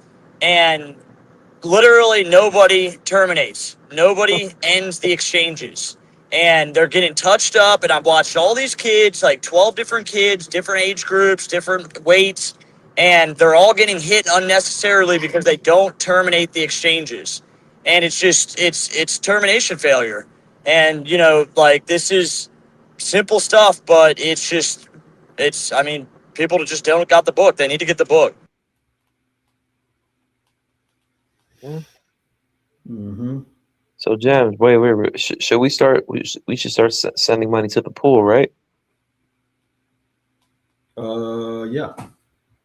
Yeah. What round? Okay, I'll start. I got 5. Yeah. Big facts, Taylor. By the way, but what round? It's 5. Yeah, 5. Ali. I don't even know. I hate saying around when I really don't know. Because like I don't know. You know, like yesterday when you asked me what round, I was like, fuck. I just had Buddy by knockout because it's a step up fight, and I was thinking rounds three through 5 because that's where most of his knockouts come out. But I was like, you know, because I know he warms up, but this fight, it's like Hamza is a confidence type of fighter, so and most of his stoppages are late. You go. I have to sit down and think about it for like 2 seconds. Let's see. Yeah, and James, last thing I wanted to say on here is that the video that you released about the wind conditions with Boots versus, forget who it was, but it was a recent video that you guys did.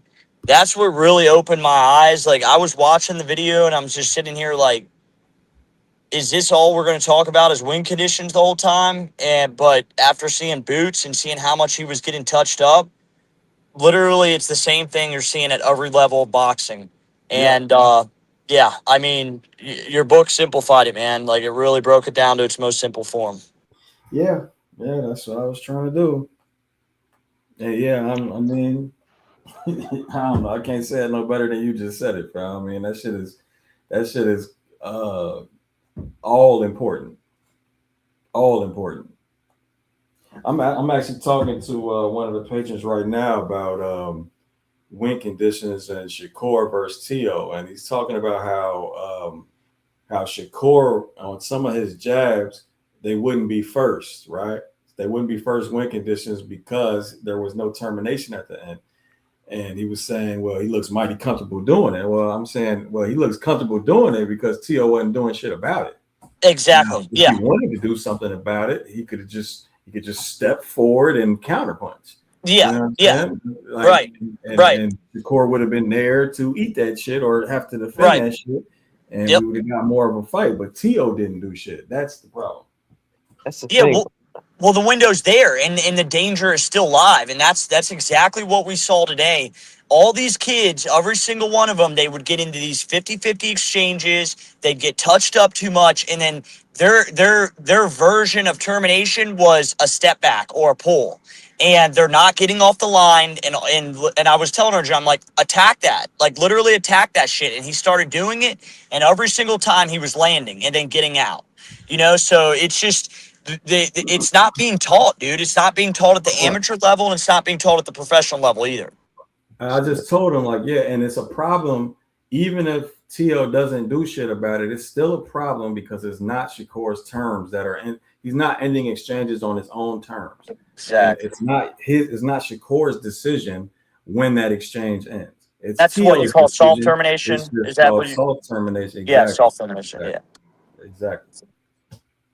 Right. So if it's on your decision making to decide if I'm still in an exchange, then I'm not in a great situation. Nope. Yeah, well, Like it's not dude. something I It's can. like a plague. It's like a plague in boxing. Like it really is.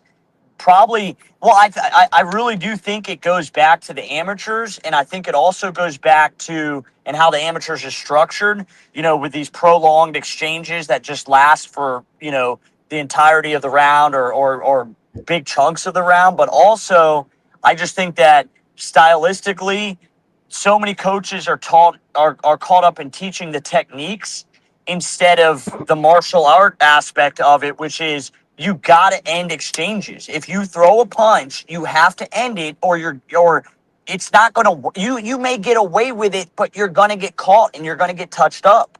Yeah, you're not fighting a heavy bag, bro. You're not Exactly. fighting a heavy bag. You're fighting Exactly. somebody that wants to hit you just as much as you want to hit them. So, yes, you have to end exchanges on your own terms. You want everything. You want everything to be on your own terms. You want complete control in this fight. Yep. Yep. And even the kid, like we were watching some of the older kids, the younger kids, and I was like, Arjun, I'm like, do you see this shit? Literally nobody is terminating. I'm like, it doesn't matter if they're winning the 50-50 exchanges and their system is more apt to be able to win in a 50-50 exchange, they're still just pulling out on a straight line and then they're coming right back in. And I'm Right. like, oh, Yeah. do you see? It's like it's crazy, bro. Yeah. Eventually, they're gonna pay for that. Yep. Everybody, like, I'm sitting here watching, I'm like, everybody's getting touched up. These kids that are at the highest level of the sport, that are supposed to be the champions at the amateur level, they're getting touched up way too much. Yeah. Yeah. I hear you. I hear you, man. I mean, I all through the well, you already know because you was a part of the fighter tier too. But all through the fighter tier, I work with a bunch of amateurs. Yep. And some I work with a couple pros through the fighter tier too. But the amateurs especially, yeah, man, I get to see that shit all the time, bro. Reviewing tape, I see it all the time. Yeah, well, That's and why. it's That's why. crazy. That's why what I'm saying is so powerful when they Right, start applying it, man. You should see right. some of the amateurs I work with too. Them motherfuckers nice, bro. Yeah, They yeah. nice. Well, Nice. Arjun was applying it, bro. Like because we had been working on it and we had been working on it, and then it started coming out, where the kids were trying to hurt him, and that wasn't working. So then he calmed down, and I'm like, terminate, terminate, terminate, terminate. And he was terminating all the exchanges and piecing the kids up. And the Yeah. only time he was getting hit was when he stopped terminating the exchanges. He'd throw a jab or he'd throw a two, and it's like he's, like you said, fighting a fucking heavy bag, and it's not throwing back at you. And I'm like, don't go back to that. That shit does not work. You're gonna get touched up. And then Right. he'd make the adjustment, and we're in the infant stages of trying to apply this now, but it's like, bro, But what is he? What is this, he? 9 now? yeah, yeah, yeah, Yeah. yeah. Yeah. Chat. We're talking about a 9-year-old. So. Right, but I'm saying in his infant stages of, dude, the light bulb went off, and it's so fucking simple, but it's like they're all the coaches are teaching the wrong shit. They're teaching the opposite of it, and it's like they're not making great fighters. They're making people that can just maybe win a 50-50 exchange on a good day. You know what I'm saying? Right. It's not consistent. And it's like you said, they're not consistently winning the win conditions. Well, no, at that point, so you stick me in a 50-50, you force me to fight there, then it's gonna be the top part of the stack of the stack I talk about in the book, of the fighter system. So you Right. got hardware, you got software, and then you got coaching philosophy or Right. schools of fighting. So that top half, that's going to win out every single time. So your hardware is going to be the fighter himself, the shit that you can't change in a fight, his height, Right. his reach, his reflexes, his durability, Yep. shit you just not gonna be able to change in a fight. Software is shit you can change in a fight, trainable skills, yada yada yada. Gym philosophy, coaching school, national school. Y'all know what that shit is. You know, the Russian school, the Cuban school, Right. Whatever. What this coach teaches in his gym versus what that coach teaches in that gym. Like, that's going to be, if you stick me in the 50-50, the best at those three things going to be the winner.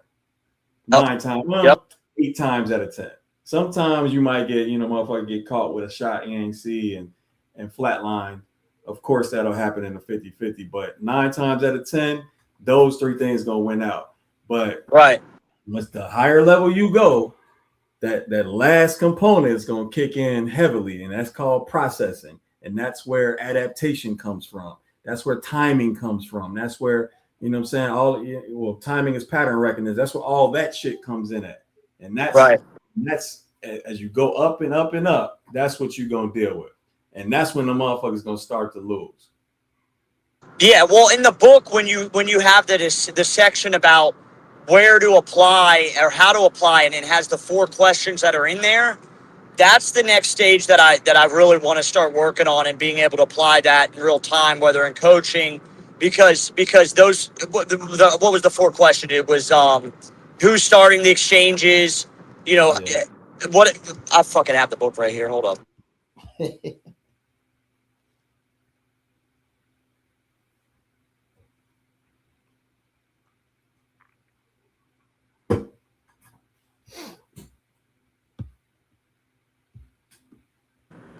Who controls initiation? Who survives interaction? Who controls termination? And which win condition resolves the exchange? Yeah. If any. So I think we're dealing with an era that doesn't have any. There is no win condition. Now, you can answer the first 3 questions still, though. You know what I'm saying? But often the answers to the first questions are, okay, initiation was controlled by the only guy that used a feint. Interaction was won because he used that feint to get an opening. You know what I'm saying? To feint an opening, right? But there was no termination. So nobody won termination, or it was soft termination, or it was whatever, bro. It was anything other than real termination. They sat there and stared at each other, or 9 times out of 10, shit, they just started to trade after that. You know what I mean? So there was so most of the time in this era, it's not going to be a win condition. That 4th question can't be answered because there's not going to be a win condition. Right. Yeah, that's what I feel why it's also hard to bet, is because nobody's following the very few are following win conditions consistently. Exactly. Yep. I think that's also where there's a cognitive dissonance too, because when I first read the book, I'm like, nah, it can't be this simple. It can't be this simple. And then when I was watching that film where you had the boots and you were talking about the win conditions, I'm like, is this what gems have been reduced to, where we're just gonna go over win conditions the whole time? And I'm sitting there, I'm like, all right, let me watch it. And then the light bulb went off, and I'm like, oh my God, bro! Like, there's there's no other way. Hey, look. So the point of me, so obviously I have to okay the request, right? But I knew what it was going to be. That was the point of me okaying the request. I knew exactly what it was going to be. It's going to be a bunch of lessons around win conditions, not exactly just let me just point out a win condition. You know what I mean? Right. Exactly. But here's what happens when you don't use them. But anyway, we need to get our betting shit on. Taylor, you in on this? No, I haven't even. I'm not driving home right now, but yeah, I was just jumping in because I just, dude, blown away by all this. Yeah, buy the book, y'all. Buy the book, man. Buy the fucking book. Buy a bunch of copies of it. Give it to people. You know what I'm saying? Share the information, buy a bunch of copies of it because the sport needs this. It needs it. And especially if you got coaches and fighters in your life, or you know what I'm saying, you're that yourself, all that. But Joey, Ali, we need picks, bro. Mike, I'm assuming you up here for that. Mike said round 5. Mike said round 5. Mm-hmm. I thought Joey said round 5. Oh, I'm looking at the chat. I did say round 5. Yeah, he said round 5 first. All right. Yeah, Mike, we're gonna have to do something different, and I ain't got no bread. So, Oh wait, or do I? Okay, somebody sent it. All right, well, you know what, man? Hold on. If Mike sent his money first, then this round 5 is Mike's. And it's Mike sent his money first, Joey. Sorry. I'm gonna say fuck. Damn. Wait a minute. I'm gonna let y'all go. I'm gonna take the last round. Joe, you got another one? Now it's silent. So Joey, so Joey and Mike got round 5. Most of the funny thing is like he stepped on a lot of people. No, both of them can't have round 5, bro. Joey, do you have another round? He got a lot in 1 and 2. Oh, okay. All right. So Mike's changing his to round 6. Joey's got round 5. I got round 3, Ali. You got round 3? Yep. Fuck it, yo. If you got round, I'm gonna just say, damn, I gotta fucking choose a round. And I'm like, this is this right here. I'm gonna get wrong. I'm just gonna say round 7. 7. All right. Yep. And I'm gonna send the money. I'm gonna say round 7 though.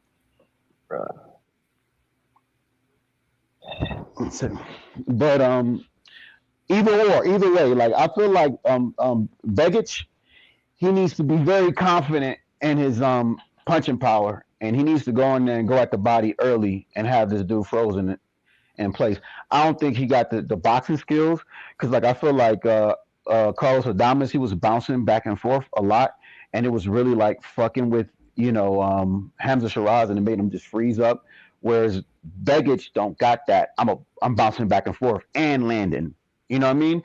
He was committing to the body shots. He was committing to the backhands to the head, and although it was hitting the glove, it gained Hamza Shiraz's respect. I don't think this dude is gonna be able to do that. Even with the same dimensions as a Carlos Adames, he doesn't have that athleticism, and he just does not have the defense. Carlos Adames was catching a lot of punches on his glove, and I think that right there demoralized Hamza Shiraz as well because he's like, damn, I threw everything to that fucking punch. So this fight will end in stoppage.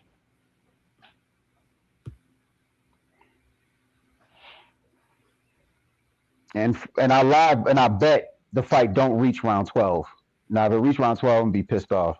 But yeah.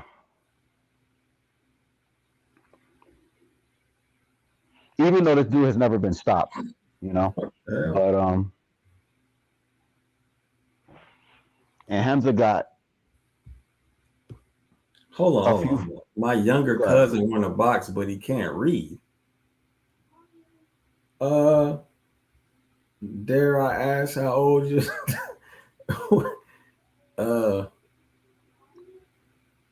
Yeah. Dare I ask how old he is?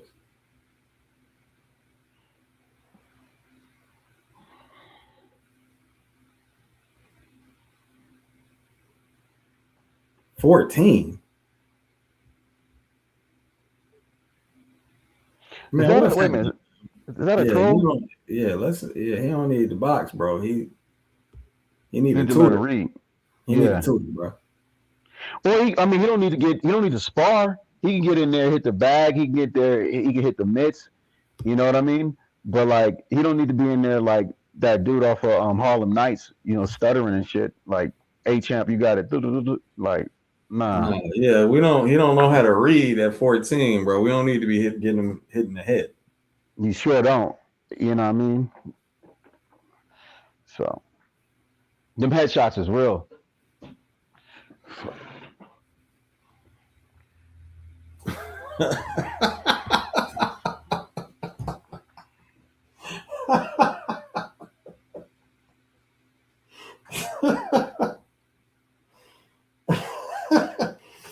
Yeah, man, y'all motherfuckers believe anything. 1 book, 2 book, 3 book, no book. He said, nah, because look at Floyd, he can't read. That is, you know what? You know what? All right, they about to touch gloves, so I'm not even about to see if I can catch up to Ali. Yeah, it just started for me. And it just started, and he's doing that left hook already. All right. Oh no. Oh, he already hooked around the guard. Yeah, exactly. He already No, bro. I don't like how he about- clean. Oh Shiraz. yeah, somebody should have picked one. Yeah, this already don't look good. Nah, it's not gonna end in one. He's not gonna end in one. Bro, he getting hit with a high guard. Yeah, bro. At least he behind the high guard though. I'm just saying, he's getting hit Torres. around it immediately. Using head movement as best as he could. But this is not going 12 though. No, The way- he came you know what I out mean? like he came out like a fighter that's nowhere near this Oh level. no, not. man. I said The round moment- 5, my stupid ass. He's so stupid. He's so crazy, Joey. Yeah, hey, for real. By the way this is looking out, I don't think he's gonna last to 3, and I got 3. Bro, he looked okay against the guy I saw, but then again, the guy wasn't throwing punches. So it's, Man came out and went straight into survival mode. Oh, I think he saw Buddy was just like, "Yo, you're really tall in the ring, man. I mean, for these punches that That's he's a taking, lot of distance I gotta close." he came out and went straight into survival mode. yeah, that one cracked him. That left hook is You good. You good, man? You good? You Knocked out good? You 20 good? seconds before us. But Belgic, it's Bijik. Is it Bajik? Who cares? AB is his name. Is Mr. I'm gonna B. call him Told you his AB. name was Buddy. Mr. I'm B. gonna call him AB. Listen, this is your championship fight. It would be real unfortunate. Here we go. God, you got to be fucking kidding me. See? Yo, fucking see what Hamza Shiraz, the way Hamza Shiraz switch up the speed on his punches. Oh, Wait, what? Did something yeah. happen? Only calm down unless it's a Come knockout. on, bro. What? Just because of a Yeah. landed punch, bro? I thought No. I thought he got knocked out. hey, he was surprised by it. He was surprised by it. I would have said he got knocked out. All right, He the was clock surprised. still tick. So I'm saying the clock still tick on the. It's still How am I ticking? so far behind now? What's the timestamp you got, the John? round is over right now. Damn, are you for real? Yeah, I'm at 26 right now. I'm shit, at 17. Further back than you. Shit. God, man, Ali almost made my heart drop when I heard that shit. Oh, my bad. Jump scaring him, shit, bro. I don't think you're gonna win this one, buddy. I just Who? like his pacing. You. Who, me? No, I don't Neither think one of that y'all. I think it's either gonna be 2 or me. Oh my gosh. I don't know. He didn't look like he got hit with nothing. Bro, You know what, Strange, James? the rise Hey, of minus James. 50,000 James, I know why you picked round 3. because I saw he was trash. Nah, because round 3 yesterday was lucky number 3, yo. What? Fucking, if you would have picked round 3 yesterday, that would have been a good win for Amari. Remember Amari beat you in round 3? Man, I wasn't even paying attention yesterday, bro.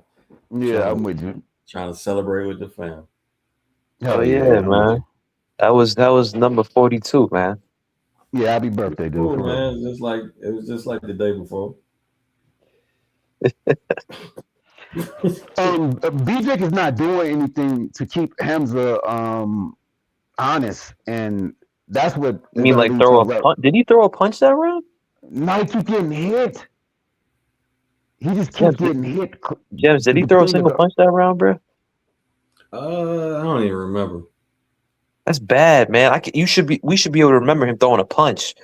Damn, he got, bro, before he threw a punch, he got warned. He got warned about his head before he threw a punch. Okay, all right. Good little inside to work. throw a punch. He tried to throw a punch, and Hamza switched his speed on. But you gotta terminate, punch. bro. You gotta look step at that. Look at these triple left hands. Oh God, triple left hands. Oh my fucking goodness, bro! Did he just get clipped? Did he just get hurt? He didn't get hurt. That was 5 left hands, Ali. Yeah, I mean, I stopped counting after 4. Oh my God, bro! That left hook. Oh no! The uppercuts, man. People uppercuts. I lost. But he's taking it. Yeah, he's getting beat around the ring. Come on, get knocked out this round then. Get knocked out this round, damn it. Put the hands down. Just go toe to toe. Hamza needs to go to the body. I'm on round 3 cash out looking great. Did you bet our rounds, Jim? I think. Oh, okay. It went away. I thought he knocked him out.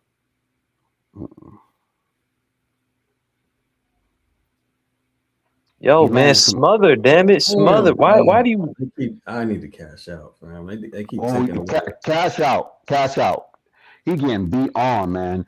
And now it's just left, right. 53 seconds left for real. He hurt for real. Now he really hurt. He's really done. Look at him.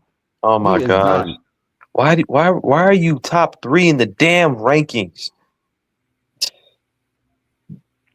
I mean, he's undefeated. No, he's going.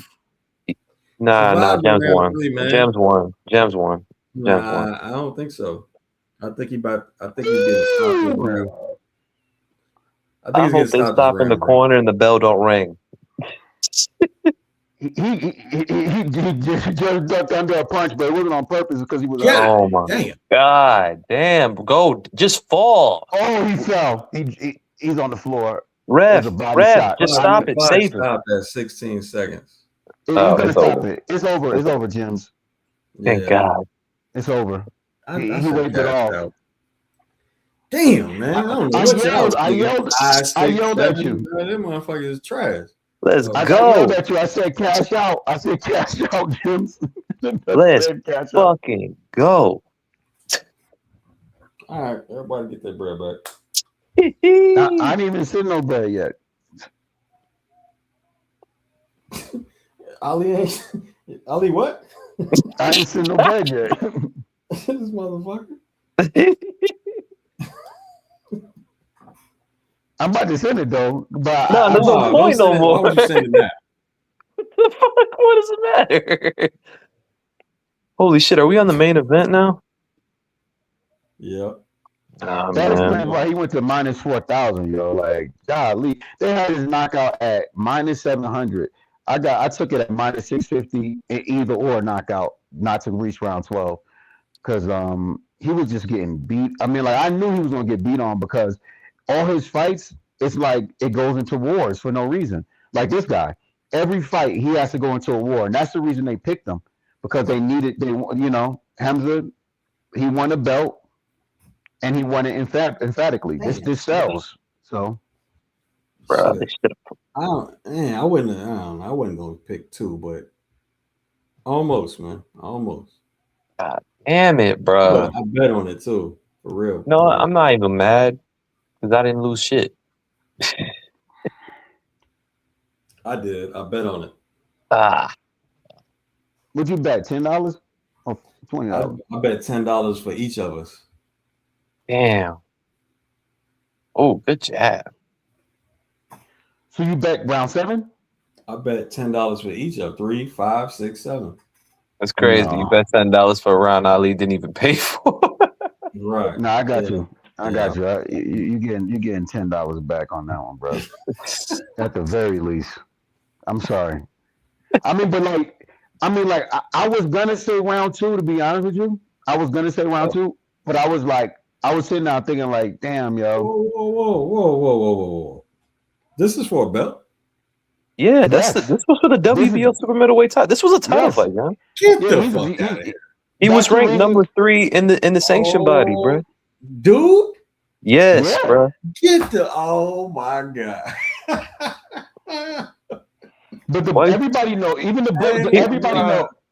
Why do you think this shit Ain't was no 12 way, bro. rounds? You think Shiraz fought this guy just for the shits? Shiraz in a regular Marriott robe. They had Shiraz at minus 900. Bruh. Like, you know, the funniest thing is This is people gonna wild. watch this shit I and be can't like, yo, believe. man, Shiraz the truth, Yeah, bro. Shiraz the best in the world. And mind you, he's a great fighter, but this sure as shit didn't prove it. no, that shit is wild, man. That is this is for a vacant title. Yes. Holy shit. Mm-hmm. That's why he should have fought the number 1 contender, not the number 3. You know, the one that actually knocked out William Skull. It's yet another good argument for Zuffa. Mm-hmm. You got bullshit matchups like this, bruh. Good point. I mean, this is boxing. This is what boxing is about, though. You got. I mean, like since the beginning of time, they've been putting somebody who don't belong in there with another person, and they got an There he undefeated record. goes. What up, champ? Oh man. Doodoo butter. I'm surprised you ain't. I'm surprised you're not live streaming. Yeah, Nah, I can't believe that was for a belt, man. I had no idea. I was trying to bet like 7 bands on it to not go the distance, and they limited me to like 3. I was like, come on, dude. At minus money, bro, what did you eat? It's a there was bullshit. Check his the glove. question was how long could he take a beating, and all them shots to the head, I already knew his body. You know, anybody, it's surprising me. People who could take headshots, they usually have weak bodies, either your head or your body, and that's what stopped them. A body shot. You know what I mean? Hey, All those. champ, let me ask, champ. You didn't did you study for this fight?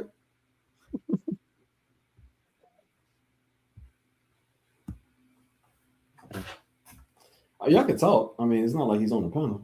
I mean, I don't even know what the hell it's like. Yeah, good performance, Shiraz. Good. I mean, you did good against that punching bag you fought, man. Bro, I've seen speed bags harder to fucking hit. Yeah.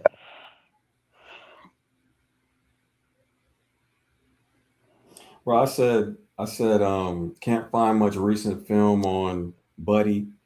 From what I did see, he has an issue with defensive responsibility and termination when he throws his right hand or his rear hand. Buddy hasn't fought anywhere near the level. Likely a Shiraz KO. 90-10 Shiraz based off competition level.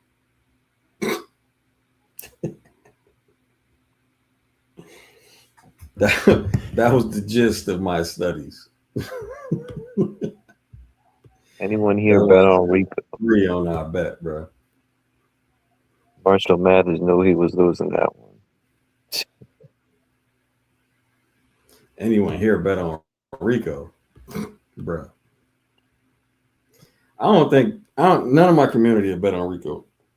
Not the ones that been here for a minute. I bet $1 because you never know. Everybody that been here for a minute knows some shit about boxing, and they wouldn't do that. Yeah, I know. I noticed the community, man. They're a lot smarter since that book dropped, man. Good. That was what it was for, man. Connect some dots in their heads. Yeah, shoot, I actually had my top fighters today. Yesterday they were actually doing some technical sparring and working out a lot of the shit that we were discussing. Shit, like if you have time, I could just show you like off this live and shit. What? Yeah, nah, like the 2 fighters I was telling you about. Wait, what are you trying to do though? No, I wanted to just send you like the clips like from last time. Just wanted to send you more recent clips of them and shit. Oh, okay. Yeah. Oh, the showing the live, that'll be a little more difficult. No, not on live. No. Once you get off live, I'd imagine you're not staying on this shit after Usyk knocks dude out. No. Nah, I got a private and fighter tier analysis to do. Man, and there's not. I mean, I don't see why there would be a analysis video for it. yeah, I was gonna say, is there any of these fights worth analyzing, James? You mean like for a whole edited video afterwards, like I do, or like what you Yeah, mean? Nah, I don't think so. I mean, unless something maybe the Torres. crazy happens where that calls for it. I don't. I mean, just I think if anything, you could just mind you, like a cool 1 minute or even a short, pretty much like saying like this is why you terminate and show Torres getting knocked the fuck out for not doing it. Something real quick, like you've done in the past. But these last $2, I'm not gonna. Appreciate the super chat. Jay, you said, Joy, you train anyone virtually? Actually, I train my fighters virtually because I don't they actually don't live in the same city as I do. So to compensate, I do train them virtually. But to be fair, yeah, I either send videos for technique, and once they get the technique down from there, I'm just breaking down the system and on how to apply it effectively. We don't we what? Yo, my bad. On fan, real. No, go ahead, finish. I'll tell you later. No, that's pretty much it. I just that's all I wanted to say. I was just confused. On fan zone, who will win? Usyk, Rico. Usyk's got 56%. 56. What did someone did there must be only 2 votes in that bitch or 3 or 4. Hopefully, man. Hopefully, everybody's just trolling. Yeah, you know how it is, man. You never see 100% poll, no matter how much it should be. Right. Yeah, that's wild, right? People just love doing that shit. They still celebrating this WBO shit, man. Move on. Yeah.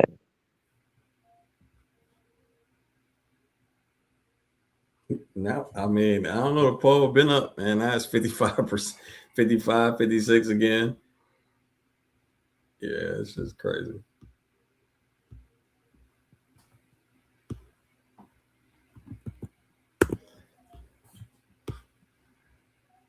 How I get in contact? Shit. I got an Instagram, Jay. Yeah, come up to the panel. It'll get to you in the private chat. Unless you care, unless you're gonna put it in the chat, Joey. Nah.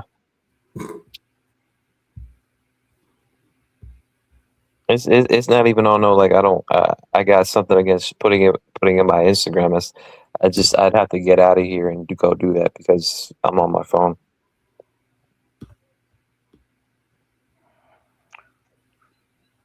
This upset would be Buster Douglas level. Buster Douglas was an actual contender, guys. This upset would be yeah, nothing we've ever seen before level. Yeah. That ain't happening. Like I don't think people understand if Ngannou it was crazy that Ngannou got a split decision against Tyson Fury. But let's say if Rico manages to pull it off or knock Usyk out, yeah, you're gonna be hearing about that for a very long time. We still talk about AJ versus Ruiz, and once again, Ruiz was a contender.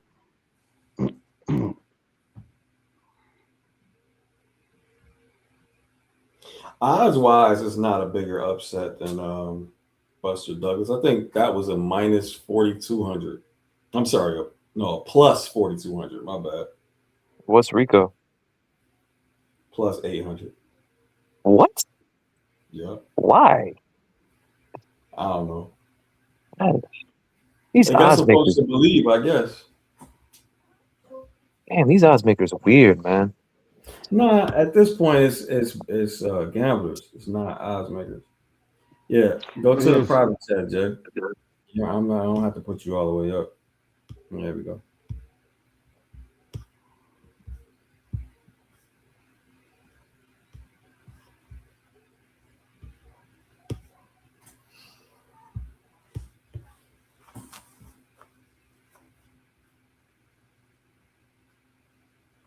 They might as well show the whole Shiraz fight again.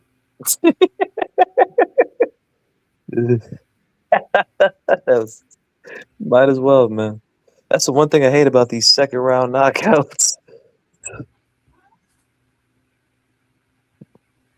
The zone clearly doesn't know, like, shit, fight's already over. He's like, we got a time, we got to hit. Hey, Mike, I assume you didn't want to come on to the panel because you didn't say anything. So,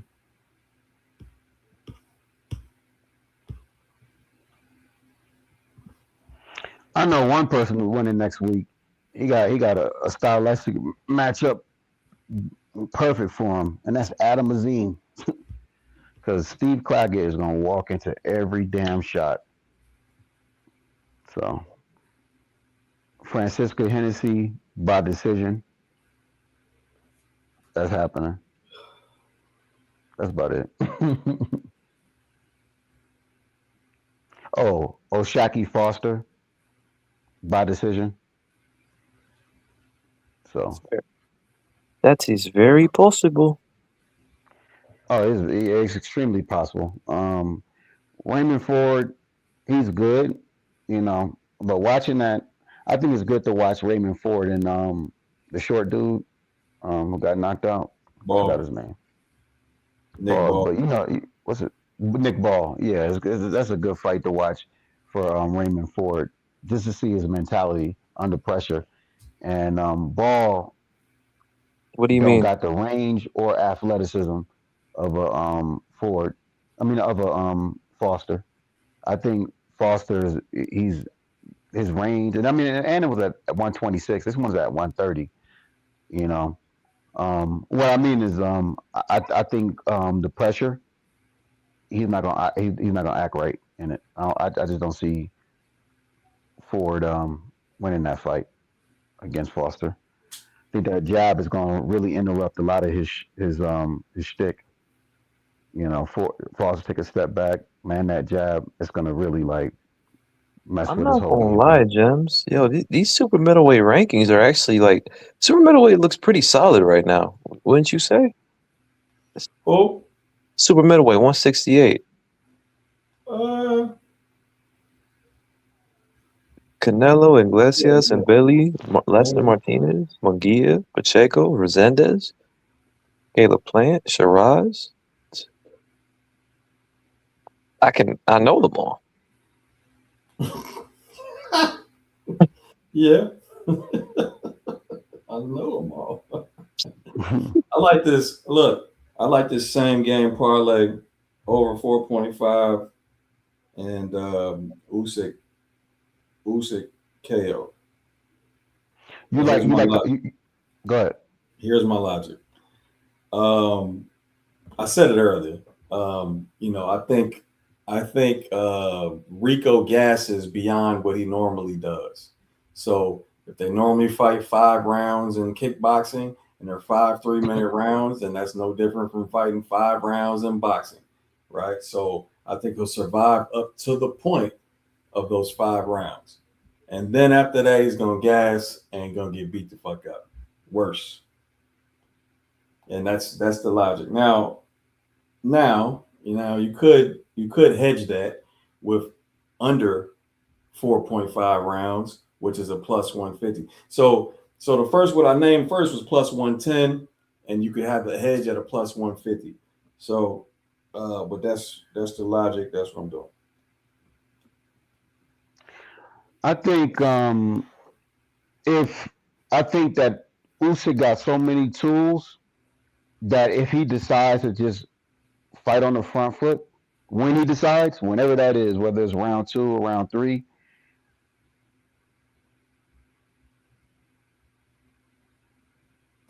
Okay. That ended. Yeah, it did. My bad. Rico defense is so fucking bad that because I've seen a lot of fight where Rico get hurt, wobbled, or dropped in round 2 in them 5-round fights, and it's because the people that he's fighting, they're on the front foot, and Rico don't have the only thing he got is a high guard.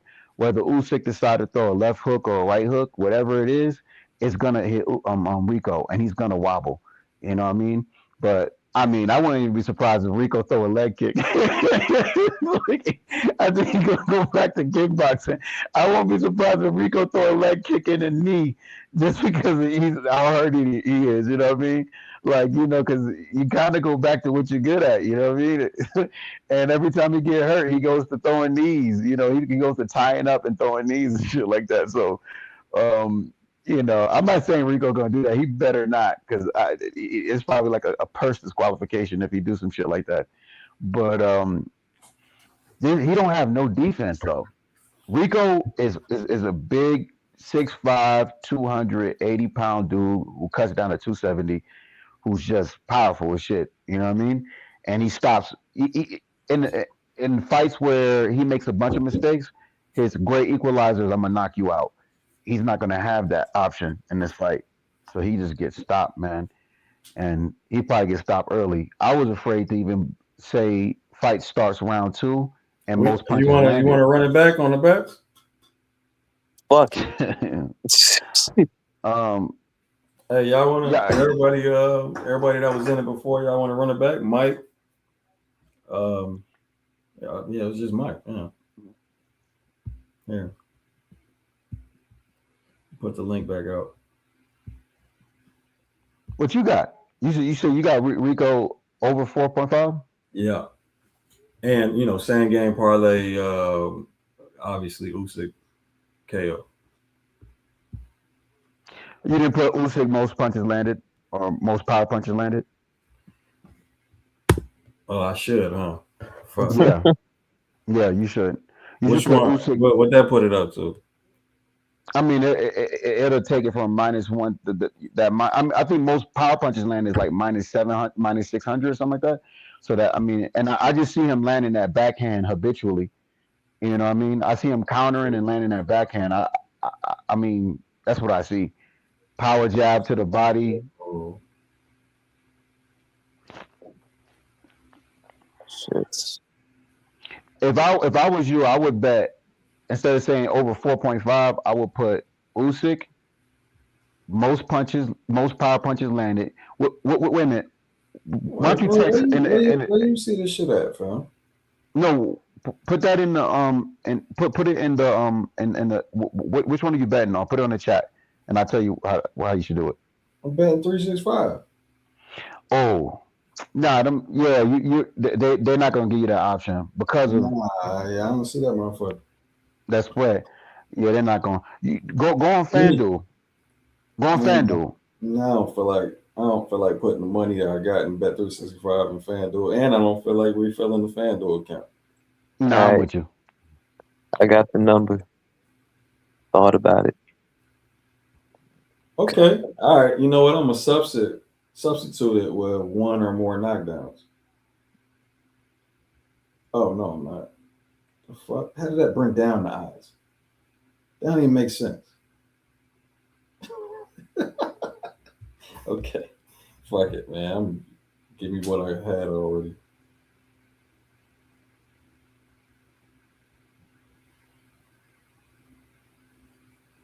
Oh shit.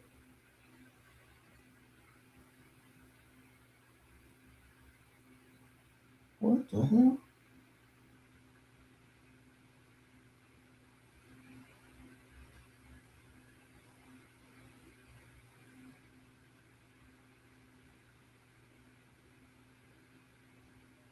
Oh, all right.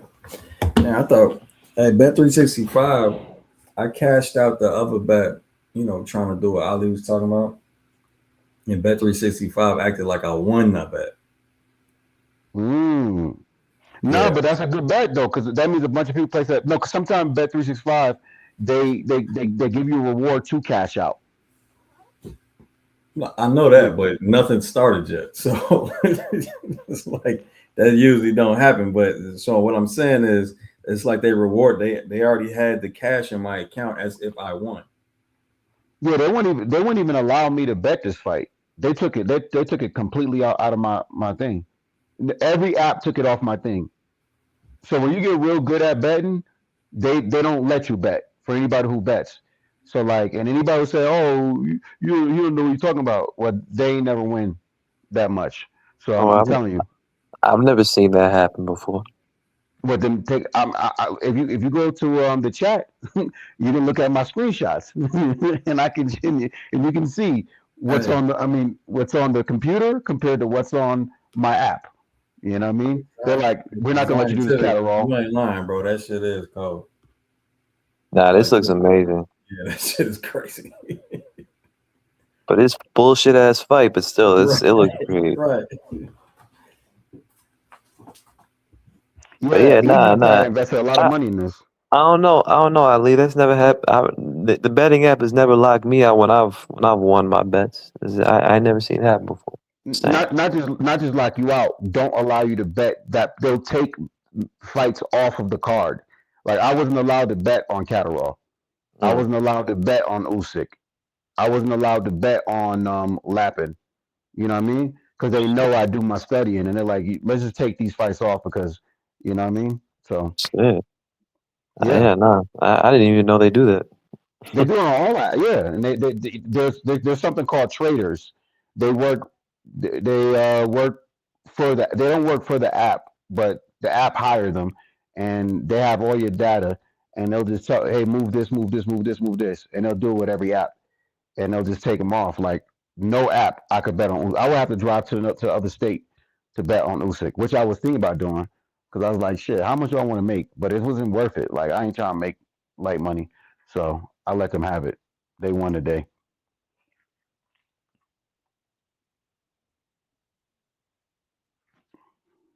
And they limit you.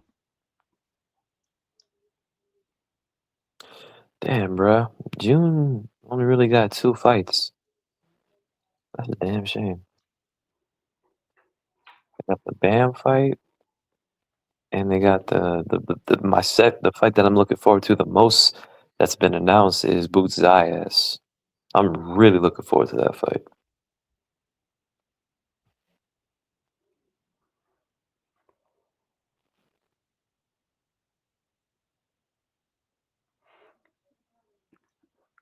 Yeah, I got Boots in that fight too. I think the odds makers do too. So I got a 50-50, man. The only reason I had it 60-40, but that power edge to Boots just, you know.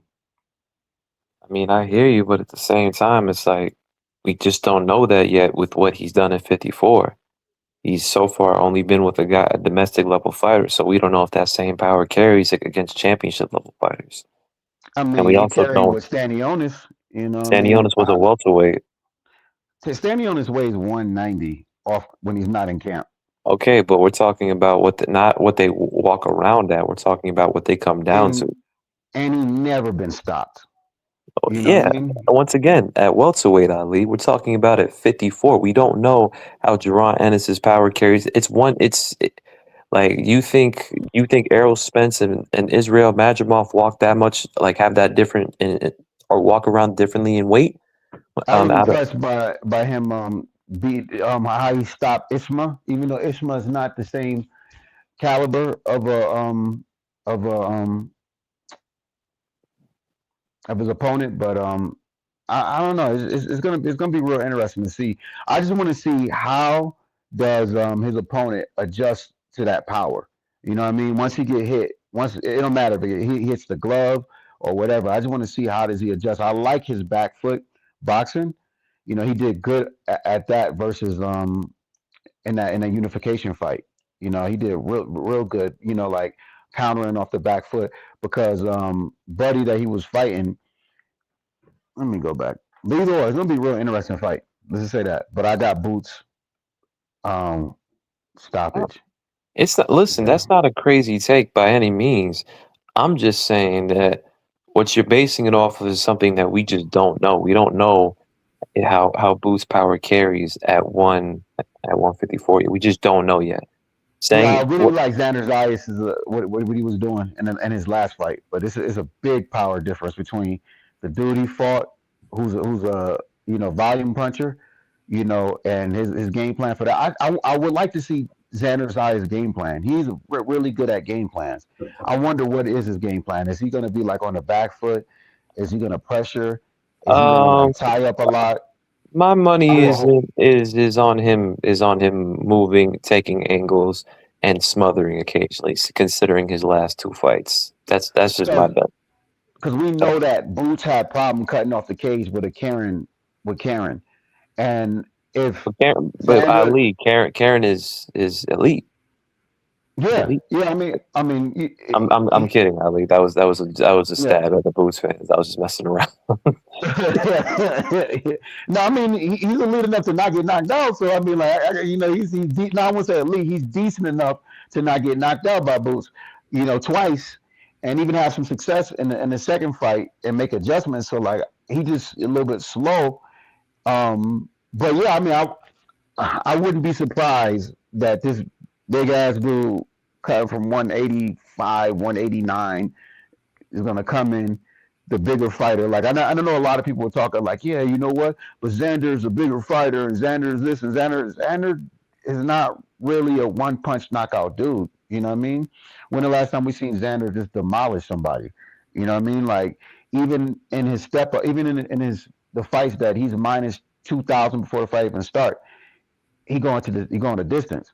And he got caught by You plan on you hold on, yo. You plan on betting Boots by knockout? who, me? Yeah. Yeah. You just gonna go? No, I'm saying so pre-fight or live bet. I have to see the weigh-ins, but I plan on betting Boots by knockout. I plan on betting Boots by stoppage. Negro. Pre-fight or live bet. I mean, I have to see I don't do. You asked me a question like I have to see the weigh-in. But that doesn't. Okay, but even everything. No, it doesn't, because that's still before the fight. If you watch the weigh-ins the day before, Ali, that would still be pre-fight.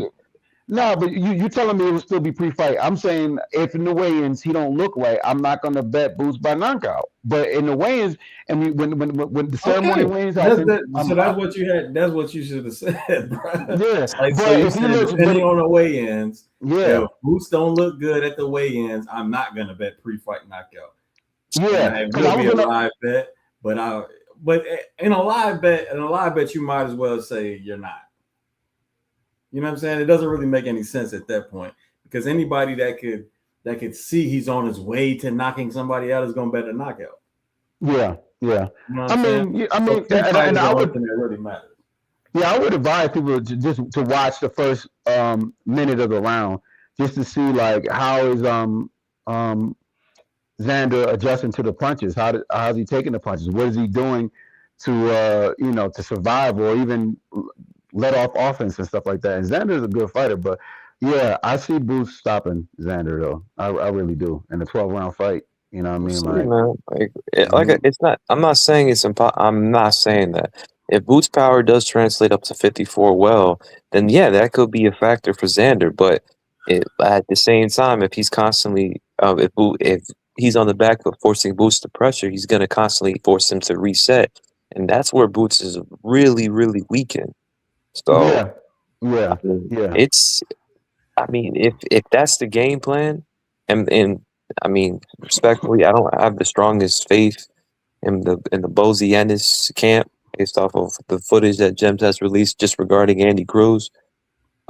So my best guess is that it's probably going to look more of the same, but worse in regards to what the Boots Corinne fight. But against a fighter whose game actually predicates on this, not someone who did it for that one fight. I've seen Xander hurt a few times. You know what I mean? Like enough to where he has a tie up and he gets stumbled. So like it's not like. But we've also seen Boots hurt. Boots got hurt by Corinne. Yeah. So and Corinne is not a big puncher. You also got hurt by the guy I said everybody gets hit about. But I don't think I don't think like Boots is like. I feel like if Boots fought Fundora, I would lean Fundora surprisingly. But I feel like why is that surprising? I mean, for anybody who is a Boots fan, I would lean Fundora. I just feel like he has more. He said surprising a Boots fan. Yeah, I mean, but I'm not a Boots fan. I'm not saying. I just no, Ali. I'm saying I'm saying Okay. that you're saying that it might be So yes, exactly. surprising to Boots fans. Yeah, because people say Boots over everything. There's literally like people like, oh y'all don't know about Boots, or Boots will stop Crawford, or Boots will do. I'm like, But oh like y'all, you need but to if that doesn't relax. apply, but what like that would make sense if you were a Boots fan saying I would surprisingly have Fedora, but you're not, so it's not really surprising. Yeah. Just yeah, it's like me. Nah, but Yeah. So, but what do you have in that fight? How do you think that fight gonna go? Xander Boots, I said it. I got it. I would have it 50-50, 50-50? man. We just don't know. Like you said, I don't know how Boots' power carries. I don't know his punch resistance carries. Um, and, and I also don't know if Boots starts to fight on the back foot, that changes the complexion of the fight, or where Xander doesn't terminate nearly as well when he's applying pressure. So a lot of variables. But if it's mostly in the closed stance, because also Xander's experience against southpaws, it's there, but it's not like he doesn't have a lot of it, and it's not against the highest levels. I will admit that. But if he's mostly on the back foot, he's moving laterally, setting traps, smothering, using feints to disguise his entries, he's gonna give Boots hell. If he so that's Yeah. A lot of people were saying Xander by decision, Boots by knockout. There's a lot of that's not people a saying bad that. that. Listen, if Boots' power carries, that's not a bad um pick at all. That's probably the most sensible and most based off of their reputations, the most likely picks. And I'm gonna say something else. If Boots explodes, because right now they got Boots at -400. If Boots explodes and everybody's just dick riding Boots, and he gets to fucking -1000, I'm gonna have to bet Xander by decision. I'm just gonna have to just off GP because it don't make sense for Boots to be no fucking -1000. Nah, I don't think, bro. What's Boots right now? What is he? A Minus -500? four thirty, -430, and Yeah, this is that's before the fight week. yeah, that makes sense. I mean, that makes sense, but I expect that for based off of their reputation. But in terms of experience, man, I mean, one is a unified. They've both unified individual divisions. They've and Xander, what? I would say their resumes are very relative to one another, man. I would. It is. It is. I mean, and obviously, Xander Xander has a lot of good qualities. He's the same size as Boots. He's the same weight as Boots. He has a good game plan. He doesn't fade. You know what I mean? The only difference is just that power difference. That's it. That's if there is a power difference, but that's the Yeah. only difference. If Mind you, I'm because not that saying. Listen. What I am saying, I'm not saying that. Oh, are you saying Boots won't have any power at 54? I'm like, first off, I'm not saying he will or he won't. But the thing is, it's not that Terrence Crawford did not have power at 54, but you saw he ran through everybody at 47 paws. But once he got to 54, he was going 12. He wasn't getting knockdowns. So it went from being knockout power to just like more respectable power for it's like, okay, you can crack, but I'm not gonna just get he's not gonna just make dudes fall. but he fought the right guy though, because Israel Madrimov, he utilizes footwork in and out a lot. So like he's that was the right guy to go the distance with. I feel like if he fought like a Virgil or somebody else, we could have seen if he had that power. You know what I mean? If he was able to like do something to Virgil, but that didn't that didn't take place. So. Boots way bigger though. Bigger than who? Bigger than Xander? I wouldn't say that at all. I wouldn't say Boots is bigger than Xander. I would actually say the opposite. They might be pretty even as far as size, but if they're not even, I think Xander is the naturally bigger person. Yeah, I mean, Pause. Yeah. Hey, bro. My StreamYard is going crazy a little bit, so I'm gonna have to reload this page, which means I'm gonna get kicked out, but y'all won't. All right. Yeah, we'll keep it going until you get back. But yeah, but T-Mac, Yeah, I don't What do you? understand why people say that shit either. They say, like, yeah, I mean, but then again, majority of people saying that are either Boots fans or they see Xander's. Oh, well, Xander's 23, Boots is 28. So, and both Boots gets knockouts. They're seeing the reputation and Xander's age and assuming he's not ready. But I'm like, this isn't Xander fighting Boots for his titles. This is Boots moving up to fight Xander for his, and they've both unified. They've both fought contenders. I'd say Xander's start is a lot better than Jaron Ennis's. Jaron Ennis's first 20 opponents were pretty well. I'll be blunt. They were shit. So in comparison, I mean, there's nothing to say. Yeah, no, Boots is. Yeah, I would say Boots is bigger than Bud. But once again, it just because you're naturally bigger doesn't necessarily mean the power is just immediately going to translate. For example, what's his name? Tio only moved up one weight class to 140 when he was apparently very big for 35, and he's had how many knockouts since then? One against a guy whose name we can't even remember, but everybody else he's gone 12 with hasn't even gotten a knockdown again. So that's what I'm trying to say. I'm not saying Boots' power won't carry, but we got to see first. We can't just give we can't just give fighters the benefit of the doubt. Hmm. How do I hear myself? Mean echo. God damn. It's not even just an echo. I hear that's delayed. Yeah, that's you, Ali. But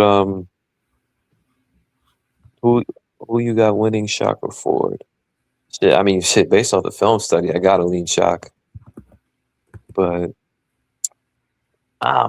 man, before I like this is kind of like a BS reason, but I'm gonna say it, man. Ford looks like he's been getting great sparring partners for both stances.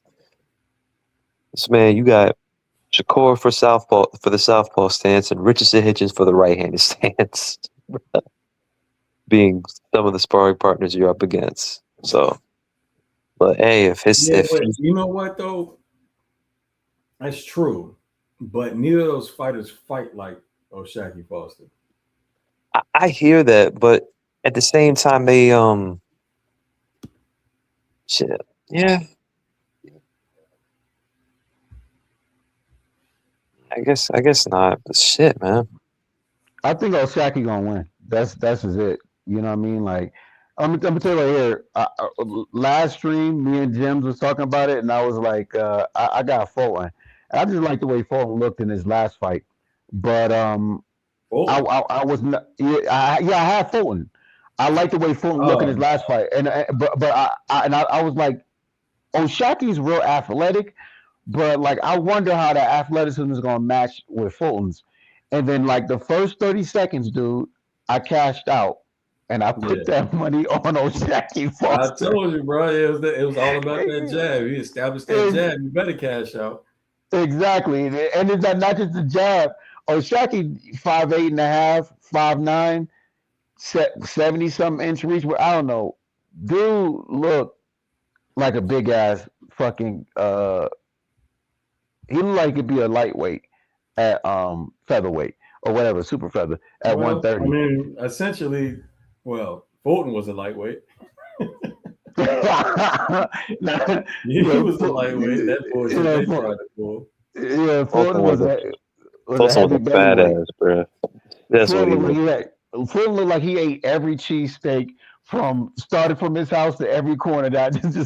He's like, fuck it, yo. I'm gonna get from 122 to 160, and I'm gonna cut from 160 to 130.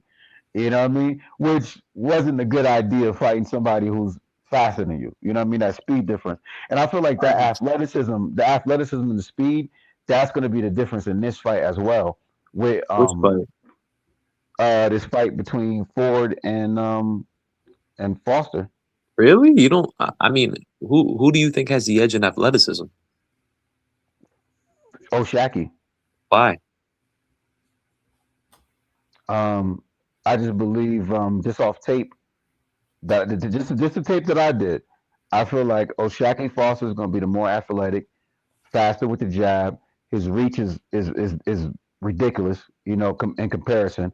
I mean, I don't think that um, the reach that they got on tape is the actual reach, and I think that's what kind of throws people off when they fight O'Shaquie Foster is he's able to touch you and you're not able to touch him. He I can get in mean, range.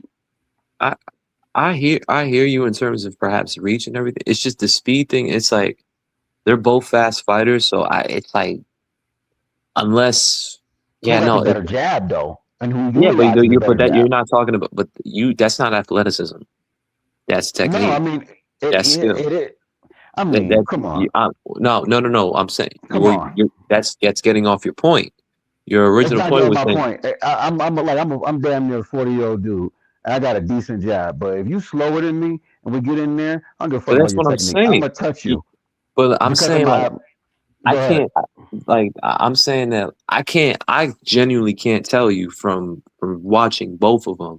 Oh yeah, no, O'Shaquie faster or for I can't. There's not a big enough gap in speed between. They're both fast fighters, Well, essentially. well, that's not even what you need to be looking at, Rob. So, as far as A to B speed, or what I'm saying, like the actual speed of somebody's punch. Now, fuck that. Look at the technical form of the jab. Exactly.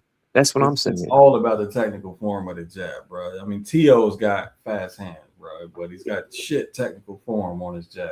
Which is why So, Shakur looked faster than Tio, even though right, Tio is more athletic. That's right, what I'm trying to say. Like, so when you say right. Ford look fat, that's why I asked, why do you say that? And you like that's what I was asking. Now, if you think Ford Mm, Foster has better technique, I mean, then that may be the case. I don't know.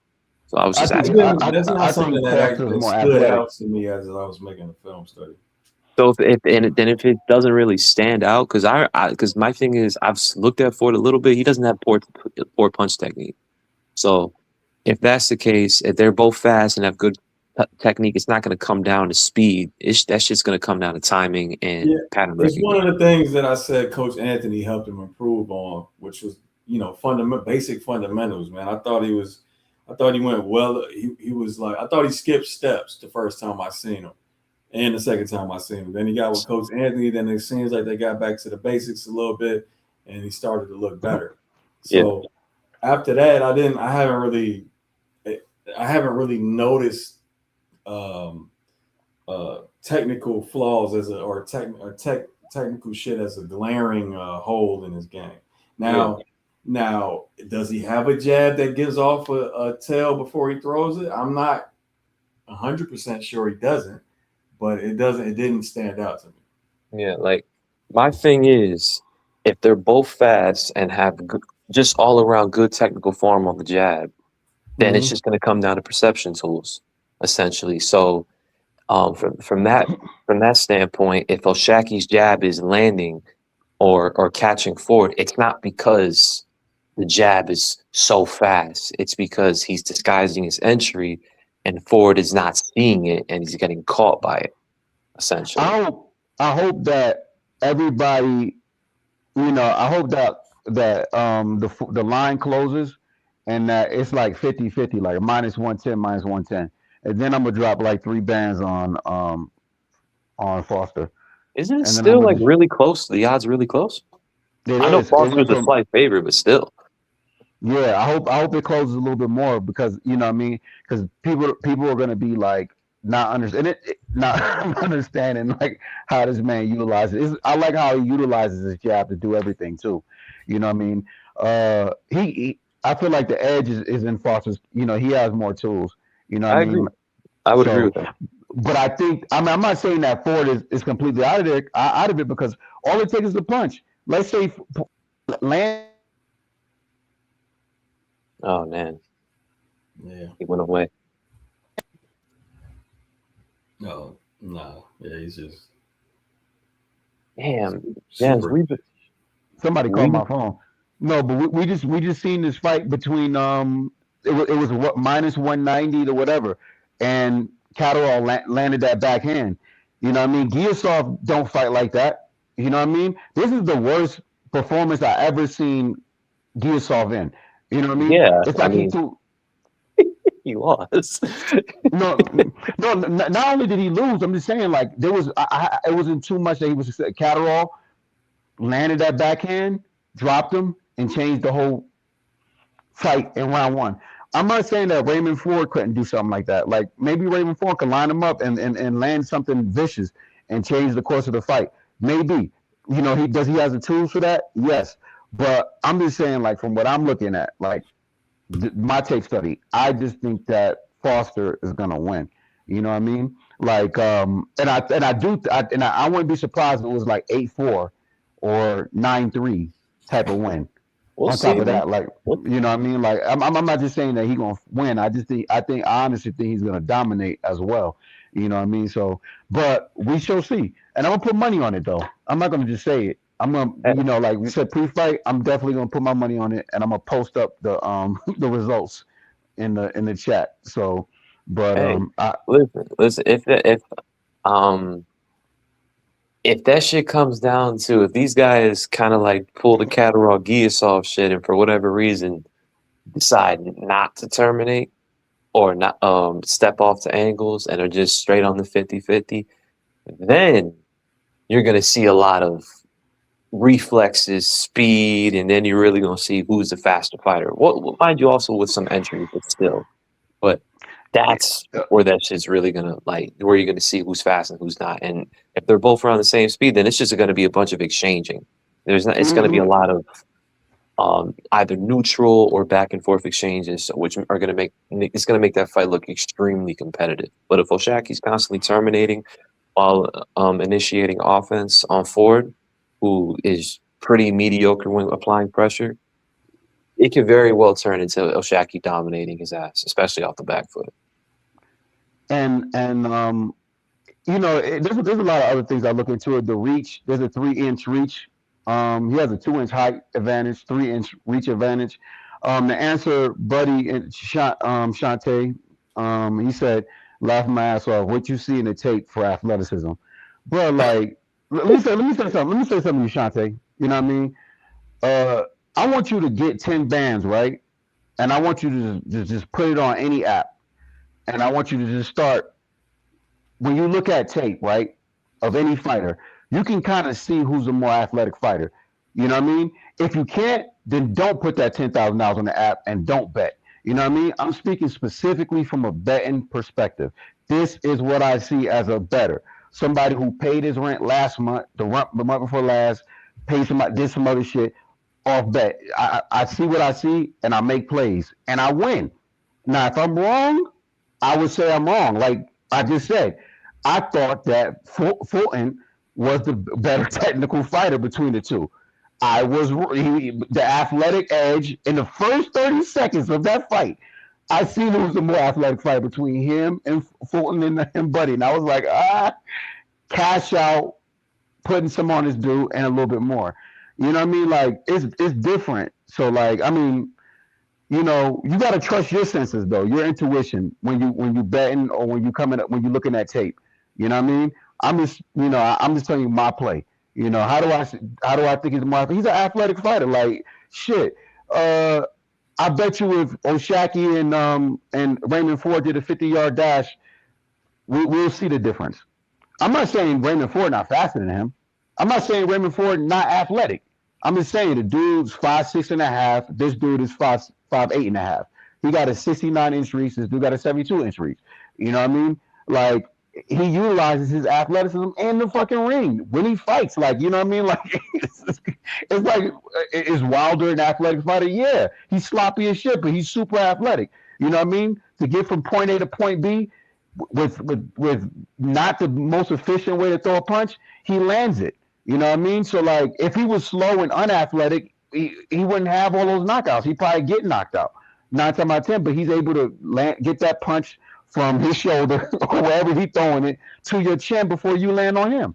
So like athleticism is a difference. You know what I mean? Like if you don't know it, then I can't really explain it. You know what I mean?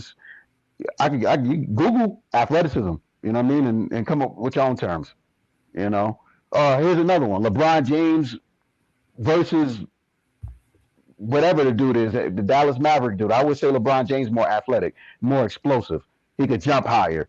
You know what I mean? He could run faster. You know what I mean? Like he could dunk harder. Whatever you want to say.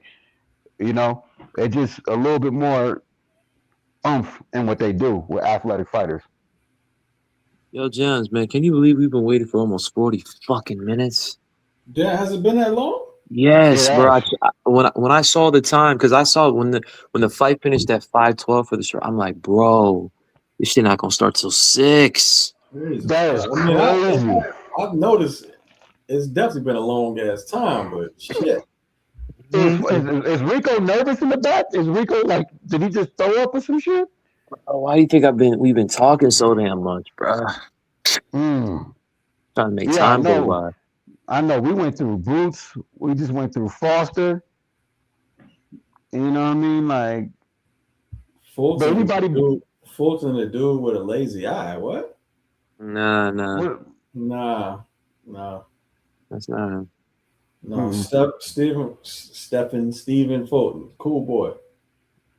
He's a boxer. He used to fight at 122. He lost it He anyway. He's from Philly. He got the flying eagle knockout. Against anyway, got the flying eagle knockout. Nah. Anyway, didn't knock him out there. What? He knocked him out like round 11. Round 11. No, but no, like that. He got the flying eagle, put him on the canvas, but then he got back up and then he stopped him in the corner. Oh yeah. You're right. I remember that shit was hilarious. They call that shit spread eagle.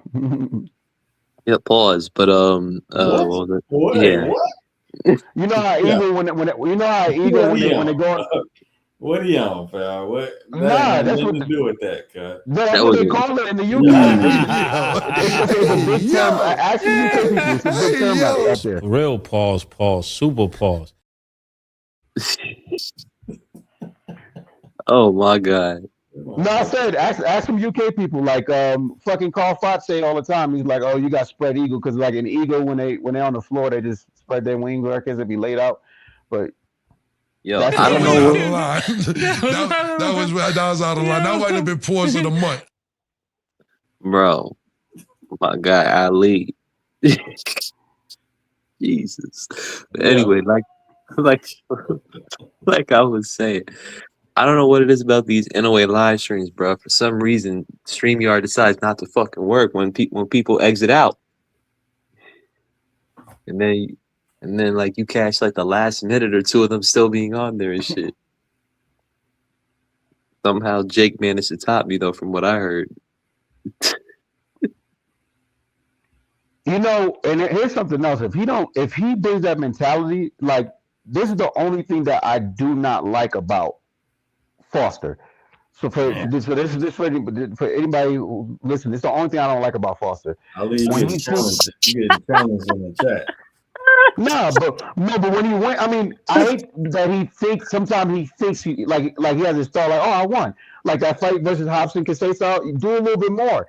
Like, you know, you letting this, you're giving up inches in a fight that you need to fucking, you know what I mean? You need to be switched on the whole time. So that's the only thing is that mentality. Like, oh, I'm thinking I'm winning. And he did have 3 split decisions back to back before he dominated Stephen Cole. Ali, fuck all that, man. You getting challenged in the chat, bro. My man saying, yo, I ain't gonna lie, that sound like a pile of shit.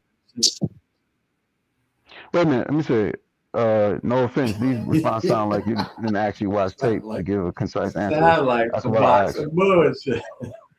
All right, how about this right here, homeboy? You come here next week. Come on up next week. You put, and I'll pay for you to join the Patreon.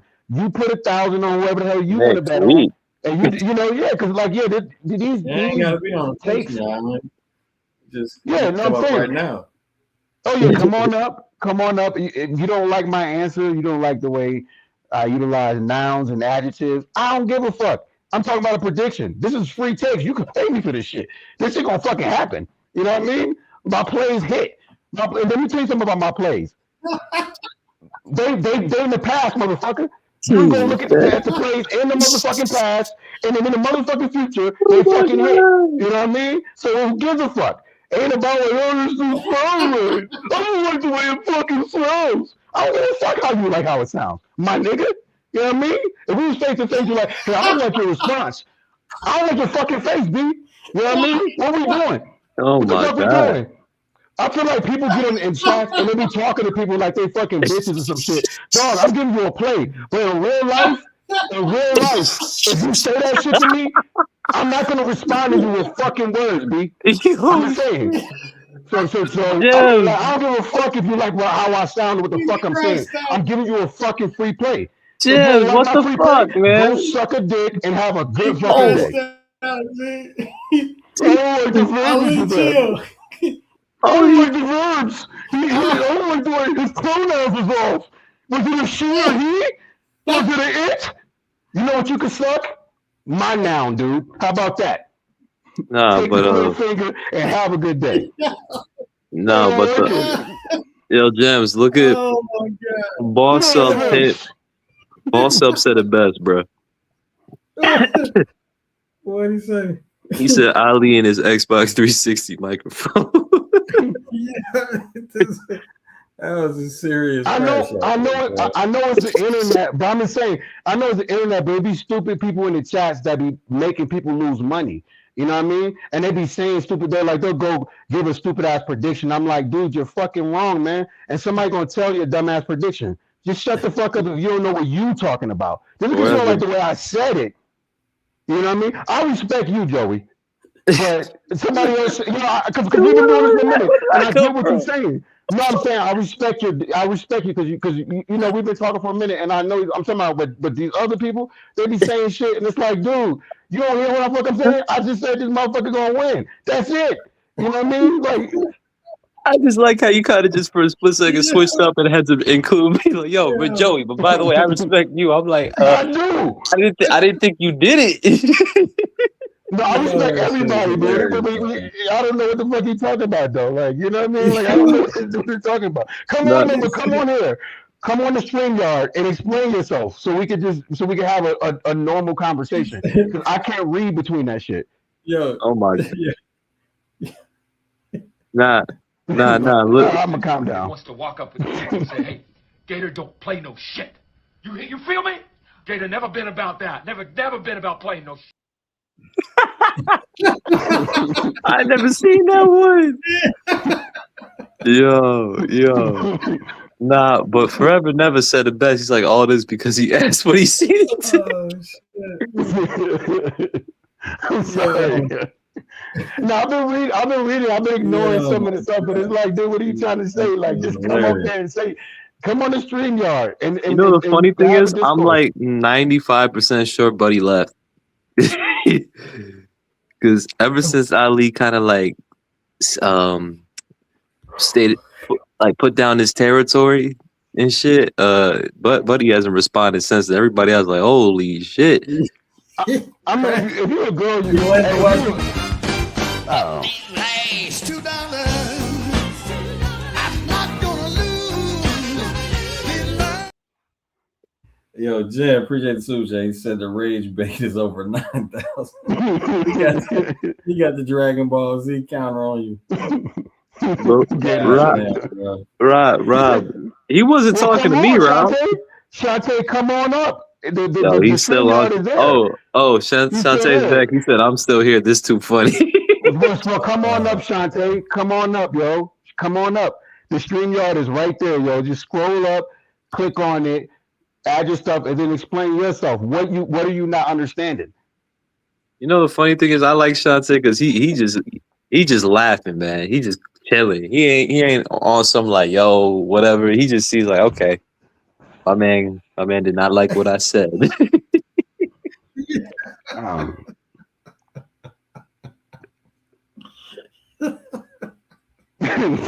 Smokey Robinson. Man, Rob was good. Right. He say, smoking that smoke. I don't know. But you know what? You never know these people's ages or whatever like that.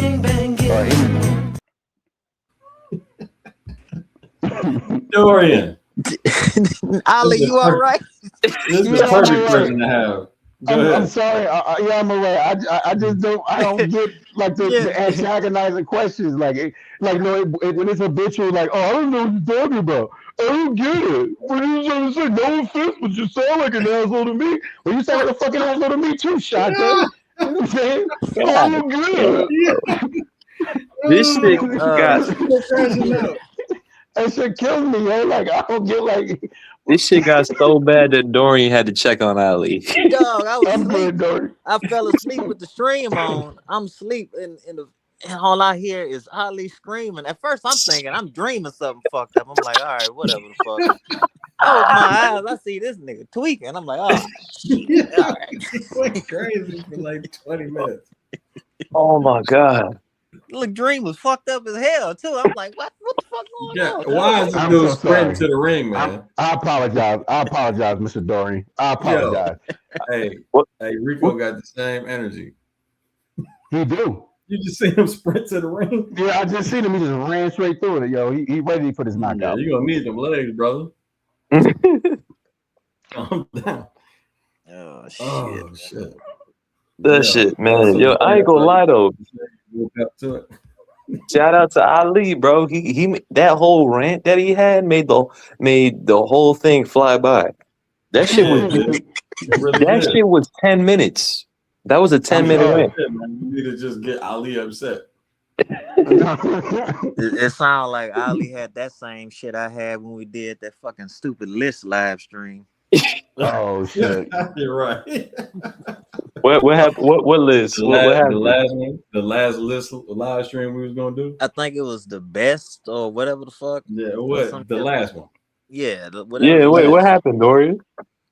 It was some shit I was talking about. Somebody was like sensationalizing some shit or acting like these niggas are superheroes or something. And I started tripping, talking about like these niggas never even seen the side effects of a concussion, let alone like how it actually takes place. They don't even know most of these dudes end up with vertigo after fights.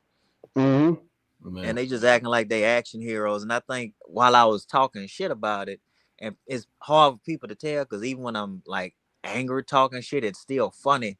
But I kind of got caught up in the moment, and probably the same shit happened to Ali just then. Yeah, I apologize. I apologize.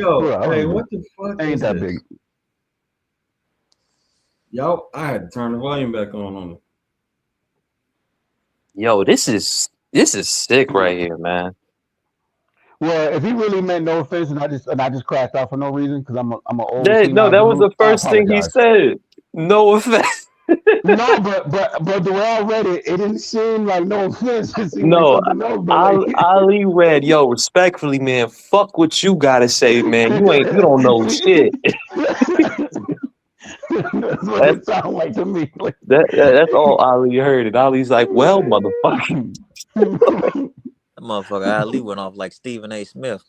Oh no, I did. I did not. Well, I guess I did. I'm sorry. Like I you said, woke me up. What the fuck you mean? Ali, that shit was a 10-minute rant. Shit. I try to stay off these YouTube lives because I can't watch my mouth, goddamn. So oh shit. I try to. Like real shit. I don't remember the last time Dorian was even on stream. I try to stay off these, man, because I can't watch what the fuck I say on these shits. Well, Ali paved the way for everybody, man. Seriously, if it gets so bad that he was all right. Ali was having a straight nigga moment. Yeah, that motherfucker crashed. Nah, I think Dorian said the best right there. Do you even understand the concept of trolling? No, I don't like it. That's what it is. Yeah, that's what it is. I just turned rage 42. bait him all the time. Then I turned 42 yesterday. Ali damn near about to be 40, right? Yeah. Right. So our generation, man, we don't we live without this shit. So you having fun playing online, getting people to have reactions. Like that shit is foreign to us. It is extremely foreign to me. I'm not as past my era. That shit lame as fuck to me. But yeah, man, it's a whole generation that love to do it, man. I blame Ali I kids blame be getting Jam him here. riled up all the time, boy. That's I blame Jam for this whole predicament because he instigated this. It don't make no money. What y'all doing? We wasting time here. shit. Appreciate that, Jam.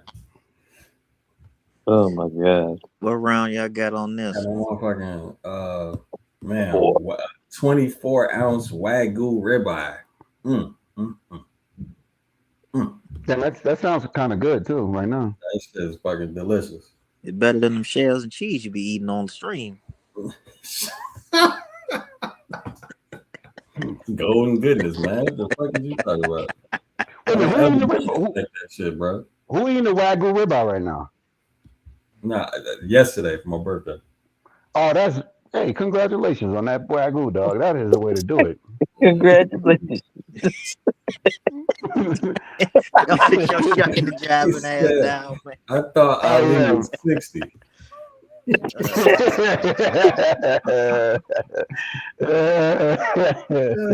Oh shit. We supposed to do the rounds, man. That's why. Yeah, Ali made us forget about that shit. Damn, Ali. All right, we got I one real quick. You go first. All right. I got round 4. All right. I need my money. All right, bet. Ali. Fuck it, dude. Like the other fight ended in round 3. That round what was round 2? Fight yesterday ended in round 3. I'm gonna say round 5. All right. Fuck, I should have said round 3. Yeah, how we doing? I'm just sending it to you. Just cash app. Sending $10 to the cash app. All right, then give me 7. 7. All right, I'll take 6. All right, I don't even know what my round was. So no one took 3 then? Yes, what number you pick? I got round 6. Oh, damn! So you think Usyk gonna let him live? No, I explained the logic earlier, bro. Ah, shit! I didn't hear that. What was the logic? It's either gonna. So I got my actual bet is over 4.5 and Usyk by knockout. The logic is they normally fight 5 3-minute rounds in kickboxing. So after that 5 rounds, this man is gonna gas. Right, and I was thinking that too, which is why I was hesitant to pick round 5. But in my head, I'm like, yo, Usyk just knocked out Dubois. Hold on, man. Hold on. Before we get into all this, everybody got to tell me that shit again. It was I got what, 6? Yeah, 6. Dorian got 7, right?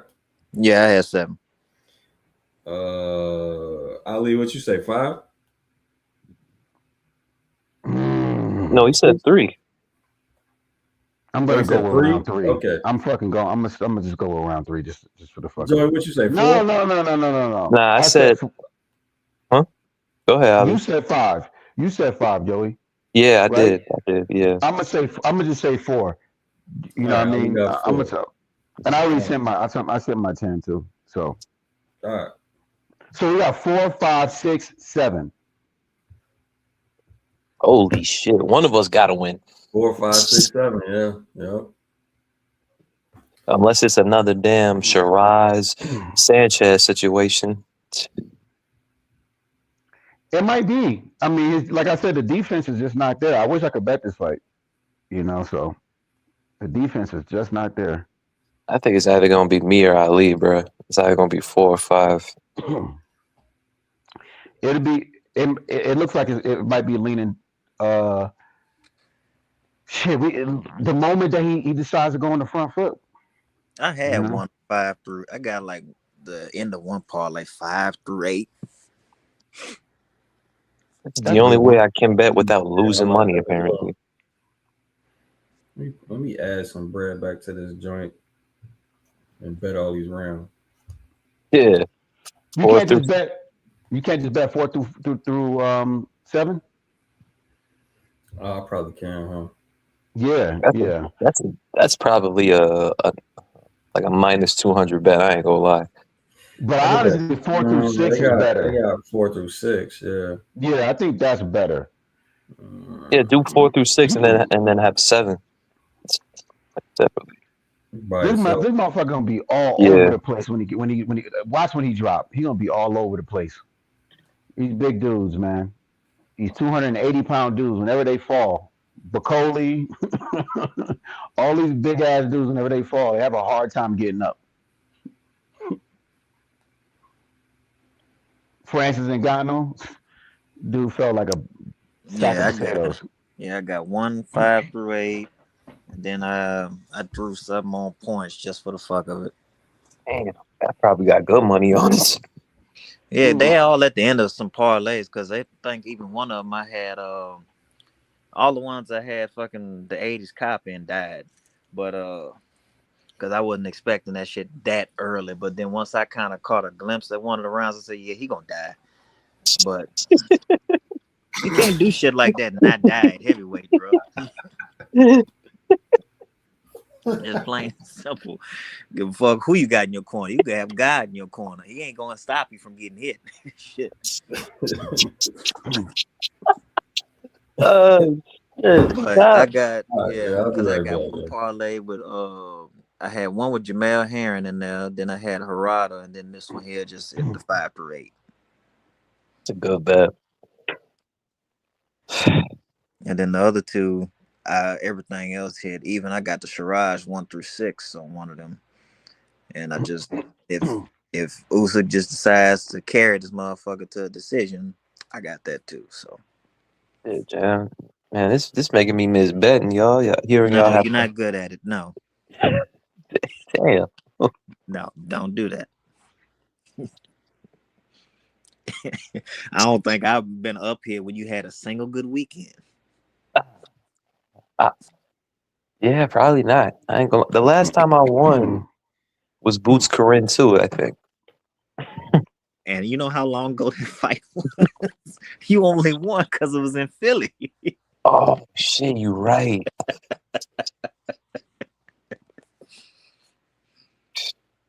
Yeah, that's it. That was the last bet I won.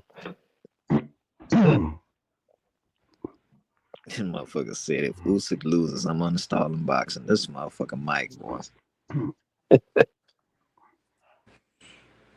Yeah, let's get this shit over with so we can get the Caballero fight later this year, man. I know they had to check the fucking weather before they even set this shit up, man. Yeah, You think he gonna fight Caballero? I hope so. It's the only I other think fight I'm really interested in. I think it's two fights that he's interested in doing: the Wilder or the Dubois rematch. Why the dude walking? God's He green said on it. why. He said he wants the winner of that fight. Caballero has no belts at the end of the day. Gotta Caballero have has a no belts, and he's waiting on Usyk. You know what I mean? Caballero need to go fight. Need to go fight somebody else because Usyk. There's no like. I know everybody's like, yo, Ajay Caballero. He has more. It's more to lose and nothing to gain. Whereas he fight Dubois, he's unifying the belt. Bro, You know what I'm ain't saying? nobody gonna watch that bum ass fight. He gotta beat him for every D in his name, man. Yo, he's so dumb. He gotta beat him for every D in his name. Yeah, that was so close to a pause, but it wasn't quite there. Damn. Triple D. All right, that might be That's a pause. hilarious. Relax, That's what they Ali. was calling that Pause. motherfucker. I forget Pause. which live they called that motherfucker that, but I said they was calling him old Triple D. I'm like, all right, bro, y'all tripping. Yeah, that's what. Hey man, hey, somebody answer me this, bro. Why did this fight get made? Turkey paid for it. Turkey gave this nigga motherfucker $100 million to fight Dubois the second time. I think because I remember Usyk, he was kind of joking around with Ngannou and shit like that, and I think he talked to Rico before, or they might have had an interaction. So Usyk was just probably like, "Fuck it, give me a little gimmick fight." I guess since Ngannou came over here with Joshua and all that shit, Usyk said he want his. I guess so. What the fuck is he doing? Rico doing too much moving now. Fucking That's what I'm saying. Like he is good with knees and left. His My right man leg looks is the like best he's thing. ready to do a takedown. He doesn't Or have a guard, man. As soon as Usyk jumps in with a 1-2, is landing. He doesn't have a guard. Because he doesn't know how to initiate offense without his fucking teeps and shit, bro. Like, or low kicks. bro, his head is so forward right now, man. It's a big ass dude though, pause. That's what I'm saying. He's like 280. Bro, my man straight up walks like it's coming in like Frankenstein, dude. Like, holy shit. This Hey, is but so he's putting crazy. pressure, so Usyk is gonna be slow and knock him out in 5. That's what I see. We don't need no pressure. We need him to just do exactly what you're doing. Stay on the outside. Everything is a base break, bro. Everything. But he's making Usyk patient. He's just Usyk giving him. is making his reads. That's all Usyk doing is making his reads, yo. Has a punch landed yet? Oh, He yes. doesn't know. He doesn't know body shot. Just let him live, man. Yeah, there you go. First cross off the rhythm step. Oh my god. What the hell? Oh my god.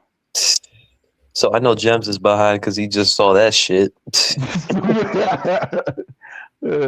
Listen, all we need him to do is survive. I'm at round 118. Oh, you're not that far behind. You're about 10 seconds behind. I'm like Yeah, 103.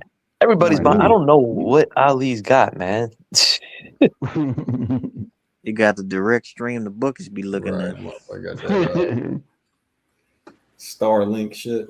I swear Ali like just low key in Egypt, but just has everything off, so we can't hear the shit. I wish I was in Egypt right now. I don't know. You don't hear the kids. All right. I know Ali does this. Nothing landed, Ali. Yeah. Yeah, you kind of treat Ali I like saw a that right hand. Why did he pull it so short? That's what I'm saying. Like Usyk froze a little bit off of that. It was to the But I'm arm. saying, I'm saying Rico pulled it short though. You know what I mean? Exactly. He should have extended. Like pulled it back damn there. Oh my gosh, man, he's a sucker for an uppercut. You know what? I think Usyk froze is because Usyk was looking to counter. You know what I mean? That's why Usyk, he wanted him to extend so he can do that comment. All right, like I said. All right, so anybody in the chat, yo, Ali bet is still live. Round 2, most punches landed. That's my bet right there, yo. If fight starts round 2, most punches landed at -589. That's the best I could have got with this. Hey, shout out Green Eyes P, man. I'm gonna make you the moderator. My moderators ain't shit. Who's the moderator? A bunch of people that forgot. Oh damn. Moderators. I'm a moderator, but I don't think I'm a moderator on this. I'm a moderator, but I'm never on the chat, so I wouldn't know.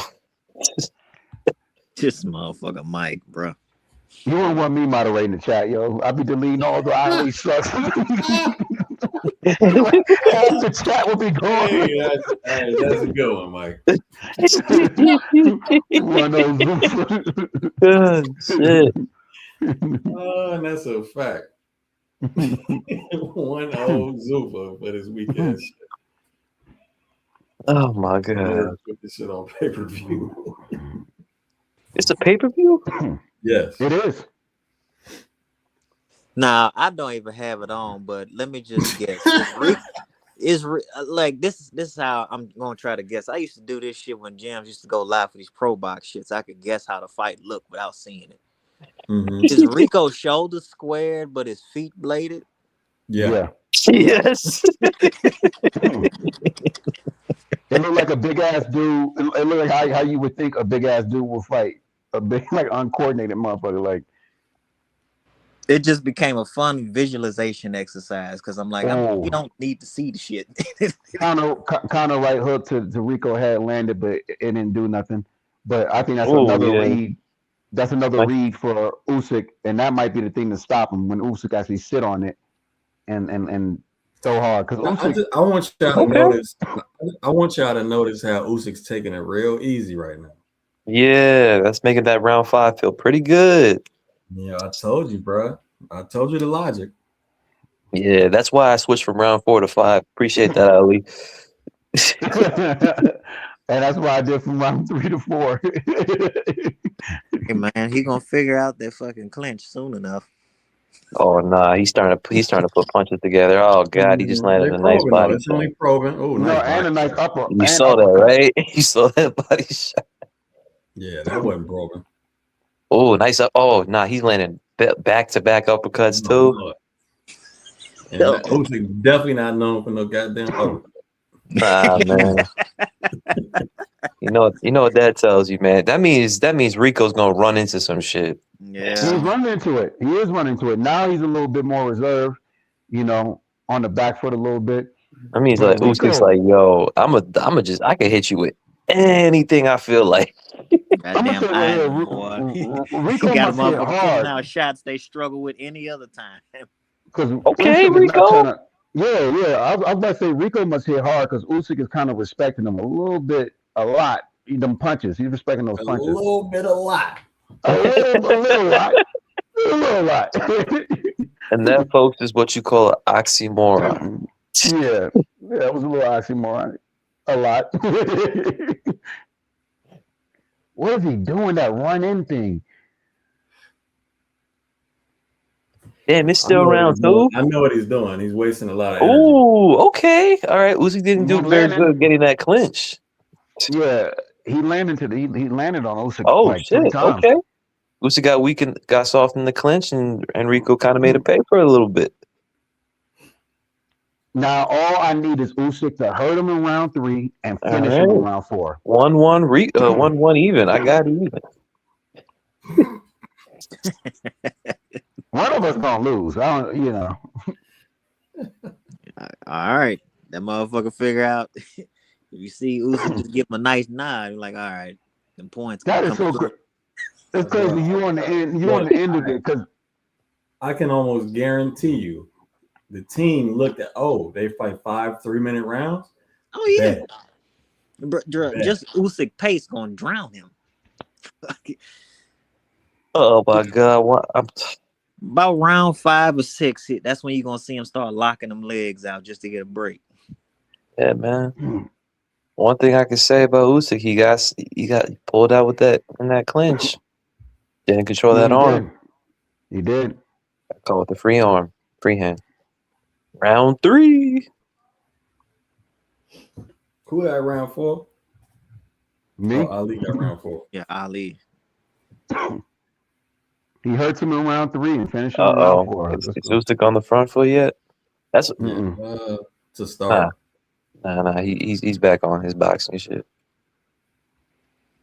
The ref already warned him about them elbows.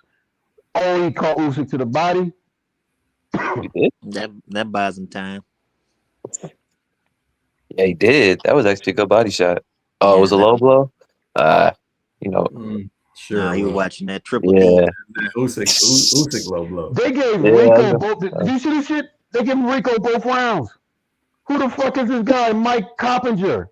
Oh We my know, God, Mike. Ali, Who stop, is he? stop, shit. I'm done. Fans Who don't is give Mike Rico. Coppinger? No, I'm saying, no, I Yo, know who what? he is, but what the fuck Oh is wrong my with this dude? god. Oh my god, the fans zone also got it too, Rico. What the fuck is going on? Do people feel like this is like an up? Okay, I don't know. Joey, you've seen how ignorant people Yeah, in the sport of that's why I boxing kind of like. do this shit are. How ignorant do you think they are in other combat sports? You right. Some of the dumbest motherfuckers I know are in other Yeah, I combat. know. Ooh, nice uppercut by Usyk. All these Remember arm shots. the uppercut that fuck is his name? Buddy landed on Floyd. Oh, you talking about Cotto? No. McGregor? McGregor, yeah. Oh, the 5. Yeah. Yeah. Was it the 5? Oh shit! Ooh, caught him in the single shield. Yeah, he did. Okay, hey, if there was a round I might give Rico, it could be this one. Yeah. Oh my god! trying but to- these The base- last one he might have won. Yeah, nah, but these base breaks are fucking atrocious. Good lord. Bro, he's just wasting a lot of energy. Yeah, you could just be circling right now, my guy. Rico trains hard. He does train hard, but For 5-round fights. Yeah, for man. 5 rounders. I mean, he just swinging for the fences. Usyk, the moment Usyk time him and man, I'm about to lose this fucking bet, dude. This is some bullshit. What you mean? You round 4? We don't know that yet. Yeah, I know that now. Like I'm watching Usyk on the back foot, yo. Like it ain't. Yeah. Uh-oh. You saw that, Jim? Yeah, double left. Yeah. Double left hook. Oh shit! Caught him with a left hook in the pocket. All right. But hey, Rico taking these punches pretty well. Of course, I mean, he has a relatively larger frame than Usyk, so Yeah. it's not like I think Dorian gonna win. And then he'd have been in action fights before. Like, it's just Yeah, but that's different at 5. tell me. But has he been retired or not? No, he ain't been retired. It's just like he doesn't fight as frequently because because of how the promotion is set up. Because kickboxers relatively don't make a lot of money, even at the top level, right? They make decent money, but not the most. But Glory didn't have like a bunch of promotional issues to where he doesn't fight as frequently, to where he's just kind of been doing what Usyk been doing, rematching dudes and shit. Mm-hmm. I know that shit. How long ago he fought fucking Badahari? That was like 2-3 times he fought him. Mm-hmm. If y'all don't know, Badahari is one of the baddest kickboxers out there. He done knocked out a whole bunch of motherfuckers. Yeah, he just a Moroccan crazy dude. 6'7", 250. He used to be 220 until he fought Alistair Overeem and got knocked out. Ali. Just say he an action fighter. They ain't gonna know what the fuck we talking about. All right, cool. I was gonna say, you describing where his mama from and where his people from. I don't like what Usyk is doing, man. You know what I yeah, mean? because you got round 4. Ooh, exactly. He's chilling. That's what he's doing. Nah, he playing. He sticking with the script.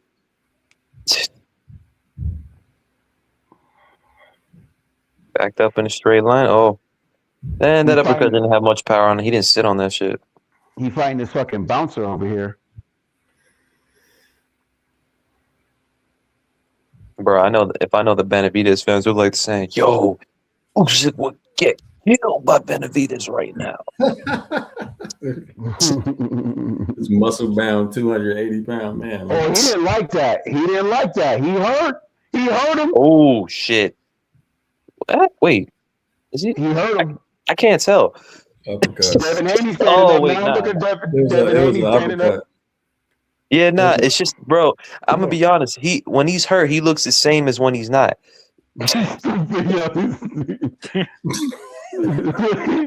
Bro, like, am I tripping though? Come on,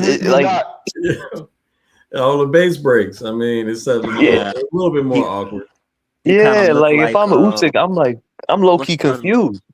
What's the other Ukrainian dude that just got knocked out? Fuck, by Shane. Oh, Boachuk. Yeah, he kind of got that Boachuk pattern. Yeah. Yeah. Yo, he's just putting pressure on Usyk. Yeah, and we all know how Usyk is with that shit. It's actually smart what he's doing. I mean, to be as not as talented of a fighter, like to let Usyk come forward, like he moved back and then he moved forward when Usyk chill is smart. Better than what Tyson was doing. 2 left foot. Better than Tyson was doing. I mean, to me, I mean, like his game plan. I mean, whatever his game plan is, just to survive. And no, that uppercut was not. Oh shit! Fucking game plan. Around. Oh, what that was 4 or 5? Yeah, it was 4. So Ali, yo, I'm out of it. Oh, Usyk knocked his mouthpiece out. Oh wait, whose mouthpiece got knocked out? Oh, it was Rico's. Yeah, you're around next, huh, Joey? Yeah, it's me. But I mean, if he's knocking out his mouthpiece and hurting him already, I like where this is going. The only reason I said that. what I say before the fight. It's gonna be like round 4.5, 4.5 He rounds. said he got 5-round fights. The only reason I said that, Joey, is because he's respecting Usyk's power. Whereas Fury wasn't. Fury got caught on a line not respecting Usyk's power. Tyson So deserved crack by that shit. He was doing stupid shit with them bullshit punches. yeah. So anybody in the chat who's like, "Oh, Rico's better than Fury," that's not what I'm saying. All I'm saying is he's respecting Usyk's power. Yo, You know chat, what please don't say that shit, man. We This don't need shit. another. This We shit. Yeah, Yeah, and bound to make it better rant than after the Rico. fight. Fuck. please not don't make ranting. this man I'm lose not his gonna shit rant. again. I'm not. I'm just saying. Like he's not Damn, better. that He's just uppercut respecting knocked him. the shit out of his mouthpiece. That shit. Luckily, it didn't fly into the crowd. Like it went all the way up there. Fucking Ali, you gotta talk to Ali like Kevin Garnett when he high strung. I'm chilling. Man, Everybody, chat. I'm chilling. Ali got that Carmelo Anthony energy, You over there man. like, listen, Lord, listen. Like, oh shit. Well, I hope you win, Joey. But I Me too, honestly man. think He don't need it to restart his addiction, man. That was Joey. It was 2 steps from being a wino, man.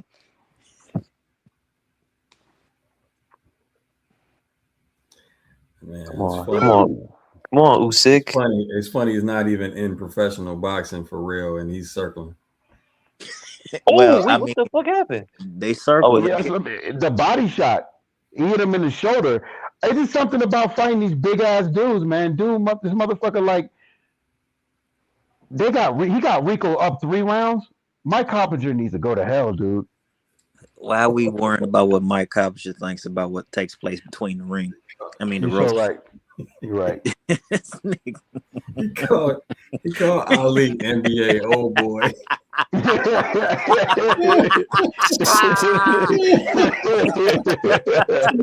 Oh my fucking god!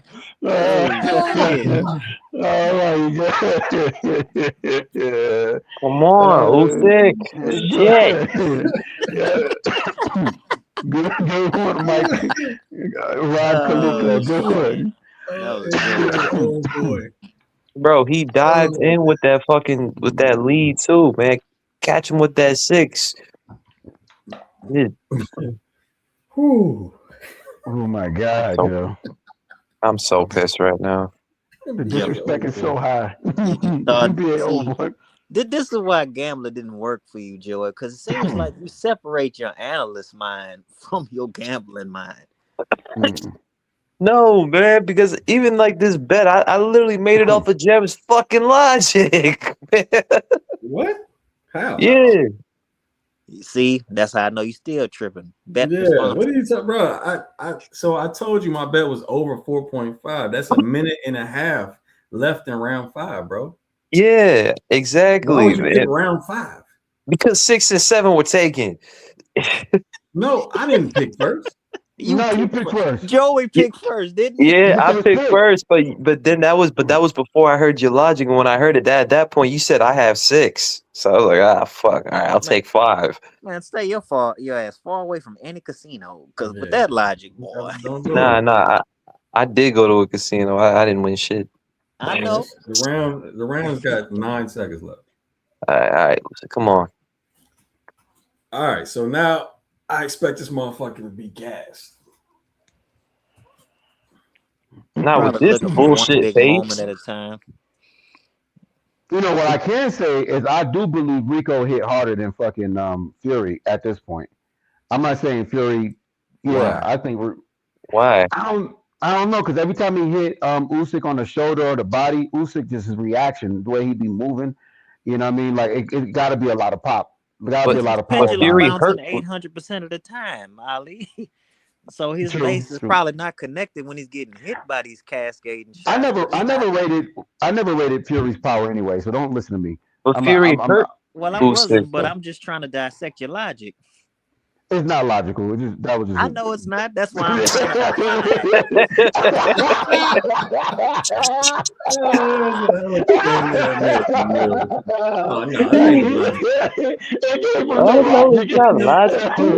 This I is just pure watched emotion. Ain't no logic in what I'm saying. Yo, This is true Jen, I'm feelings. sorry, man, Julio. I'm sorry, Jen, Julio. Hey, I'm Jen, gonna cut fuck. it out. this is divorce. Ain't no logic in this. All right, Nothing round but 6. vibes and feels in the motherfucker. That's why I called you NBA old boy. All right, let's get it, man. Hey, All it's right, my Usyk, round. chill out, Go. chill out, Let's Usyk, chill go. out, chill out. Keep a slow pace, man. Stick to the script. Oh, look at this rhythm stuff. That shit awful. Now it's with a straight leg. Hold up. Yeah, I knew it was coming, bro. Like once People that want to motherfucker know. get tired, People want to know if Mike Coppicer don't know shit, man. Look at the odds; they're going up. of course, cop don't know shit. Whoever he can fucking get on his knees for at the time to hope he get a better position, he'll do that. Sound about right. I was like, he really bald so they can grab his head.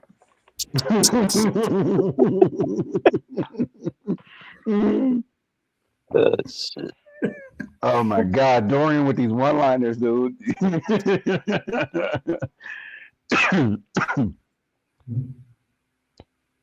But real talk, fuck Mike Coppinger scorecard though. For anybody listening Yeah, to he that can shit. go to the same place. Come on, Douglas is on. yeah, keep going, Rico. You not tired? Come on. Yeah, Usyk kind of taking around though. Yeah, exactly. Usyk been on the back foot. Rico keep getting him on the back foot for some reason. You know what I mean? But he's Yeah. not, and it's smart. Whoever I know, Rico trains with Fury, so I know Rico probably said, "Hey man, just keep him on the back foot." Because I'm gonna say this though. Usyk is definitely losing this round. He hasn't done shit. He just ate a nice jab there. Jab, yeah, I know. Did he? Yeah, he covered up afterwards. Good recovery. Nah, Rico, don't get on the back foot. Keep climbing. Yeah, that a nice lateral trap there. That's what I like to see. You can't bring. That's why I say you can't bring this motherfucker to no casino, bro. Because once his bet loses, he wish everybody lose. True hater. But but then again, he knows he doesn't lose if everybody else loses. You damn right. I get my. This ain't no betting app for where if I lose, my money's gone. I don't have to worry about the this consequences of reality here. Yeah, boy. Dorian, I said when I lost, I was like, I think Dorian gonna win. Come on, 20 seconds. 20 seconds, Rico. Yeah, keep circle jabbing. Keep circle jabbing. And keep terminating, man. But the way I see it, with it kind of going back and forth, I could see it leaning more towards round 8, if I'm being honest. But fuck it. Yeah. Nah, real shit. I don't think anybody's gonna win. Yet. And Usyk hasn't heard him since round, what was it, 3, 4? It's impressive with this. I mean, he's a big ass dude with all this movement that he's not gassed. I give Rico that round, by the way. That's why I said I'm like, in kickboxing, he's used to action fights, man. Like he's gotten into some hellacious fights. So with the pace being that high, he's able to find ways to find more lapses with his shit, terminating and shit. But you know, every time Usyk gets successful, get any type of success, he's running in and tie up. And he's a football playing motherfucker. He big as hell. Usyk 230. This dude fucking, like I said, he 280. He gets to 300 pounds. Gems, who terminated more? Caterall and Guasoff combined or Rico? Rico. How about to say Cat don't know shit about no terminating? But another thing, Rico always clinch. He clinches and he grabs your head and he's throwing knees to the body. So I mean, he's a kickboxer. I know you probably won't, but you can make a film analysis on this shit, man. Why?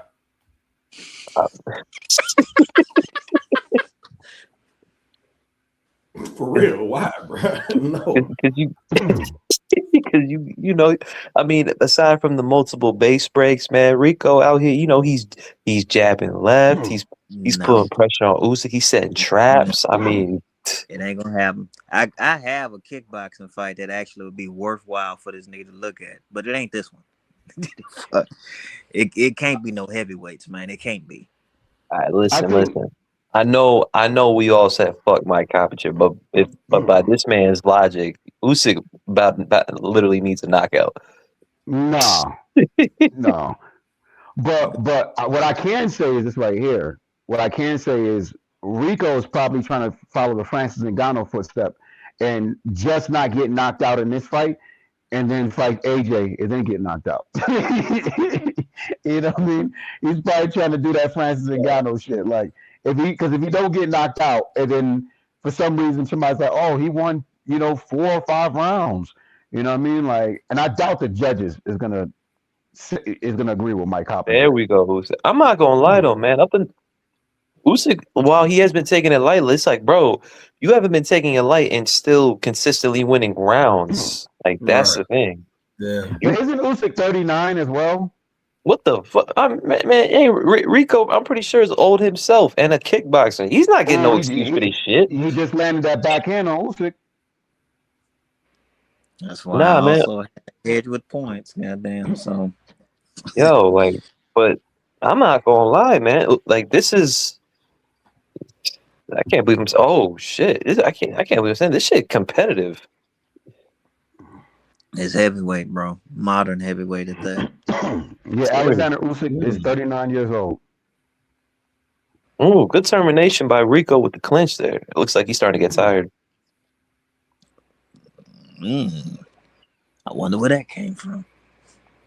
What the fuck? Come on, 40 seconds, Rico.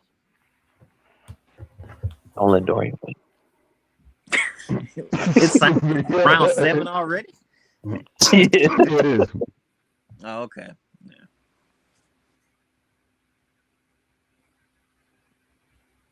Jim, is the round over? 7 seconds. Yeah, this shit is over for the yard, I bet. Yo, there's no momentum going. It's over. Man, motherfuckers got bad luck today. Yeah, I see this None of us won. Real shit. Was it 8 or 9? Who would you give that round to, James? That one Usyk, but the one before I would give to Rico. But it looks like it looks like shit. Usyk's more gas than Rico, or at least it did for the past couple rounds. But you know what I mean, he might have just been taking them shits off. But I don't know.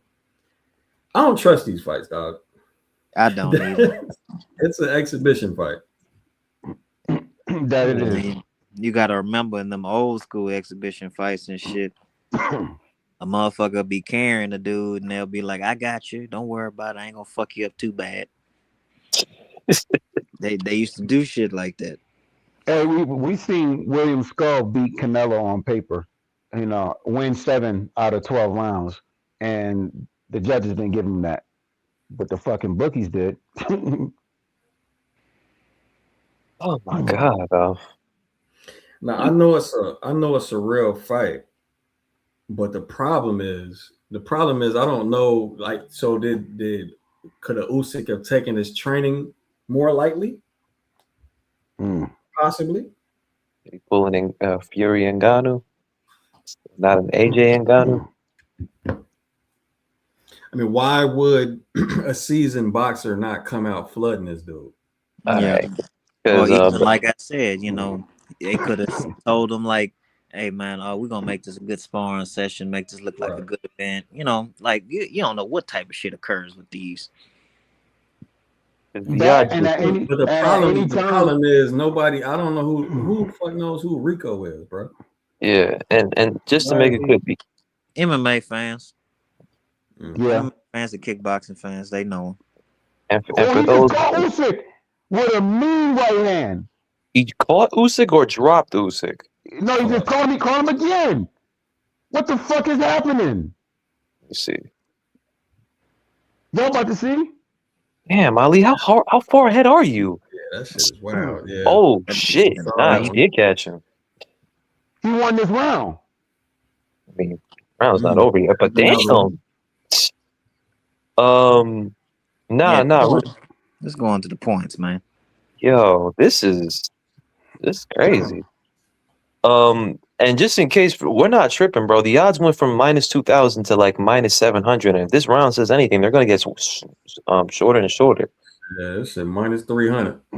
I can't even bet this fight. Yeah, this shit locked. Bro, man, it's gonna make boxing look so weak right now. But that shit doesn't. Usyk is 39 years old, though. He's Heavyweight 39 been years old. boxing been dead for a long time. We've been joking about it, but I told James, I said heavyweight boxing probably been dead since Samuel Peter retired, because he ushered in a new era of shitty heavyweights. Shit, now I want to see Usyk versus Wilder. Oh my god! No, I don't. I'm done. Usyk better get this round back though. Nah, he lost his round. Unless he does something dramatic, man. Yeah. And Rico. Oh, okay. I mean, yeah, that wasn't really much. But Rico answering everything back, man. He's not letting Usyk build any momentum, and Usyk actually looks frustrated. Yeah. Exactly. Just no different than with Loma. If you stop the motherfuckers from building up a head of steam with forward momentum, they can't snowball. I was telling motherfuckers, man, that Usyk could not hang with Tyson. Everybody thought I was crazy. You know what? I think Usyk probably had an injury. It don't matter, man. It don't It matter. does not matter, Don't bro. matter. This is the two-time undisputed heavyweight champion, and to many people's opinion, the best fighter in the world. No one gives a shit. And he lost that fucking round. The weakest heavyweight era in a long time. Weaker than the Klitschko era, James? Well, part of the Klitschko era was Lennox Lewis in them. Nah, no. You talking man, about Klitschko dominant era? Yeah. Toss up. Actually, I can't. You can't even say that because at least Usyk had Fury and AJ. I don't know about a toss up, fam, because I think that era was better. Really? I don't know about a toss up. Who's more? So that's what Doran was talking about with Samuel Peters, but then you had the more skillful dudes like what's my man's name? That was a southpaw. Oh, you talking about? I know exactly what you're talking about. He beat David Tua and shit. Yeah, what the fuck is his name, man? God damn, I can't remember. He used to be a fucking middleweight and he went up to heavyweight. I was just watching that motherfucker. I know. So a lot of us sit back and enjoy Eddie Chambers' channel. Eddie Chambers got skills, bro. He had skills. Not Ike. It was you know what I'm talking about. Yeah, we on the same page. Shit. Chris Bird. There you go, T-Mac. So I don't know, man. I'd say that era is better. He got Usyk as basic as Klitschko was, the Klitschko's were. That shit is effective, fam. It tie up. It worked, boy. It worked. Tie up. Yo. Yo, hey, shout out to Rico. This motherfucker did not gas yet. He did not get. Not only that, bro. He genuinely came to win, bro. Yeah, it looks like Usyk is gassing.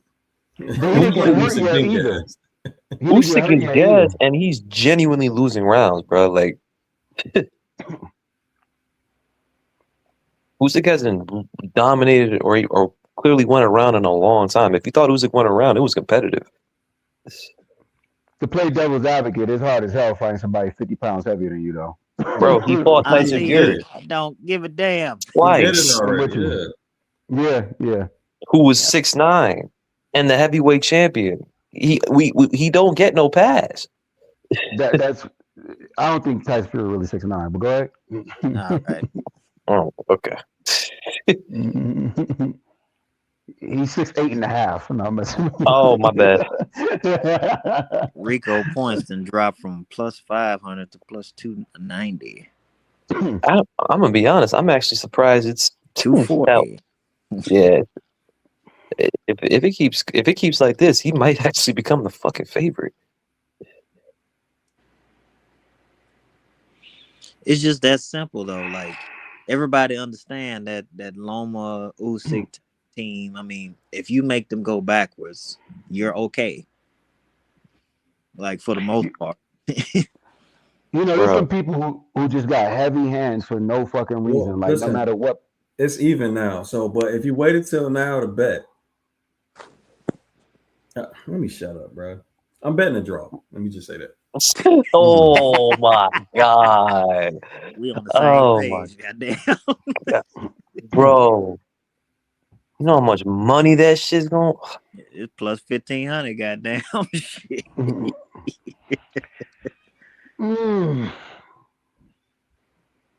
I wonder how punch stats is looking right now.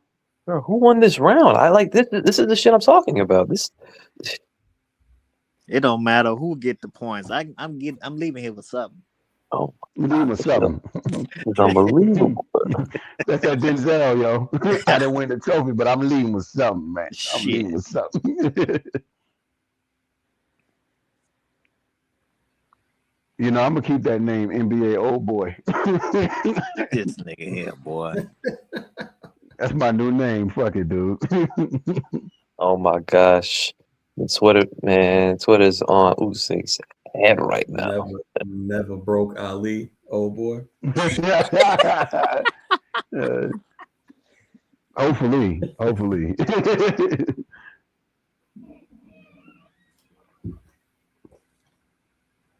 And Usyk praying in the corner don't make him look good to the judges either. He's in a Muslim country, so he gonna have to like do something more, yo. Like, hey, yeah, let's cut that part out. My bad. My bad. I'm sorry. Oh, I can't believe this shit. It's heavyweight, man. Anything. He hit him with a fucking backhand. Ali, you gotta relax, Ali, relax, man. You really making me think like knockdowns are happening. No, not a backhand, like with the back of the glove. He did throw a backhand. Like With a the real back of the backhand. glove. Yeah, like backhand slap. But a backhand. Oh, he hit him with a shaft. A what? The Shaft, man, like Shaft movie. Man. Relax. Oh, no, yeah. nigga, I'm talking about Shaft. You know exactly Oh, he's trying to hit him with a shoulder bump there. God He's trying to damn. get physical with his ass. Pause. Yeah, boy. All right, fuck it. Yeah, he's doing all type of shit, yo, with these punches back, you know, like whatever. I don't know what the fuck to say. But yeah. Nah, the ref should have said something though. The ref should have told him something about that shit though. This is bad. This is real bad. Nah, really. I mean, when you stopped giving a fuck about heavyweight a long time ago, you don't feel nothing for these guys. So, Nah, I didn't study film. I didn't either. Nah, fuck no, bro. Why would you? I didn't watch people kickbox. I did. I'm the only. I did. Why the hell would you? That shit wouldn't have gotten any views if you did a film study either. Nah, I definitely wasn't doing that. But I'm saying, like, even to bet it, I didn't study film for this. You just say, hey, it's Usyk. He should win. Yeah, I mean, it's not that. This is a major failure. Yeah. Let me make this very clear. This could we said this before. Buster Douglas was a genuine contender and wasn't trash. This be the worst upset. Yeah, by far. That's what I'm saying. He awkward and then heavy-handed. Specific conditions for his fucking style to really work. Yo, James, I'm not gonna lie, man. I'm waiting for the script to flip. It don't look like it's gonna flip, bro. It ain't gonna flip. I don't give a fuck what happened either. It's heavyweight. Fuck 'em. I'm waiting for like, and this is when Usyk knocks Rico out. It's bro. It looks like it's about to happen right now. Okay, now we starting to put some word. So Rico already he been hurt. Yeah, but okay, there we go. Now Usyk. Yeah, man, bro. Oh yeah, he hurt him bad. This just turned into a Usyk. Oh, and Rico just landed a nice right hand, and then at the end. Oh yeah, he did. Oh, I mean that was Usyk right afterwards. That was Usyk probably like a minus 200 right now, bro. I mean, I have no like idea what my scorecard would be, bro. I wasn't scoring this shit. I'm not scoring this shit. I've only scored the fights, the rounds that I think Rico, but I don't know about the other ones. Because I'm just curious. How many rounds did you think Rico won so far? About 3 or 4. I got a Right. 6-4 Usyk after 10. It, it was 5-4 after that last round. You know what I mean? Like, Basically closer than you thought this shit was gonna be. I mean, way closer. That's 4 rounds Well, if closer. you got a 6-4, Usyk is plus 162. So Rico's definitely is a favorite on the betting Right app. now. Did you just say plus? Yeah. Yeah. Oh shit! Plus 162 on the 3-way. I cannot believe this shit, bro. I can't. I'm not Man, it's gonna heavyweight. debate I with you, don't know pizza why the boy. fuck you expect just because it's Usyk, he's incapable of making heavyweight decisions. Fuck. Once a motherfucker get over 200 pounds, eventually they're gonna start making big Oh, motherfucking they decisions. closed out the bets for something. Oh Shout out to shit! Frank Oh no, they Sanchez. brought him back. They brought him back. Damn. Shout out to Frank Sanchez, ruining people's parlays. Nah, but it looks Give like him on. Usyk's. It looks like Usyk's trying to win now. Yeah, because it's the last few rounds. That's what them Ukrainians do, ain't it? Yeah.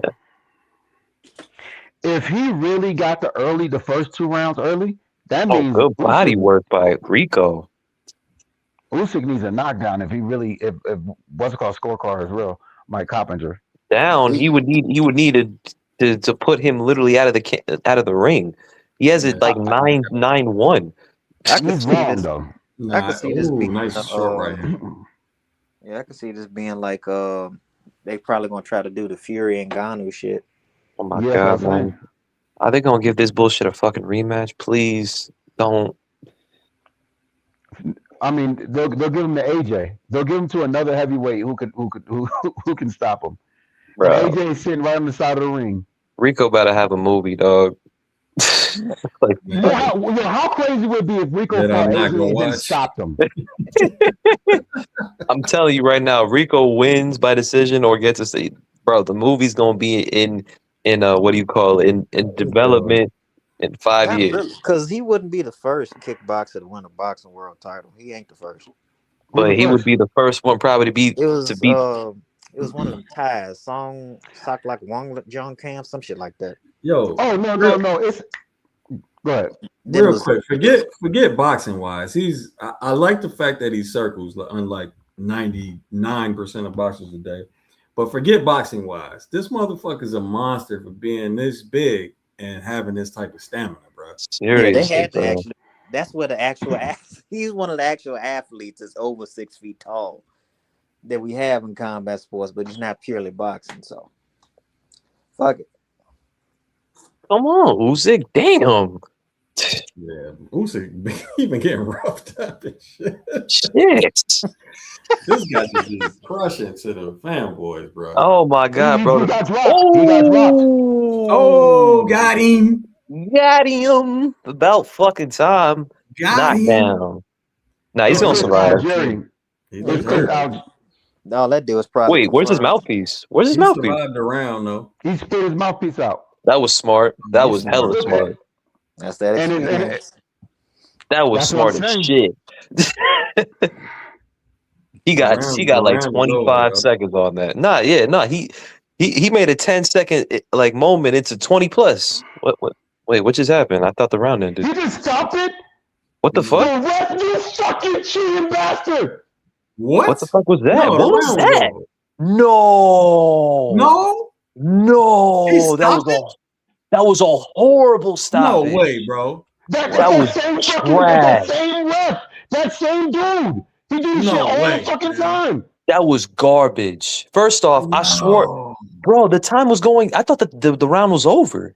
It was over. It was 7 seconds. Hey, I gotta hear this shit now. Nah, that's bullshit. That's genuinely bullshit.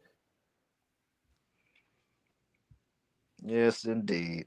Oh my god, this was already had a black eye. Man, Usyk could have got the knockout in the next round if push came to shove, but that right there, that was trash. Oh my god, bro, he stopped it on the bell. That's why the ref was there. That's why that ref was there.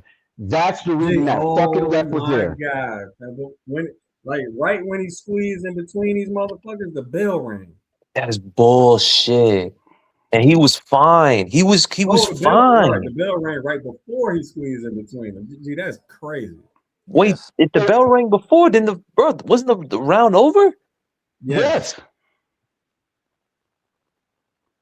If I was Rico, if I was fucking Oh my Rico, God. I would fucking contest. This is the problem with the British fucking the BBC. Yeah, These we're gonna hear motherfuckers. about this shit. Yeah. That same motherfucker does this all the fucking time. All the Yeah. fucking time. Y'all remember this ref? You That's guys remember this wild, bro. motherfucker? That's wild, man. I guess that was a Um, favor, huh? That's another one of them Ukrainian favors. dog. Yeah. Hey, my bet won though.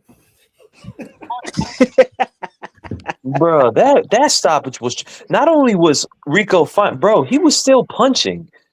Yeah, nah. Well, I don't know about that. Nah, I mean, like, listen, he was. I'm not gonna say he was like, but he was still there. No, you shouldn't stop the fight there. Like, what the fuck? What are we doing? Bro, especially in like, I don't understand if Usyk was already beating the shit out of him throughout the fight itself, and that knockdown occurred. But this was literally a competitive ass fight. Nah, bro, his It's hands what it was was. up. You always gonna see the most fuckery in heavyweight fights. Always shit. His hands was up. Oh my god. All right, Anyway. I'm out. I gave this too much attention. Right. Yeah. Yeah. All right, They just made Usyk look terrible though. Oh my god. If he didn't have haters before, he sure as shit do today. Man. Shout out Zupa. So over 4.5 and then Usyk by KO. So that shit hit, but yeah, they shouldn't have stopped there. Now, do I believe that he could have stopped in the next round? Of course. Yeah. But damn, bro, like what? Why would you stop it there? I know Rico looks so pissed right now, bro. I mean, this is boxing though. I mean, on everything. Like every time I say this shit, people are like, oh, you know, like there's no conspiracies. Listen, the fucking gambling apps own this shit. You know, it's probably like $50 million on Rico right now. And there was like, and that motherfucker got the assignment. Like I said, the dirtiest fucking Rico looking like, man. Look, it don't matter, bro. He's gonna get the flack because that shit shouldn't have even been competitive. No. What are we doing? Even if he did get the knockout, even if that shit didn't have occurred, bro, that was terrible. Yeah, it was a terrible fight. It looked like he was taking it easy in the beginning, and it looked like he was doing exactly what I said they was gonna do. But then he never really came on. Felt like it was just a piss poor. It was a piss poor effort. Bruh. I mean, and that, but then to couple that with the way that shit ended, nah, man. Whew.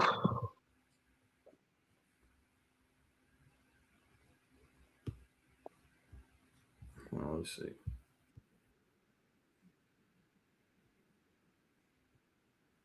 Shit, this is gonna definitely get some views now, James. Bro, I'm not really interested. I'm really not. I guess, man. Fuck it. Yeah, man. Yo, they weren't lying. Richard Torres got knocked out the exact same way he did to Guasoff. For real? Same exact way. Check counter hook on the line, didn't move, didn't terminate, knocked out the exact same way. Except instead of an uppercut, it was a straight cross. Folded the exact same way. He probably was on that ground thinking, holy shit. There you go. That's what I tell you, bro. Trolling, man. You heard that shit earlier. You know what? Now that Usyk David Benavidez fight, even though Usyk beats David Benavidez, I don't give a fuck what nobody's saying. Like that. Well, I don't see. I mean, first of all, assuming this was a real fight, does Rico fight like David Benavidez? Not at all. Is that a clear comparison, bro? Like he fights nothing like that. Not at all. Is he 280 pounds? Again, not Usyk at was all. losing. They had to stop the fight. At least it was good. It was only 15 seconds left. That was an early stoppage. So that was the 11th round though. But no, it was they literally just said at 2 minutes and 59 seconds, that's when the stoppage came. It was a bullshit stoppage for sure. Nah, that even though I've seen worse stoppages because of what took place before the fight, that's probably going to be one of the most memorable stoppages in a very long time in terms of just being poor. Yeah, Usyk need to go fight Ajit Cabial. When he Nah, he does, not fighting Caballero, bro. Nah. he needs to relinquish that WBC title. And If I'm Usyk, bro, I said I had 3 more fights. Nah, I'm out. call it a day. Yeah, call it a day. He don't need to be in there with Wilder. He don't need to be in there with Cabial. He don't Stop even need to be saying in there with Wilder. Dubois. Stop sneaking that shit in, bro. God damn. Wilder trash right now. No, but that's Right who he now. said. That's who he said he wanted to fight, though. I'm just saying, like like you 39 years old. Call it a day. You know what I mean? Yeah, You but did it. I ain't gonna lie. I could always go. I could go without seeing Usyk again after that shit, bro. Yeah, me too. You know what I mean? Like he's better off fighting the the older guys. No, he's better off just retiring after that. Like I don't It want to was see a trash ass performance, man. because Caviar would have ate up his body, dog, the whole time. You know what I mean? Like it would have been shot after shot, and the Usyk we seen tonight. Sometimes it's good to just leave on a high note, like you know what I mean. Like at least he left with a controversial knockout. That's the way to retire. You know what I mean? Leave out like that way. Then you know what I mean. Than it being a rematch for any fucking reason. You know. And Rico, he gets an opportunity. Like I said, we're gonna see Rico again. We're gonna see Rico either fight some contender. You know. Look, here goes Ajit in the ring. Oh my. I'm gonna tell you right now, it's either gonna be one of 2 things that take place next. Either Usyk's gonna retire or they're gonna make the rematch. But he's not fighting Caballero, and he's damn sure not fighting anybody else. Sure? It's that, huh? You sure? Bro, at this point, that I think that shit would probably be demanded. That's what they're talking about right now, literally. It's the choice of Usyk. That's what Brown said. Mhm.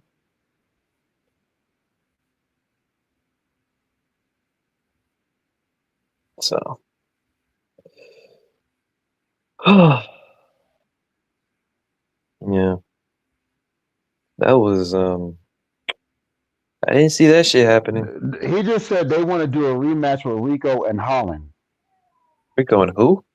And in They Holland, want where to Rico is say, from. yeah, bro. All right, now it's bullshit, dog. Why would you do that? Why would you say we want to see Caballero and we want to see Rico rematch? In Like, Holland. bro, this one fight, fam. What's next? Like, you giving them space to get out of either. Yeah, because it's gonna be 9 times out of 10 it might be the Rico rematch in Holland, from what this dude is saying. He's Bro, playing it. it's gonna be the Rico rematch. It's gonna be the rematch, bro. Yep, this is the same dude who paid $200 million for Dubois versus this dude versus Usyk 2. That was a $200 million fight. Dubois made $75 million. You know what I mean? And he made $125 million. So, or 130 something million off of one fight versus Dubois. So if they're gonna do a rematch, that is crazy. Rico kind of just gave it up to Ajit. Oh, what he said? Like, yo, he can Ajit's have it? waiting. I mean, I know they wanted to say they want to see a rematch, but Ajit's waiting. I mean, that's cool, but I don't think that's great. But I don't think Usyk gives a rat's ass. Yeah, it's about what Usyk wants to do. Yeah. It's like Usyk probably like that's cool and everything, but Ajit not the champion, so the smartest thing for Usyk to do is give up that WBC belt and just defend the other one, the IBF and the WBO. Listen, if he fights Ajit, I would after this, I'd be surprised because Agit is actually. No, I'm sorry. The chat is saying robbery. That's not exactly a robbery. But I know what they mean though.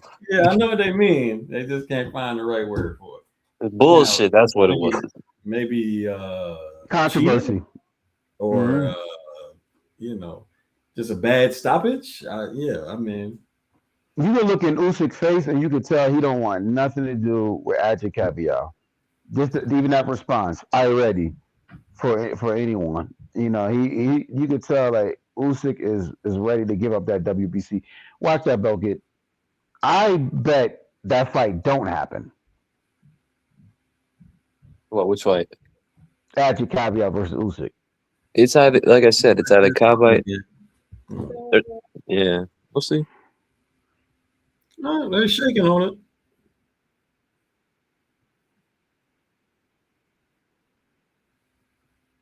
Usyk just keeps saying he's ready.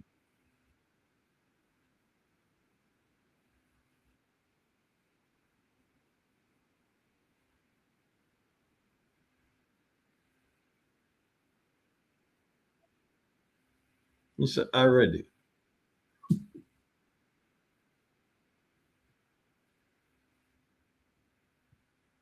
I ready. No problem. Both. He just asked him. He asked him who he wanted. He pointed at Rico, and then he said, "I can box them both." Oh he my do not God. want Ajit. He do not want Ajit. Why would he want Ajit? He's at the end of he's at the tail end of his career, right? This dude. Listen. Usyk gonna look at the pot that he's being offered for Rico and then Ajit. He's gonna count the numbers. He's gonna be like, all right, Rico. It don't matter. The numbers would be 70 million for Ajit, 50 million for Rico. Okay, I'll take Rico and I'll retire. Damn right, I take Rico at that point. Fuck. Yeah, we'll see, man. I mean, but then again, I wouldn't be surprised if we don't see if Usyk bailed on him. He kept asking the same shit though. I can't blame him for it. But he's like, I'm ready. Do you really think he want that dude? I ready. He don't want Ajit. He do not want that fucking Ajit fight. You know what I mean? He doesn't want that fight. He'll take Rico before he take Ajit. Then he's gonna. I wish I knew, man, because I definitely wasn't counting no rounds, bro. I wasn't scoring a fight. You know, the funny thing is, I like in a weird way, because it wasn't like there was so many fuck ups with that fight, but in a weird way, I enjoyed that fight. I enjoyed it for the simple fact that Rico was putting up a fight, like you said, didn't get tired, and was giving Usyk issues at times. Early on, like you said, I thought Usyk was taking it light, but as the fight progressed, I'm like, when's he gonna pick this shit up? So that alone made me enjoy it, because I'm like, all right, this is not what I expected. I didn't expect Usyk to be in a Tyson Fury type ass fight where he's fighting for his life here. Right. They're both old as shit. Tyson old, you know what I mean? Tyson. Usyk old. Yeah, he calls Tyson. It's time for them to. It's time for the old guard to just call it a day. Like AJ, Tyson. How many rounds did Usyk win convincingly, Ali? You scored it. I said 6-4 in round 10. You think Usyk won 6 rounds convincingly? Yeah, I think he won 6 like rounds. No question. Yes, I do. Okay. Yes, I do. And I'm gonna tell you why. I think because he was in round 10. It ended round 11. So, in the round that I thought that his what's call was actually doing good before he got dropped. So that would have made it 8-4. And I know people would have been mad like 8-4. 7-4. No, I thought it was 6-4 after 10. Yeah, okay. Exactly. So 7-4 after 11. Oh, you're you're giving him 2 points instead of taking away another point. Okay, I got you. Yeah, because it would be 8-4 because of that. I understand. Yeah. That's not how a 10-point must system works, but I got you. Yeah, because you get 10-8, that's 2 points, right? So, yeah, but you're giving it the other way though. You're acting like 8-4 is a 12-round fight. You're saying since you had it 6-4 in round 10 and he got a knockdown in round 11, so it's already 8-4 in round 11. Oh no. Yeah, I'm.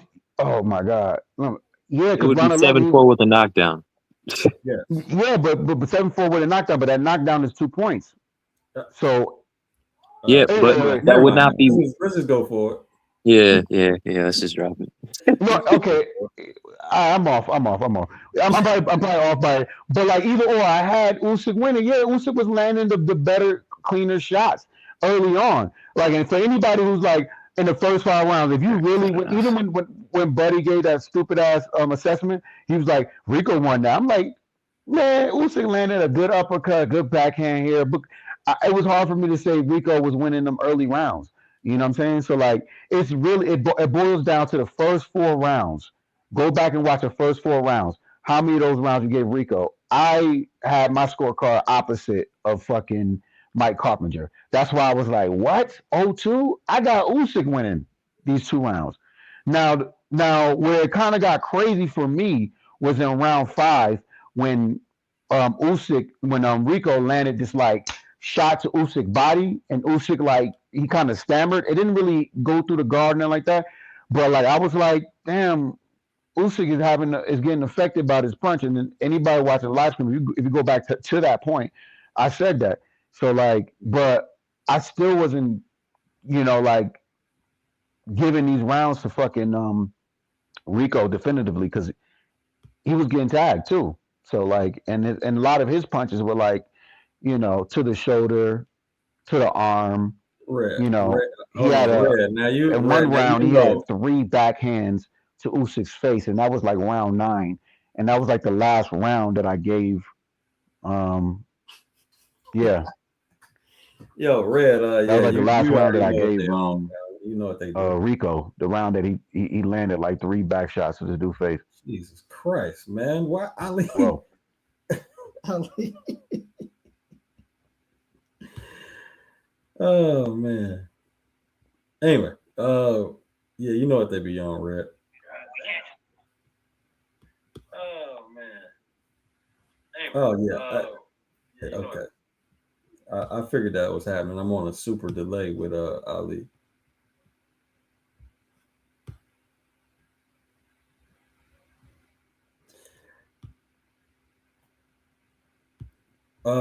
I feel the same, man. Usually we see Usyk outpacing guys, but he didn't even really start off with a quick pace. He kind of let Rico go at his pace, right? Yeah, I think my thing went out. But yeah. No, so I was you couldn't hear me. It was at a delay. Oh, okay. My bad.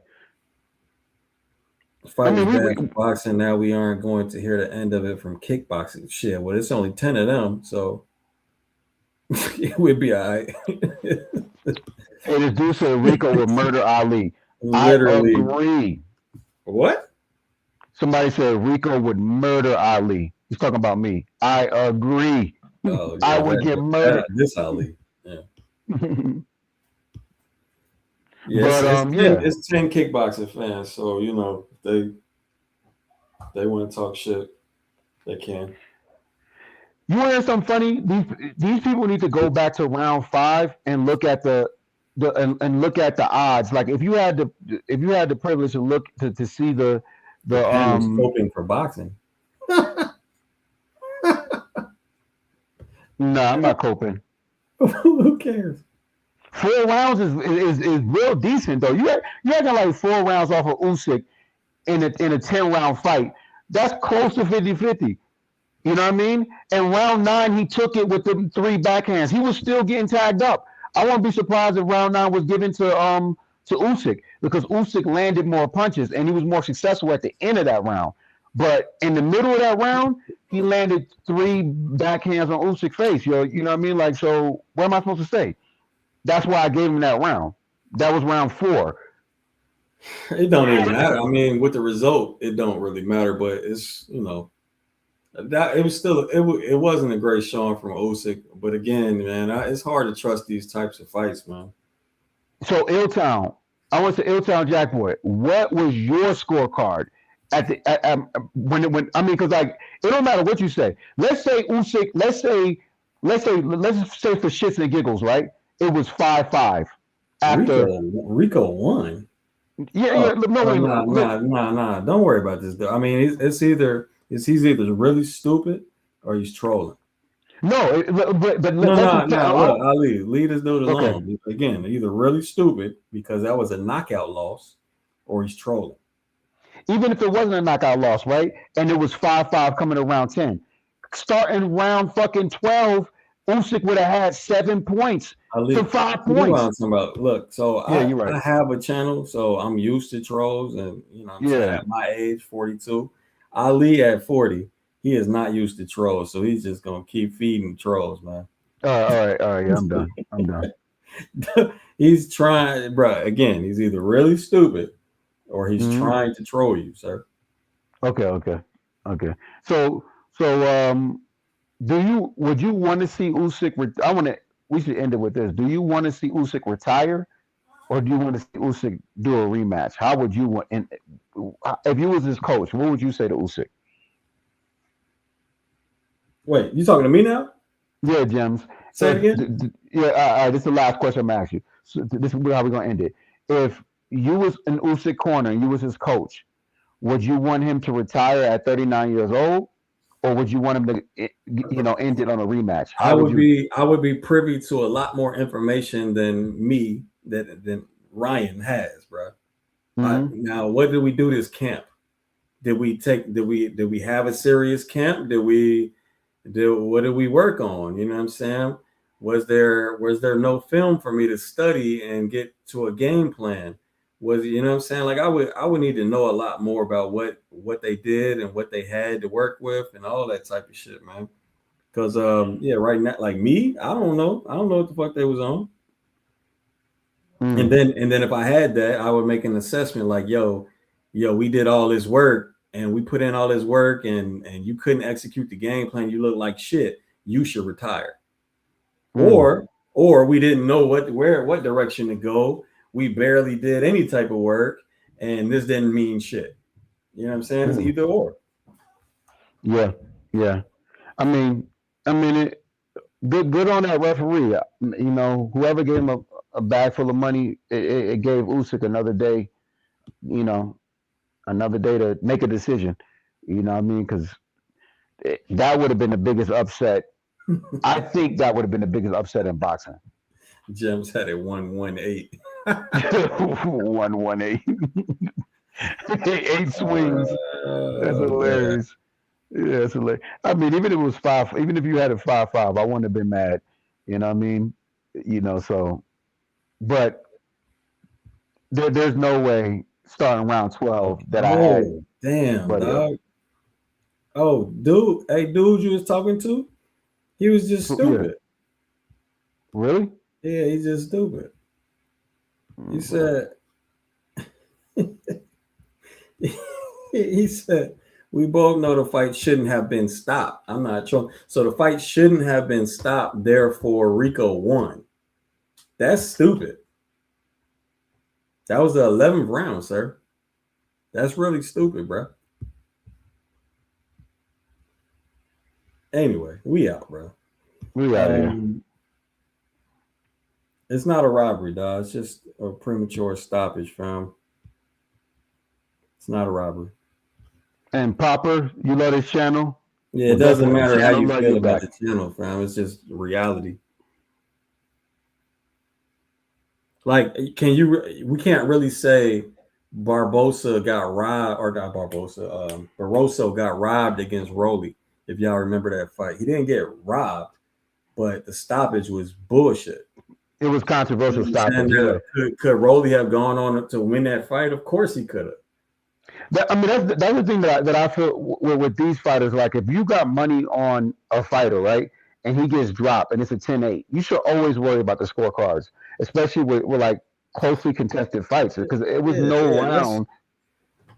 Yeah, unless Rico was dominating, you know what I'm saying, throughout the fight, and then he got knocked down. All right, okay. maybe you could say that he was on his way to winning. But in that one, who knows, man? I think we're all just surprised that Usyk didn't look good. You know what I'm saying? Like, why does he not look good? That's what we were saying. But it's not a robbery, bro. That's where I was at with it. You know, I feel like Usyk wasn't on the front foot. He's usually on the front foot the second half of the fight for every fighter. You know what I mean? He did that with AJ. He did that with Fury. But this fight was the only fight he wasn't on the front foot that much. And he spent a lot of time like balling up and taking shots to the arm and stuff like that. And I can see how somebody could give somebody a score, but arm shots are not like, you know, if you get 3 or 4 shots to the arm and then you land a right hand to the face, no matter how soft it is, it's still a clean shot. You won that exchange. And is you know, scoring is based off exchanges. And if you're not looking at those exchanges, you're like, oh, Rico look like he's dominating. Like slow down and look what jab was Rico landed. You know what I mean? Like what clear shots was Rico landing that was like, all right, Rico dominated this round. Okay, that round. And that was my problem. Like Rico would come in and he would come in with his arms down and he'll get caught with like either a hook to the head, like they just showed in the highlight, or uppercut. And although it's not like hard shots, it's still like them arm shots ain't winning you that exchange. You know? So like, and I think that people don't understand boxing. It's subjective, dog. I don't know. I mean, they could depending on the judge, man. Yeah, depending on the judge. But we seen people. Maidana Mayweather won. Maidana throwing a world of punches at Mayweather, and Mayweather hit him with a backhand and then spin out of it. You know what I mean? To the point where there was controversy where people were like, "Hey man, Maidana won more rounds than we think he won," and then they rematched and Mayweather made it definitive. But like, if you think like this is boxing, it's a sport, and you have to land clean shots to the body or clean shots to the head.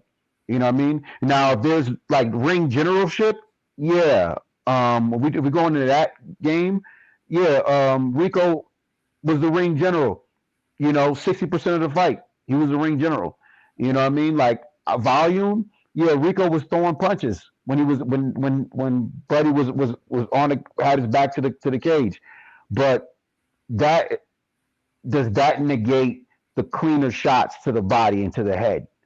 And you know that's where I fall under is like the cleaner shots to the body and the head. Who was landing them, you know, consistently, you know. So you know now if Usyk wasn't landing no shots at all, and it just was ring generalship. And then the punches to the body like that, them flailing punches that wasn't really landing all the way clean, then I can see where you could be like, all right, Usyk won. I mean, he won that round because he didn't do nothing. But no, he was winning some of those exchanges. And, you know, and I think that's where it's going to be hard for like the difference between a boxing fan, a boxing judge, and a boxing analyst. It's different because fans is all passionate and they got the person that they're going for. Like, no, this is the guy I'm going for. Okay, cool. You're rooting for that guy. But sometimes when you're rooting for somebody, you're looking biasly. You because you're not looking at, you know, what the other person is doing successfully. I don't have any biases. I'm just looking at who's winning. You know what I mean? I don't care who wins. I'm judging the score. Well, I'm a professional boxing analyst. I'm gonna tell you straight up, dog. If I ain't have a boxing channel, I wouldn't even order this shit. Yeah, I wouldn't even order this shit, man. Like I don't want to see the, you know, the top heavyweight versus kickboxer, dog. I don't give a fuck what the outcome was. So what Adam said, I'm gonna have to agree with him. He said, you know, nobody claiming robbery as if Rico was winning. They claiming robbery of a fair conclusion. Well, you can just say corruption on a fair conclusion then. You know what I mean? Because when you say robbery, or robbery means something specific. Yeah, you got to. You could say that the ref was corrupt, or the ref was biased, and from that standpoint, I'm right there with you, Adam. I'm not here trying to you know, argue with you guys about some stuff. I'm just saying my standpoint. You saying that, you know, it wasn't a fair conclusion. We are in agreement with it wasn't a fair conclusion. Of course. So, yeah, you know what I mean. So You know, But it does wasn't that mean he wouldn't have got stopped the next round? No. No, I mean, he was the momentum. Does that mean he wouldn't have got dropped 2 or 3 times the next round and still lost? Does that mean he would have got dropped another time the next round and still like, bro? It's so many possibilities. That was round 11. That wasn't round 12. I'm gonna say this right here. ADM MLK, you could go suck a dick, dog. For real, like some of you guys, nah, real talk. Holy hard or something. Hey man, shut the fuck up, dude. You don't know me. Like I tell you, these trolls, some of these trolls, some of these trolls, man. Yo, who the fuck are you? I'm high on what? I'm high on your mom's pussy, you bitch ass nigga. End it on that. You know, I'm just saying, like, yo, who are you guys? You guys talk like some straight up hoes. You know what I mean? Like, you don't know me, nigga. You don't fucking know me. Remember that shit. I'm in Denver. You can meet me up in Denver, yo. I can show you how old I am. You bitch ass motherfucker. Definitely high on your mom's vagina, and that's how I'm gonna end it. The same live stream. I'm done, yo. Who the fuck is this dude, yo? Like, this dude is crazy, yo. You high. Go suck a dick, you bitch ass nigga. And that's where I'm gonna end it.